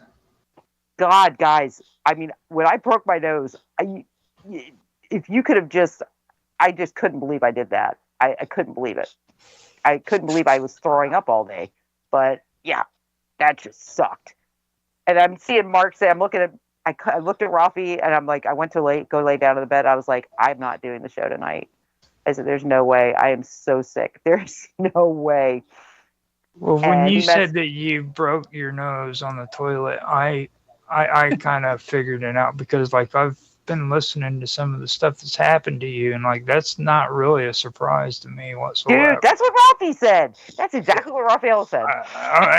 Me and Mark, Edworthy, we both said that, like, it's not a surprise, but we felt bad for you for doing it. But it sucked, like, and I had broken my nose. She's so accident prone. I can't even get started. Yep. And it's not just her nose, her toes, her fingers. Yep. Oh God, I have a toe that I broke. I have a toe, my left pinky toe. I have broken it so many times. There's a hole in the bone. Do you remember the accident you had on the road? And I sent you a message, and you actually had a busted head sitting there and taking time to text me back and respond to me. And I'm like, dude, you just got in an accident. Don't be texting me. You take care of business and just don't worry about it. Like, you're just sitting there texting. But I think that's part of my problem. I'm doing a million things at one time. So even when I was getting sick, what was I trying to do? I was trying to make sure I threw up in the toilet bowl. So I didn't, but it was coming faster than I thought it was. And I'm trying to get the lid up and my head, just jerked because I started getting sick. And boom, I was like, oh no. And then I see the red. And I'm like, oh no. Because now I've not only missed the toilet throwing up, but now I've got blood everywhere because my nose exploded. And I was like, oh, and of course it was the bridge of my nose. So I couldn't even touch the bridge of my nose for like 3 or 4 days. I was like, oh my God, that hurts. And yeah, and of that course, can't have this been was good for your neck. Oh no, not. In fact, I said to Ralph, what did I say, Ralphie? I think I concussed myself doing that again. No, not again. Oh, well, I have, concussive syndrome, so it's not like I can get around that. But I think the throwing up it would have concussed me either way, but then whacking my nose didn't help. Yeah. And of course, day 3 of this bug went into my sinuses. So now I've got the sinuses going, a broken nose, and I'm still not feeling right. I'm still woozy. And I'm like, She has accidents as frequent as Kenny dies on South Park. Yeah. that is actually probably true. Usually I just keep going. It's like, freaking when I caught my finger a couple years ago, I was changing a vacuum belt. And I wasn't watching what I was doing. I was trying to get it done. And I didn't realize that the band where it was attached to the screw was coming loose. And the whole thing snapped and literally shattered the bone, the top knuckle of my finger. Like the bone was sticking out the side of my finger. And I took a piece of gauze, wrapped it up real good, and vacuumed the whole house afterwards. Oh my God. Because I remember that conversation we had about Kentucky women, and that's when you mentioned it to me about how you did stuff like that. Kentucky women are like that too. They'll freaking like bust their freaking leg open and have bones stuck out, and they'll be like, "Oh, I just put a rag around that, and it'll be all fine." Yep, I'm good. As long as I'm not on a stretcher, we're good. She's on a mission.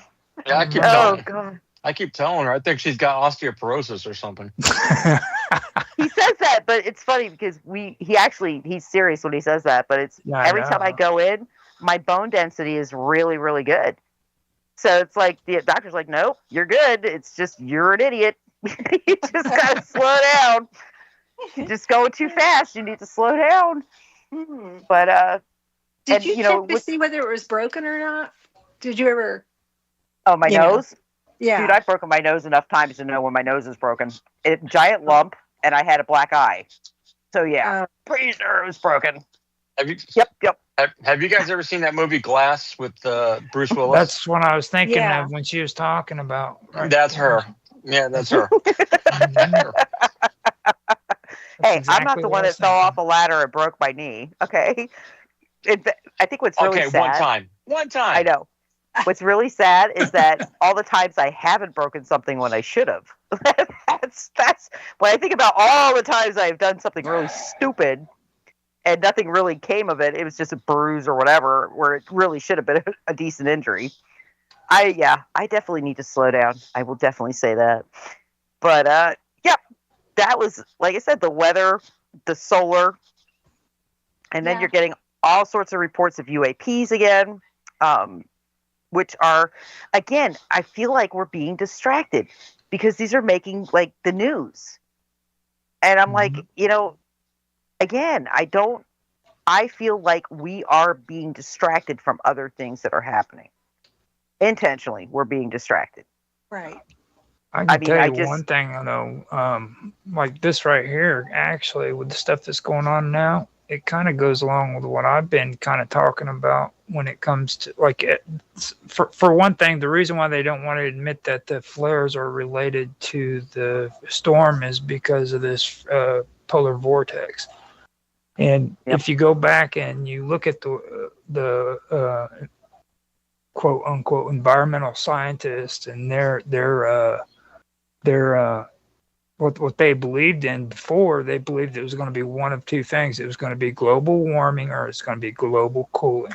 Okay. Yep. And this right here points out exactly what I'm saying. And I don't think it's human created. Okay.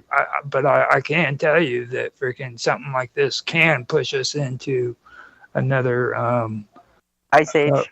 Ice age. Yep. Like, I will say, though, there's another thing that's going on that while all this is occurring, and I always say that it's easy to blame solar flares for a lot of things, but these don't make sense. They're blaming it on the flares, but it doesn't make sense. California has had multiple very shallow depth earthquakes, a lot of them. Yellowstone, multiple shallow depth earthquakes. Utah, nowhere near fault line, by the way, multiple shallow depth earthquakes. They're South everywhere Carolina. right now. Yep, they're everywhere. And again, when it's below 10, I always say that is not natural. It's not natural. I don't know too many seismologists that'll tell you it is. That means something else is going on. And they'll say, well, fracking. It's fracking. No, it's not fracking. No. It's Well, not. you know, that to this day, they still don't know what caused the early DREAGUS. Really? Yeah, they have no clue what caused it. They know that there was warming that took place just before that, but they don't know exactly what was the cause of it. It's like the early DREAGUS wasn't actually an ice age, because like the real ice ages were bad, you know, and Right. they were, and this one was the early DREAGUS was kind of like a baby ice age, and Well, they you don't know how it happened. Well, I know they say that the mini ice age that occurred in the Middle Ages, which caused the potato famine, it caused the French Revolution because of the famines that were occurring. That was from, by the way, a mini ice age, folks. The temperature was about an average of 7 to 8 degrees cooler than it is now. But that, they believed, was caused because the current stalled, which I found very interesting because our current's stalling currently. Wow, there we go. Lots of words that mean the same thing. Current is stalling currently. And I've said it many times. That was actually one of the leading theories as to what caused the mini ice age during the Middle Ages, that current had stalled because of the fact that it doesn't allow for basically the warm waters to move where they need to, and it doesn't allow the cooler waters to go where they need to. So it causes a big problem. It also throws off migration. It causes huge issues. But that's another thing that's been going on. We've been having quakes all along the Mid-Atlantic Ridge, which is way bad. That is not good. And I've always said that if the Mid-Atlantic Ridge lets go with a big quake, it will be more devastating than the New Madrid. Because it'll literally cause a tidal wave that'll hit both Europe and us. I mean, DC will be underwater. New York will be underwater. I mean, DC's right on the water. I mean, New York City is below sea level. It's just, yeah. I mean, if the Mid-Atlantic Ridge snaps, we are in very big trouble. Very big trouble. So I find, again, all these things happening at one time. And I can't say, I think some of them are natural. I think some of them are going to be used as cover. Like I said, I don't know if a solar flare event like this is going to take out our power grid, but I can tell you that I have never, ever, ever heard of even 3 X flares in the same day. Forget 5 to 7. I mean, and not little X flares, like big ones. And then the next day to have another 2 X flares let go. I mean, and that's not even counting all the M flares that let go. So it's very problematic. But again, I always think about how many satellites we've got up there. SpaceX. All those satellites, that huge grid up there. And I'm thinking, would they be able to? Do they have the technology where they could actually fool the telescopes on this planet into making them think there was X flares coming off that sun? Do we have that capability? I don't know. If you look it up, they'll say no, but they lie, because they would have told you no before Venezuela happened. They would have told you we didn't have any kind of acoustic technology that could actually render somebody completely incapacitated, make them bleed out their nose and kill them. No, we don't have that type of weapon. What are you, crazy? Of course we do.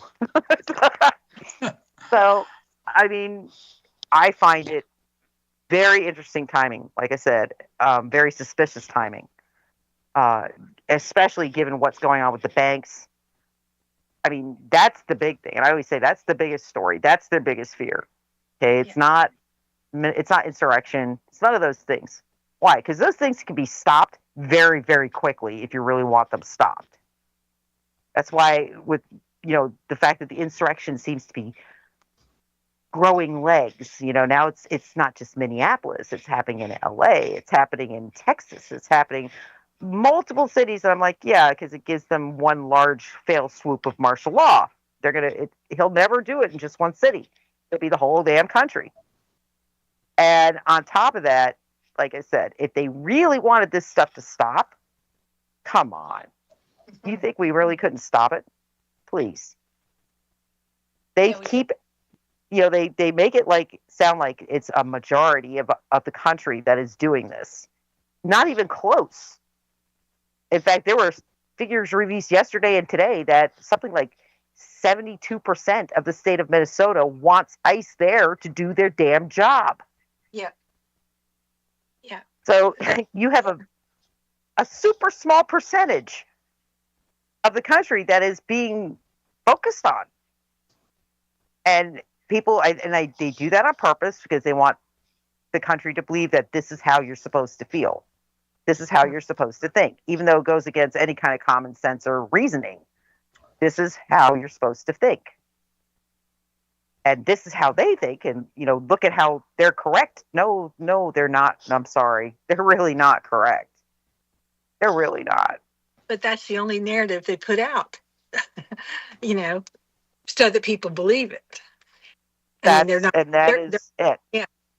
That's it. I mean, they push all these storylines, and it's like, so where are the storylines about all the people that have been killed by cartel members in this country? By cartel members that were allowed into this country? You're going to get cut off. You're going to be cut off. Oh, sorry about that. Guys, I got to take us out to our long break for the evening. We shall return in about 10 minutes with more of the Vixen's Vault. Hang in there. Good, I need a cigarette.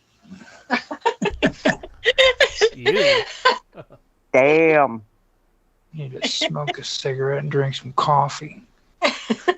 You didn't hear my AI song about smoking cigarettes and smoking cigars and coffee? I'm working on a project right now, and Censorship Sucks is getting his, dude.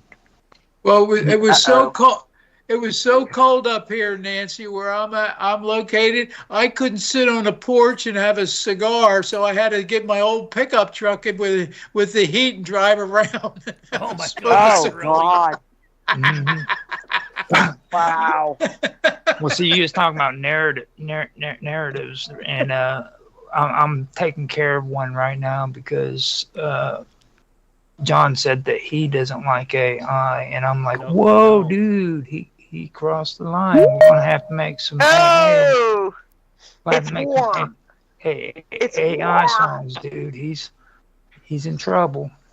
Oh boy, dude! Did you see the other thing that got released though in the Epstein files? The email about Joe Biden being shot in 2019, and it was a clone. I want to see the serious stuff, dude. It was in the files. I'm like, wow. Like that stuff that you see on X that they've been posting, like all that is just like smoke on the water. Okay, like if you notice, nobody's talking about the medical stuff, the stuff about the college or the colleges that he was funding and stuff. None of that's even being brought up. No, actually, I've been posting stuff about that because it's got the actual you can see the commentaries going back and forth between him and several, and not just the colleges, Israel and China. Did you hear about the guy from the House of Commons that had to resign? Yes. Is that Keir? No way. Yep. They call him the Prince of Darkness. Oh goodness. Mm-hmm. He had to.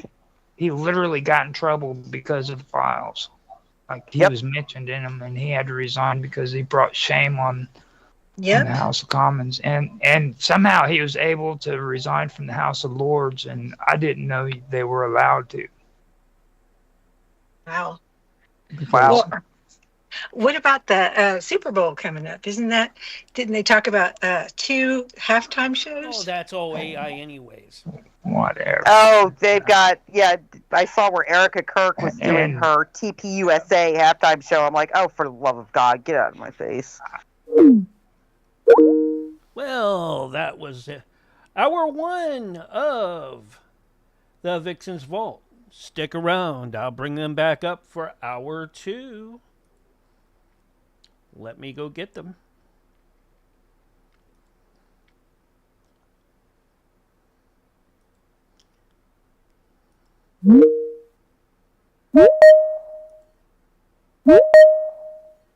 Hey, Raph.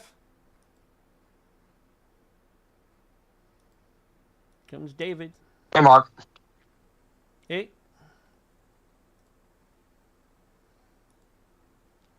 Thanks earlier this week. I'm back. I Raffy's appreciate it, back. Raph. Hello. Hey, there you are. Yeah, no problem, man. Let me get. Who that is? I just admitted him. Somebody must have been Vicky. What did I do? What did I do? I'm sorry. No, a little box pops up on my screen and it says deny or admit. So I always hit admit. I don't know who's coming in. So I guess it was Vicky. Yeah. It could be Donald Trump for all I know. Roger will be back after his smoke. Yeah, I saw that. Oh, God. Yeah, but it's like I said, it's been really kind of crazy, really interesting. Nancy, did you see that today? Because you're on top of the earthquakes. There was 75 in San Francisco today. Yep. Just today. Yep. And some of them are shaking. Earthquakes. Some of them are not, like they're right below the 5 spectrum. Yeah, on the Richter scale. Yeah. So that's not much. Well, it's not small though. Small would be like under a 2. Yeah. I mean, under a 5 is still like 4.7, 4.8. That's still a good shaker. And in a populated area, that's not good. But yeah, there's been. I'm just waiting. I'm waiting the 48 hours till those X flares really start affecting us, and I'm thinking, oh man, it's going to be interesting. Yeah, if we don't have power, I surely will perish. You're still oh God! Right? Because I only have so much diesel fuel for my generator, and that's it. After that, well, I can cut trees and have bonfires. I want to make a review of an earlier show that a comment was made. I just want to say this: gay people do not watch football. I don't know where you guys come up with that nonsense, but it is not true. Who said that? That's what John and them said on Censorship Sucks. I was like, "Are you serious? No way, dude." Well, I mean, they may have during certain years because certain quarterbacks were actually gay. Whatever, and that was pretty well known through the gay community. And that is just... They like watching their tushes, like, woohoo! That is that is just conspiracy. There was never gay football players. That never happened. What? It was just whatever, dude. It just... Whatever. Name one gay... I thought you were smoking. What the hell are you doing in here? Oh, that's right. I got to go get a cigarette. Thank you. Yeah, go back and smoke some more. I haven't smoked yet. Yeah, there you go. Well, that's funny that you said that because I know 2 people who have gotten sick because they went outside, and I have yet to get sick from this weather. That's you know why I don't get sick smoking? You shouldn't have said that. You shouldn't have said that. Because I don't go outside to smoke. Well, whatever. I smoke only in one room, and that's the room I'm in right now. I don't even smoke in my truck, all right, or anywhere else. I only smoke in here. I feel bad for Otto. He ended up getting sick because he was sitting in his car smoking his pipe. And then before that, Nancy got sick, and then who else? Somebody else was. Oh, it was Vicky, wasn't it? You were sick before her. Vicky was not feeling good. Yep. All of you sick little. Oh, by the way, Mark, I wanted to give you my condolences on your mom in person. I know we talked, but I'm so sorry, my love. Yeah, it's same here. It's, all right. What happened? I didn't really. I didn't really put it out on air. All right. I just amongst. I thought but that's we're fine. on break, right? Well, we're on yeah, break. But we're still on air. we're still on We're on the air new- with the video platforms. Gotcha. But that's Gotcha. okay. I understand because I let it out too. It's pretty rough. I know. I felt the same way, and I understand where you're coming now, from. If I do make a trip, it might be next week. Okay. I don't have Victoria for visitation but Thursday. So it would be like I would have to be back before that. Okay. So, just let us know. Yeah. And anything you need, Mark. Do you have siblings? Sorry about that. You got to watch the weather too, Mark. If you're going to fly up there, because there'll be all kinds of cancellations and And I don't know if I have a place to stay up there too. By the way, yeah, sure. I did talk to my sister and that, but that's. She has family into her kids, and her son has a huge family, almost as big as mine, almost. He's like 4 short, but still, all right. Yeah. For a kid his age, well, he's not a kid. A guy his age, sure, but he probably got there that night because of he works for Rolls-Royce. Anyways, here's your countdown, Nancy. 5, 4, 3, 2, 1, and you are live and on the radio side right now. And we're back, 10:05 p.m. Eastern Standard Time. Welcome back to the Vixen's Vault. Today's date is February the 4th, 2026. We're just plowing through this new year. We're already almost into March, guys. It's kind of crazy, but yeah, there you have it. That's insane. It is insane, really. It really is.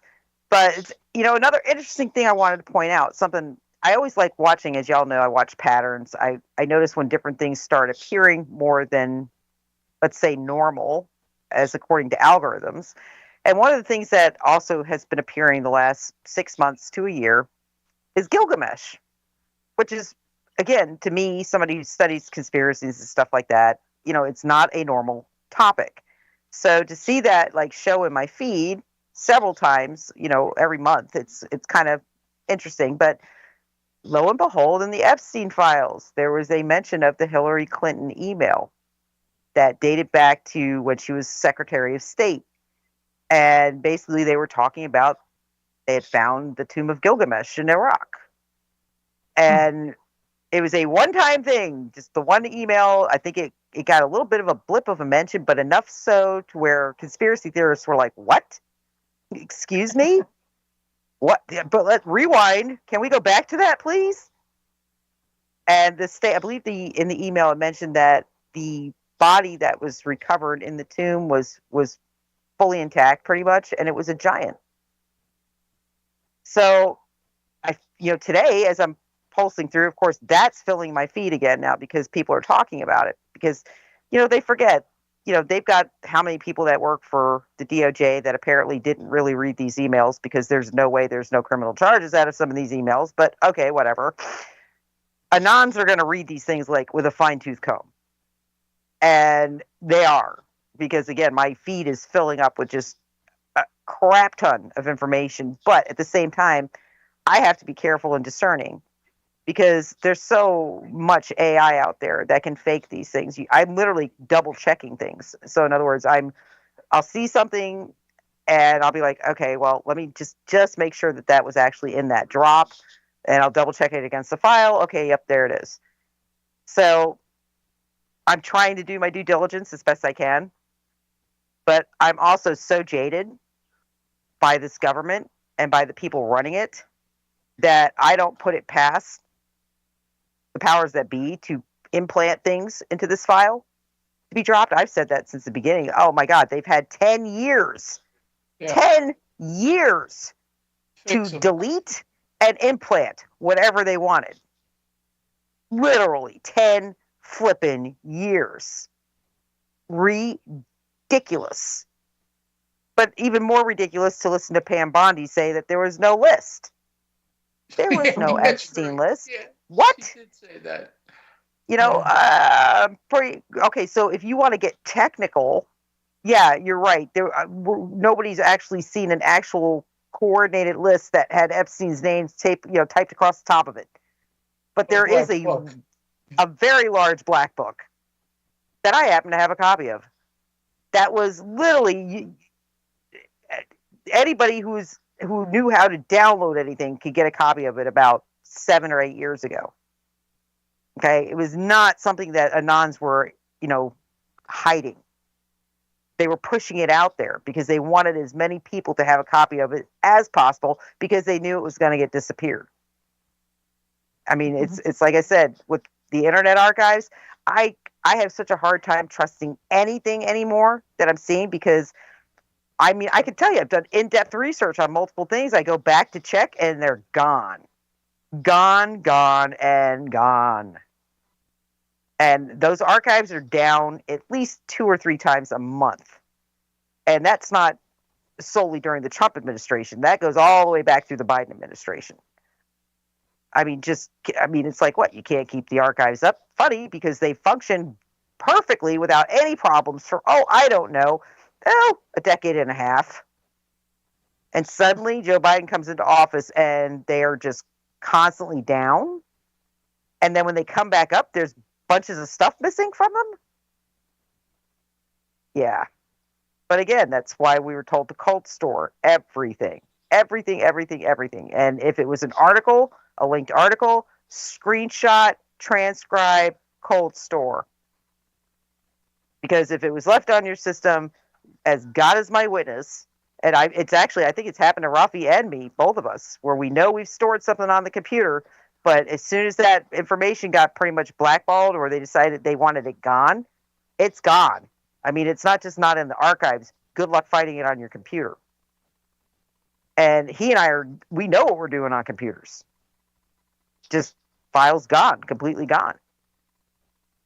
So, yeah, they are being very, they're trying to rewrite a narrative. And I've always said that, the scribes always controlled history. They always have, they always will. They're the most dangerous of warriors out there. People always said, it was this warrior. It was this, no. The guy with the pen was the most dangerous of all of them. Why? Because he was the one that was basically the future's idea or rendition of what occurred goes in accordance to that person's thought process. Doesn't matter if he had a sword or not. What he writes is how history is going to remember it. And it's always been that way until the internet came along. And then suddenly, you had fake news. You had all of these things because everybody's writing opinions and some people are backing that up. Some people aren't. It became very hard to discern truth from fiction. And now you have AI where videos can be generated that are pretty much indiscernible from reality. Like I say, I laugh at some of these little skits they do on Facebook. You have the reels. And one of my favorite forms of entertainment, they do like these dancing chickens. I love watching those. But it's obviously AI. It looks great, but it's AI because, chickens don't dance like that. Are you sure?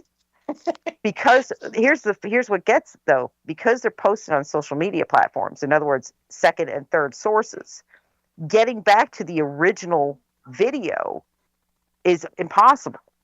Like, you can't actually look at the original video to see if it's actually genuine or if it's AI, because you can tell in the coding if it is or not. But you can't do that because when you upload it to another platform, it overwrites. Oh, yeah. So you really, it makes it really, really difficult to discern. Really difficult. And, like I said, it does in a way kind of push things forward, but in a way you're stepping back. Mm-hmm. I mean, how many times did we see Joe Biden in the Oval Office and we knew he wasn't in the Oval Office? Can you guys, do you guys not agree with me on that? How many times did we see Joe Biden and there's no way he was sitting in the Oval Office because what was behind him through the window was a parking lot. Mm-hmm. Where there was a hole in the walls. Yeah. I mean, it's like, that's not the Oval Office. That's a production set. Or it's AI. You've got a choice. It's either AI generated or it's a production set. I'm going to go with production set because they were stupid enough to not think of the fact that there was a parking lot outside the window. I mean, why? they And just, all the people that bought it. well, but they buy it all the time. Yes, they do. They buy it all the time. Just like another thing too, like old people don't know anything about AI. I know, which makes them really big marks for getting scammed with it. But yeah, I mean, it's gotten to the point though of lunacy. And if this was 10 years ago, people producing this stuff would be in trouble legally because it's a form of fraud. Right. And I have a very hard time getting, as a person who studied digital crime in college, I have a really hard time understanding how AI skirts the fraud laws. I don't understand how that works because it's fraud. Well, don't they have to announce it now? They have to announce it now, don't they? If they have AI on there. They tell you it's supposed to have like a little thing at the bottom, right? That tells somebody it's an AI generated video. I mean, unfortunately, I'm a rebel. I ain't listening to the establishment. I mean, come on, dude. I'm just gonna put that stuff up there, and you know what? I'm gonna give them the finger if they tell me to. Oh no, Roger. I'm not talking about creativity through AI. I'm talking about like doing a press conference. Oh, okay. Where it's fully AI and it's not what people are told. Well, they're lucky I'm not president, then, because if I was president and I was AI and they called me, I'd be. Oh my God! Please don't tell David Hogg from Minds about that because he made an AI one when like that Biden saying that he loves me.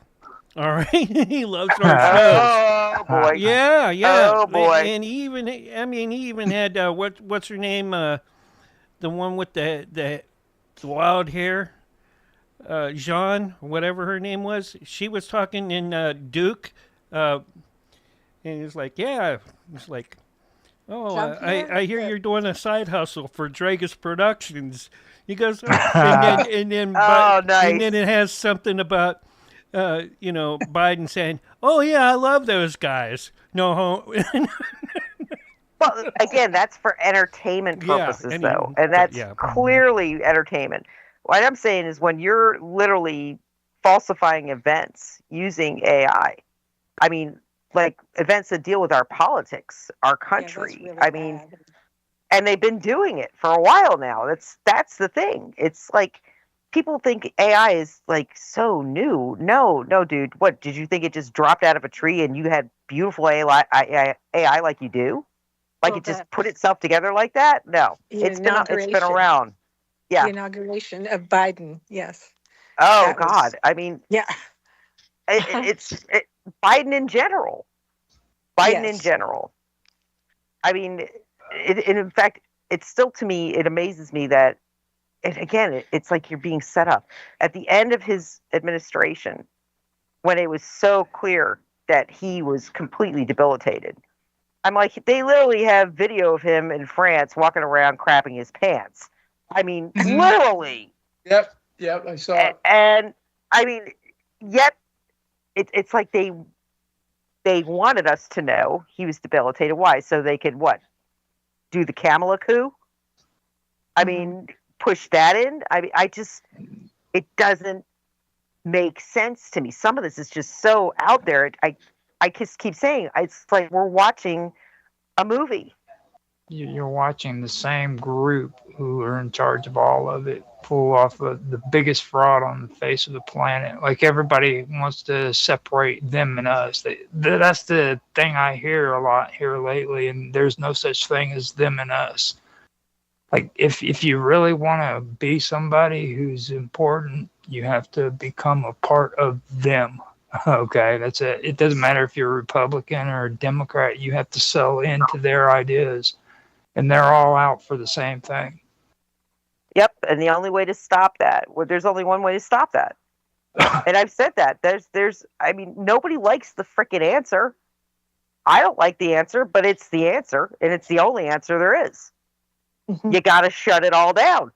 Right. It's the only way. You got to shut the money down, all of it. All of it. Especially the money. It has to, because otherwise you're just going to rinse and repeat over and over and over and over, as we've done. Rinse and repeat, rinse and repeat. You know, kind of like Ghislaine Maxwell. What is Ghislaine Maxwell? What did she take the hit for every crime that was committed in the Epstein files? Really? Because she's the only one that has been held accountable for any of it. Mm-hmm. And there are clearly some serious things going on in those emails. I mean, I actually posted a meme. I don't know if y'all saw it in the Teams chat. And there's nothing in the Epstein file, and they're eating children. I know. That was great. But that's pretty much it. Aren't they putting that out there?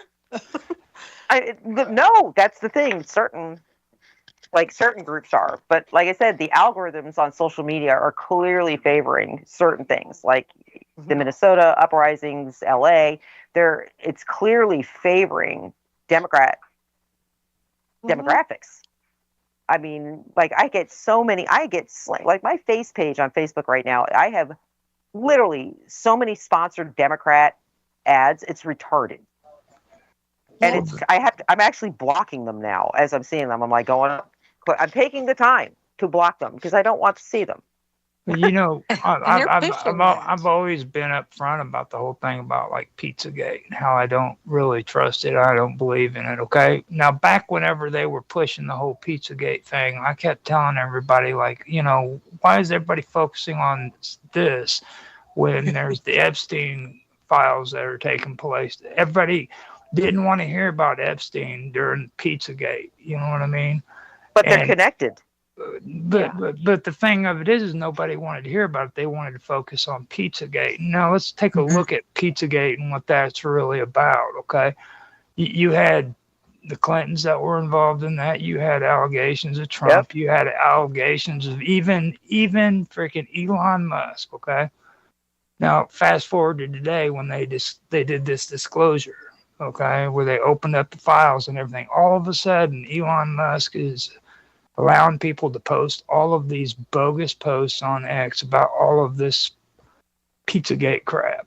Okay, nobody's taking notice on the more serious things that were taking place with Epstein. All right, and I've been talking about Epstein since way back when, even before all of Donald Trump and all this stuff. Okay, and there are so many. There's so many more issues. He was involved in the Wuhan thing. He was involved in, oh my God! And what I'm really laughing at is the press is trying to spin the narrative that he was Russian, like he was a Russian asset. I'm like, oh come on, because Putin's mentioned in there. I'm like, y'all are a bunch of retards. I mean, he's Jewish.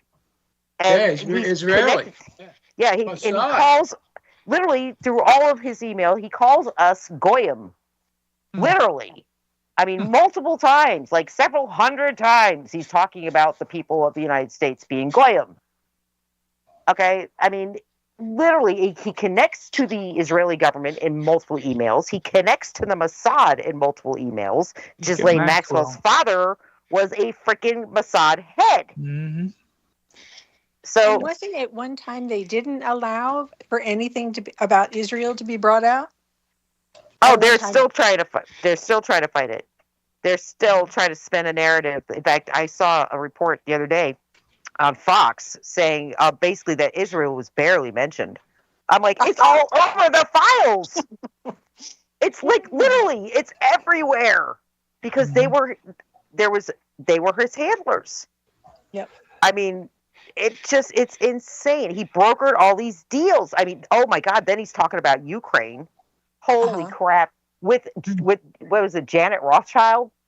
I talk about how much money they were going to make after the 2014 coup. Oh my God. I'm like, Yep, right there. That shows you that I told everybody Israel wants Ukraine. Israel is in Ukraine. They've been in Ukraine since day one, since we took it over in 2014. Right. I mean, Ukraine is part of their greater Israel project, whether you want to see it or not. Yep, that's where they're heading. Yep. And yeah, it's to sit there and try to say they're barely mentioned. I'm like, you're just depending on the fact that 90% of the people aren't going to have access to those files. They're not even going to bother to look because there's 3 million of them. Wow. But I think there's another connection. Sorry, I think there's another connection a lot of people aren't really making. And that's, if we already know that Epstein is a Mossad operation, and he's also saying that he's representing the Rothschilds, well, then we also know that the Rothschilds and Israel are one and the same. Correct. Mm-hmm. And that would explain the link to the UK people that are freaking bailing. The ones that were mentioned or named are resigning. Yep. I mean, actually, Prince Andrew actually left the royal house yesterday. Again, why? Because the Bank of England is owned by the Rothschild family. Yep. I mean, it's all interconnected. And I kept trying to tell you, UK is going to go down. They're going to go down because their current system will, at least. Let's look at the connection that freaking he had with Duke University. He had connections with Harvard. That ASU. And the weird part about it is the research that he was funding had to do with making people subservient and making them to where they were easy to dominate. You know, and it's really creepy when you look at what he was getting in trouble for. You know. Well, that and eugenics. He was deeply involved in eugenics. That's exactly what all that was about. Hold that till after the break, gang. Oh yeah, I just saw that. Sorry about that. All right, guys, hang in there. We are out for our last break of the evening. When we return, we're going to try to wrap this up. Hang in there, guys. We'll be back in a few moments with the Vixen's Vault. Thanks, David. Thank you, David. Anytime. I looked down at 10:23 and I thought we have another minute, and then Roger brought up a very good topic. Roger brought up a really good topic, and I'm like, yeah, I know. Totally forgot where I was at. Yeah, bring it back after the break. You know, that's good. And he's right, because eugenics. I mean, Epstein was his main thing. He was obsessed with it. Yep, and then you got the Zorro Ranch, where he was selling women to billionaires so they could breed 30 to 40 kids each, and based off this eugenics program that Epstein was running. Yeah, he's a sick man. Not really. He was just a product of his environment, but I personally believe that he was just a part of the chink. And like whenever they were trying to do these cover-ups, it's because that there were higher ups that were above him that were actually involved in a lot of this. Like when you talk about spy racketeering and stuff, you need to think about not sex trafficking, but women who are being brainwashed into doing things for the government so that they can find out information. Get that sexy Honey girl traps. hanging out. Honey traps. Get them out there, you know, in the hands of those diplomatics so that they can spy and get information, and they're willing to give it up. You know. You know, I saw something else really interesting, Roger, with the Chinese. The fact that they were basically buying American brides and having children with them and raising the children partially in communist China, but because they're American mothers, they were dual citizen children automatically. Because their mothers are American, they're automatically American citizens. They're basically anchor babies, but they would raise them in China, like through the elementary levels, through the communist environment, and then send them over here to infiltrate. And there's supposedly millions of them here. Millions of them. And I was like, well, that makes sense. Yep. And I know that was mentioned in the email dump too. I was like, that's... They've even got. Well, if there wasn't enough for that, you have him approving a bunch of visas for Chinese students to come in. Yep. They even have connections with Epstein on MIT even. Yep. Yes. And Harvard. Mm-hmm. It's crazy. NYU. In fact, I remember when he got arrested, Harvard was not allowing them to go into his offices. Mm-hmm. I remember that. They were blocking them. They were blocking the federal government from going into his offices to retrieve evidence. Yep. And see, the thing about that is he wasn't even supposed to have those offices. Yep. So, he had an unlimited key card access at Harvard. And the only reason he should have had that was because he was actually an intellect who was trained in the subject that he was supposed to be, affiliated with. And he wasn't even an instructor or anything. He was just somebody who was supposed to be allowed on campus because they were like a mentor or somebody that could help, you know what I mean? And that's the temporary thing. You don't get an office for that. Yep. He was an advisor. He was an advisor. Yeah, that's the best way of saying it. And they gave him a freaking unlimited key card to an office, and he still maintained relationships with them all the way up until the time he died. I don't think he's dead, Roger. I don't think he is either. No. I think he's state's witness. WITSEC. 30 and I seconds. think it's going to get very interesting. I don't think he's dead. There's two. In fact, that's in the files too, that he was not dead, and that people had, there have been witnesses to him being removed by the U.S. military. Mm-hmm. Mark's mad at us. We've been saying this off the radio. I bet you he's just so frustrated right now. Here's your countdown.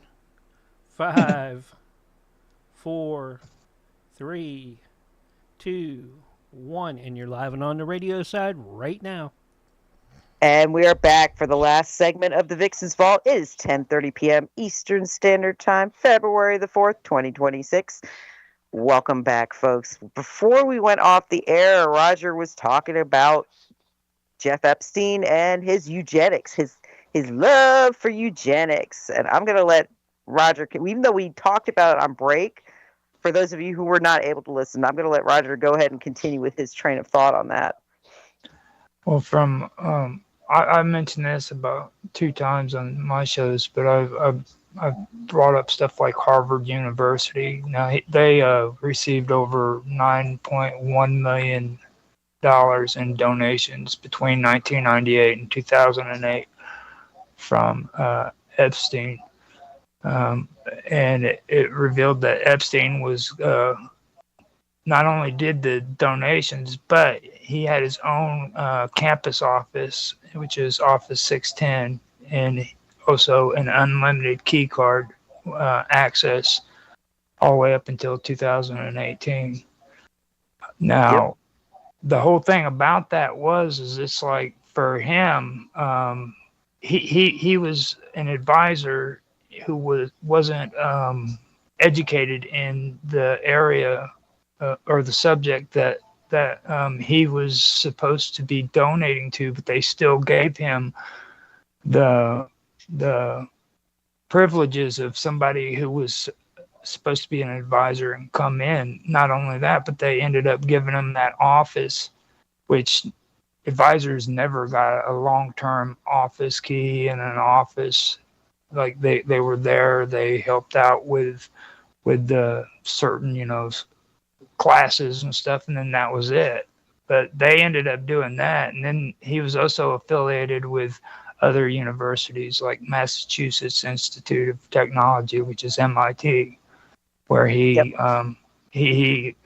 where they accepted $850,000 in gifts, and that was after Epstein's 2008 conviction even. So they were still doing it. Then they also started talking about Yale University and then New York University, NYU, and Columbia University as well. These universities were involved with Epstein in one way or another. They accepted donations from him, and they They did it for quite a long time, and he was obsessed with this weird research where it was about learning how to make people subservient, making them happy, submissive. And whenever they were being controlled, they would voluntarily choose to be controlled. Imagine being dominated and volunteering to be dominated by another person. That's what they were. That's what they were doing research into.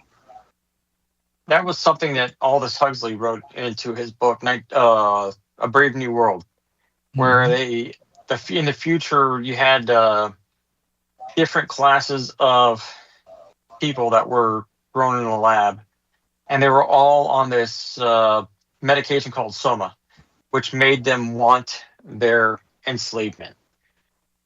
And that's basically what they were working towards. And that's something they've been talking about for decades. I mean, 1984 and A Brave New World didn't just come out of the ether.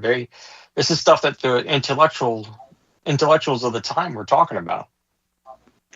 Well, what do you think the welfare state is in many ways? It's part of that psychology. To me, I've always looked at those systems, those programs, as a form of enslavement. It was just a different set of chains, that's all. I mean, literally, you have people who are so dependent on the government for their financial means and to take care of themselves. They will do anything the government tells them to do. Or so, as we saw with the vaccinations. Right. They won't think about it. They just do what they're told to do because they don't want that cut off. They don't want the money cut off. And for people who were not on government money, they had controlled corporations to the point where if you didn't get vaccinated, you could lose your job. I mean, it is not perhaps a happy enslavement, but it is enslavement. When you cannot make a choice, when you're not allowed to make a choice, and it's a matter of survival or not surviving, that's enslavement. And that's on the surface. That's not even the underground ones that they actually were growing in. Well, that goes back to way back before even World War II. If you've ever heard of Bismarck, okay? Now, Bismarck, he actually was the one that was able to unify Germany into one country where they had a unified government. And the way he did it through pre-planned wars. He knew that if he went to war with this country, he could unify this and that. And he was able to do all that. But then after he did all that, what happened was the socialists started, who at that time was affiliated with the anarchists.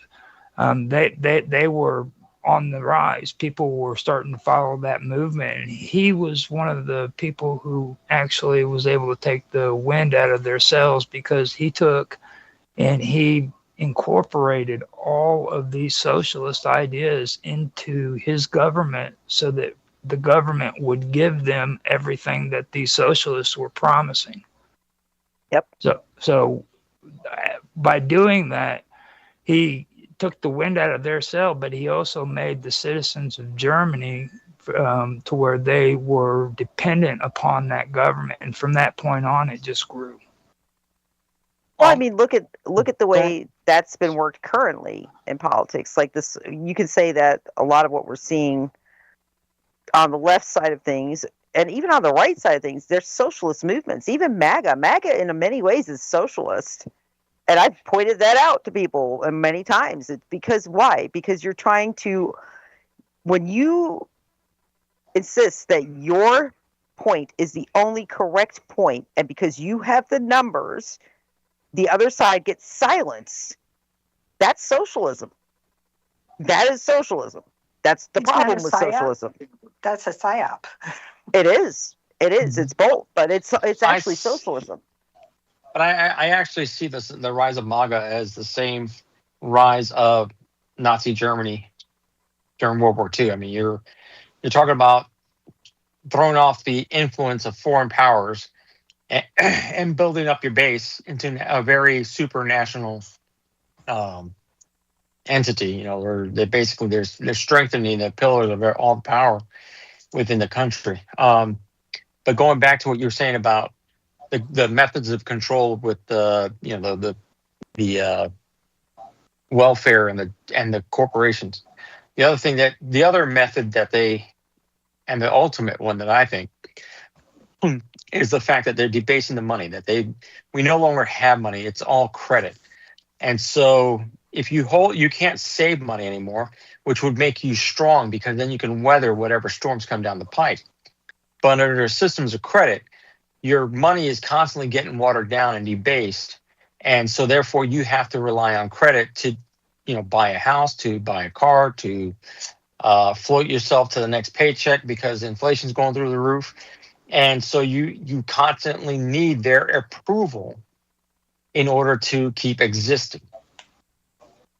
I think that's one of the most insidious lever of power. People don't even see it for what it is. Well, but that's the way it's always been. It didn't matter what form of government it was. That's always been the way of it. Even when we were doing bartering, it was whoever had this, he who wanted it, and you would do whatever you had to be in with the in group. But like I said, I am a supporter of Trump, but I see things within the MAGA movement which really bother me. I don't like it when you basically say you either think like I do or you don't get to think. I don't think either side is correct in that way ever. To me, I'm always about everybody vocalize your opinion, but I do agree with cutting us off. I do believe that has to happen for at least a very short period of time. We need to disconnect from everybody else. We need to disconnect from Israel. And Israel's everybody else pretty much because they're infected all over the world. No, we have to cut it off for a little bit. With what Raph said, the thing that really sticks out to me about what he was talking about with MAGA, this really actually does reflect a lot on Bismarck because you got to know the story with him. Now he was able to develop the government. He was able to make Germany actually a pretty strong government. Okay, and Germany was getting a lot of good respect. But that was during the time that Wilhelm II, I believe, was in power. And Wilhelm II just let Bismarck run the show, okay? Now, after he was out of power and his son was into power, which was Frederick III, I think it was, he was more aggressive. He's the one who started dropping a lot of Bismarck's programs, and he wanted to become more aggressive and start trying to be more. He wanted to build up the military. He wanted to show power and strength and all of this stuff. And the rest of the countries that were around Germany started becoming paranoid about it.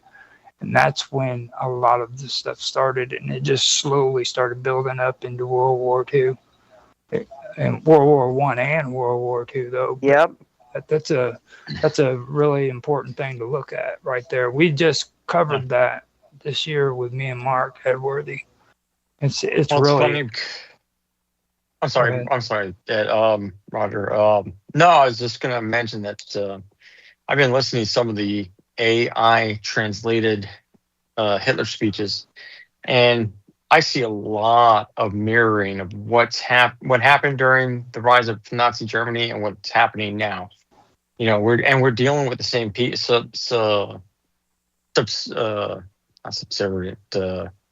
Subversive forces.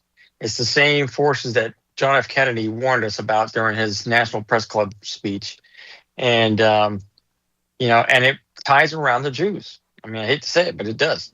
And they weren't book burning and trying to destroy knowledge. No, they were trying to get rid of this disgusting, perverted ideologies that the Jews were bringing to Germany and kick them out of the seats of power. I mean, basically, they came in and they grabbed every lever of power that they could, and that's how they were able to push the treaty. Was the treaty after World War I? Was it Treaty of Versailles? Versailles. Yeah, yep. That was it. Yeah, and in that treaty, I mean, basically they got hosed by the very. Yeah, they did. But yeah, they got hosed. I mean, it was a completely unfair treaty, and that would be why if there was enough resentment built up within Germany to allow Hitler to centralize power the way he did. So, well, then the Weimar. Are you talking about the Weimar Republic that had a lot of the decadence and the? Well, yeah, no, I'm talking about after that. But yeah, that led. Yeah, I'm talking about after that. That led to the rise of Nazi Germany. And the Weimar Republic was during World War One. I'm talking about Nazi Germany during World War Two. It was after. Yeah, it was after. It was right before the rise of the Nazi movement. Yeah, I mean, Berlin was Babylon. At the time, Berlin was the Babylon of the time. And if you wanted to get a sex change and all France that was stuff, another aspect too, though. Remember, France tried to occupy Germany because of war reparations. Yeah, that caused a lot of resentment there. They was literally going into Germany and forcing people to work so they could pay off debts to France. Yeah, they were too harsh on on Germany. That was. And the thing is, I look at a lot of things that didn't make sense to me. Like, why did the generals just walk away from the Maginot Line and allow Germany to just plow through? I mean, some of them had to agree with him on some level. There's a lot of things that we don't know about the time, about the politics of the time, about the social atmosphere of the time that, because it's been basically suppressed. Had not the Q movement come along and people, they are rewritten. Had the Q movement not come along and people started actually digging for themselves, we probably never would have learned about this stuff. So, whether it's true or not, I give it all the credit and accolades that it deserves. That it started people waking people up and having them think for themselves. I heard the queue was filled full of nothing but fat women. I don't know. It could be. I don't care. Bunch of like crazy fat women that sit around eating all the time. Was that on AI? Yeah, there you go. There you go. There you go. Yeah, that sounds like AI. Forget. But it is interesting because Ravi does bring up that point because there is a lot of information. Even the Hindenburg is in the Q drops. There's a lot of things in the drops that make you go and really dig into history, not just a glance, not read a book or two and then base it off what your teacher told you. No, you are like looking for documents. You're looking for certain things, and it changes how you view things. It really changes how you see it because it's like, wait a minute, that's not what. Whoa, that's not how we were taught. Yeah, it changes the whole perspective on this Robert Maxwell, McGraw-Hill revisionist history. Yep. Now like you said with the Hindenburg, I mean everybody thought it was the hydrogen that blew up. No, that was the aluminum skin that was burning. Yep. The Titanic was the Olympia. Oh God, the fathers of industry. I mean, it's really the Fed, and Q was like, oh man, he zeroed in on the Fed. The Fed was like in multiple drops because of the corruption and where it came from. And was it? I mean, most people didn't know that. I knew it was private before Q, but most people did not know. And the CDC I mean, they're all private. The bloodlines. Nobody really, unless you were in conspiracy, you'd never even heard of the bloodlines. Right. People had no idea. And so in that respect, it woke a lot of people up. But on the other side of that, the boards were infiltrated. I mean, you had a lot of stuff that was put on those boards that should not have gone there. You had fractured following because of that. And like I said, that was intentional. We knew that was happening. We were told it was going to happen.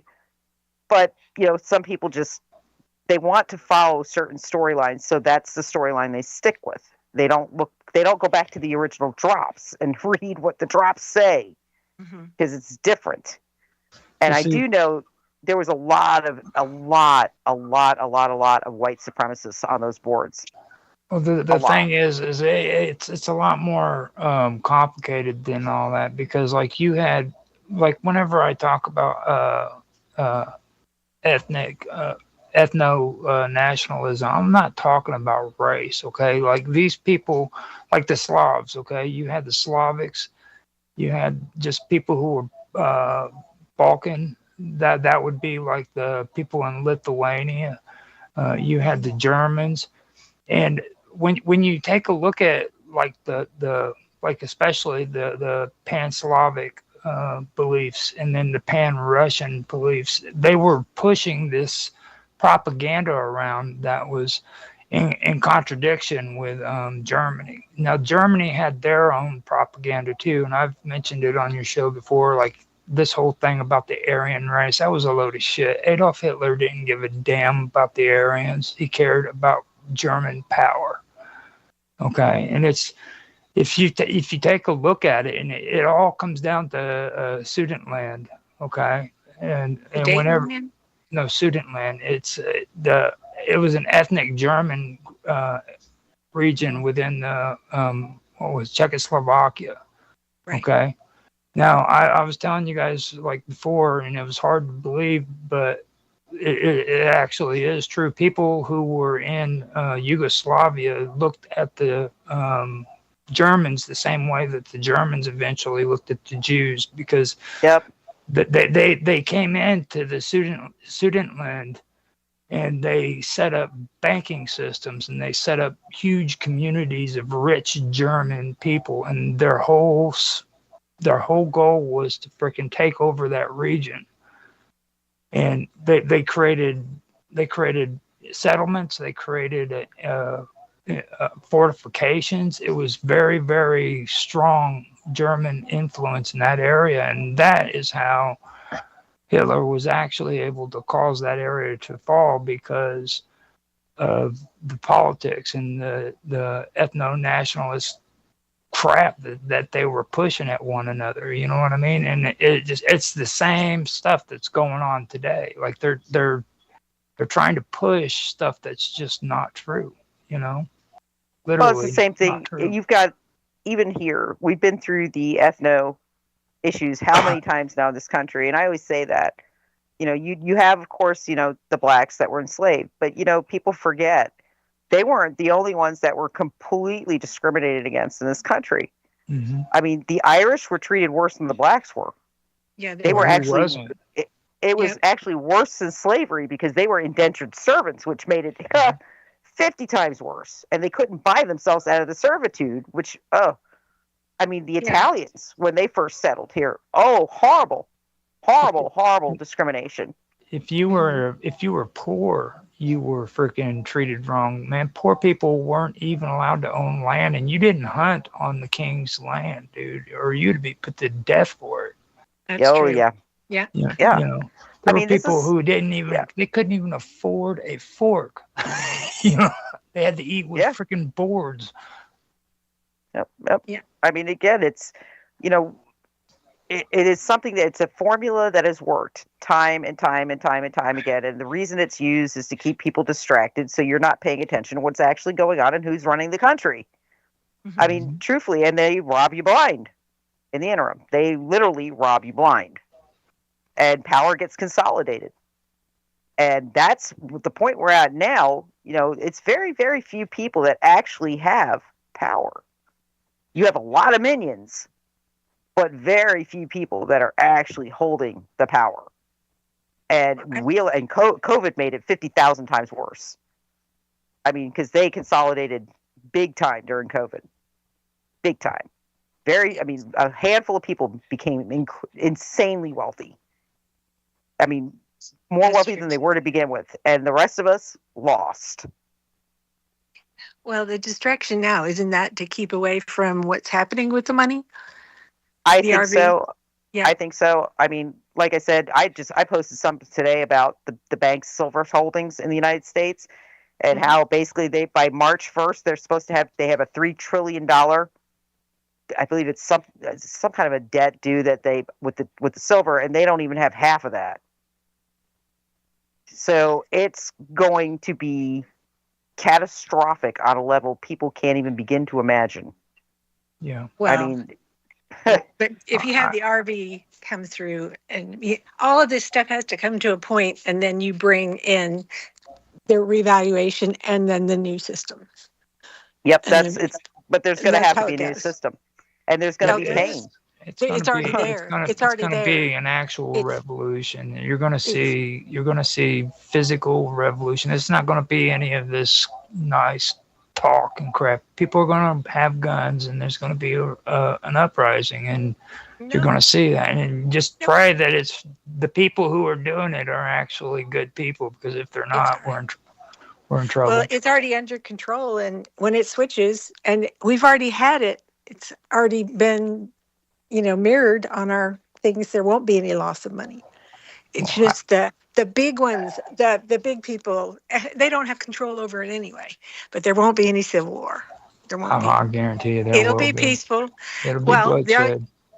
Well, not when it all comes out and you have it a D class.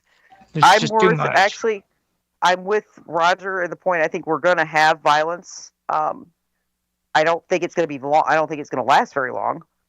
But I think there's going to be an uprising, because there's going to be people that just, no matter what happens, they don't care. They're not going to accept anything. No matter how you flip it. 15%. But if they come out and they riot or do whatever, they'll have to deal with the National Guard.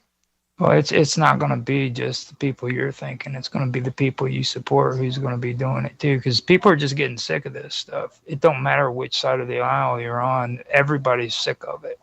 Well, that's both sides of the aisle are corrupt, and everything in the government is corrupt. So the only way is for it to come out and be wiped, the new system be wiped, put out there, and the new one. I'm a Trump supporter. I think Trump is actually, how I feel with Trump. But I'm also a person who would say, if it's found that he's part and parcel of this corruption, bye. Because again, I've done enough research would know I don't believe that's the case. There's too much that's happened that he should have done. If he was working on that side of things, he would have had a different reaction than he did with certain things. And you gotta wrap it up. Wrap it up. Oh, I see that. Sorry about that, guys. All right. I heard you whispering, Wasp Roger. I heard you. It's time. I know you did. All right, guys. With that, we are out of here for the night. Join us again next week for the Vixen's Vault, and Roger whispering very breathily into the mic. Cut the mic off. Cut it off. All right, we're out of there. Good night, guys. We'll see you next week. Good night. All right, we're off the air. I'm gonna host out. I was gonna say I'm gonna bail because I have got to get a shower. That's fine. I have appointment. Cold. I have an appointment tomorrow at the VA, and also I got Victoria tomorrow. Go to sleep. It's cold. It's cold. Enjoy. You guys don't be up running around doing crazy stuff. It's cold. Good night, everybody. Good night, everybody. Good night. Take care. So if you are on Kick. If you are on Kick, we are going over to The Great Conspiracy. So head over there, say hi to him, because he always restreams us here. And thank you so much, everybody, for tuning in. Yes, thank you.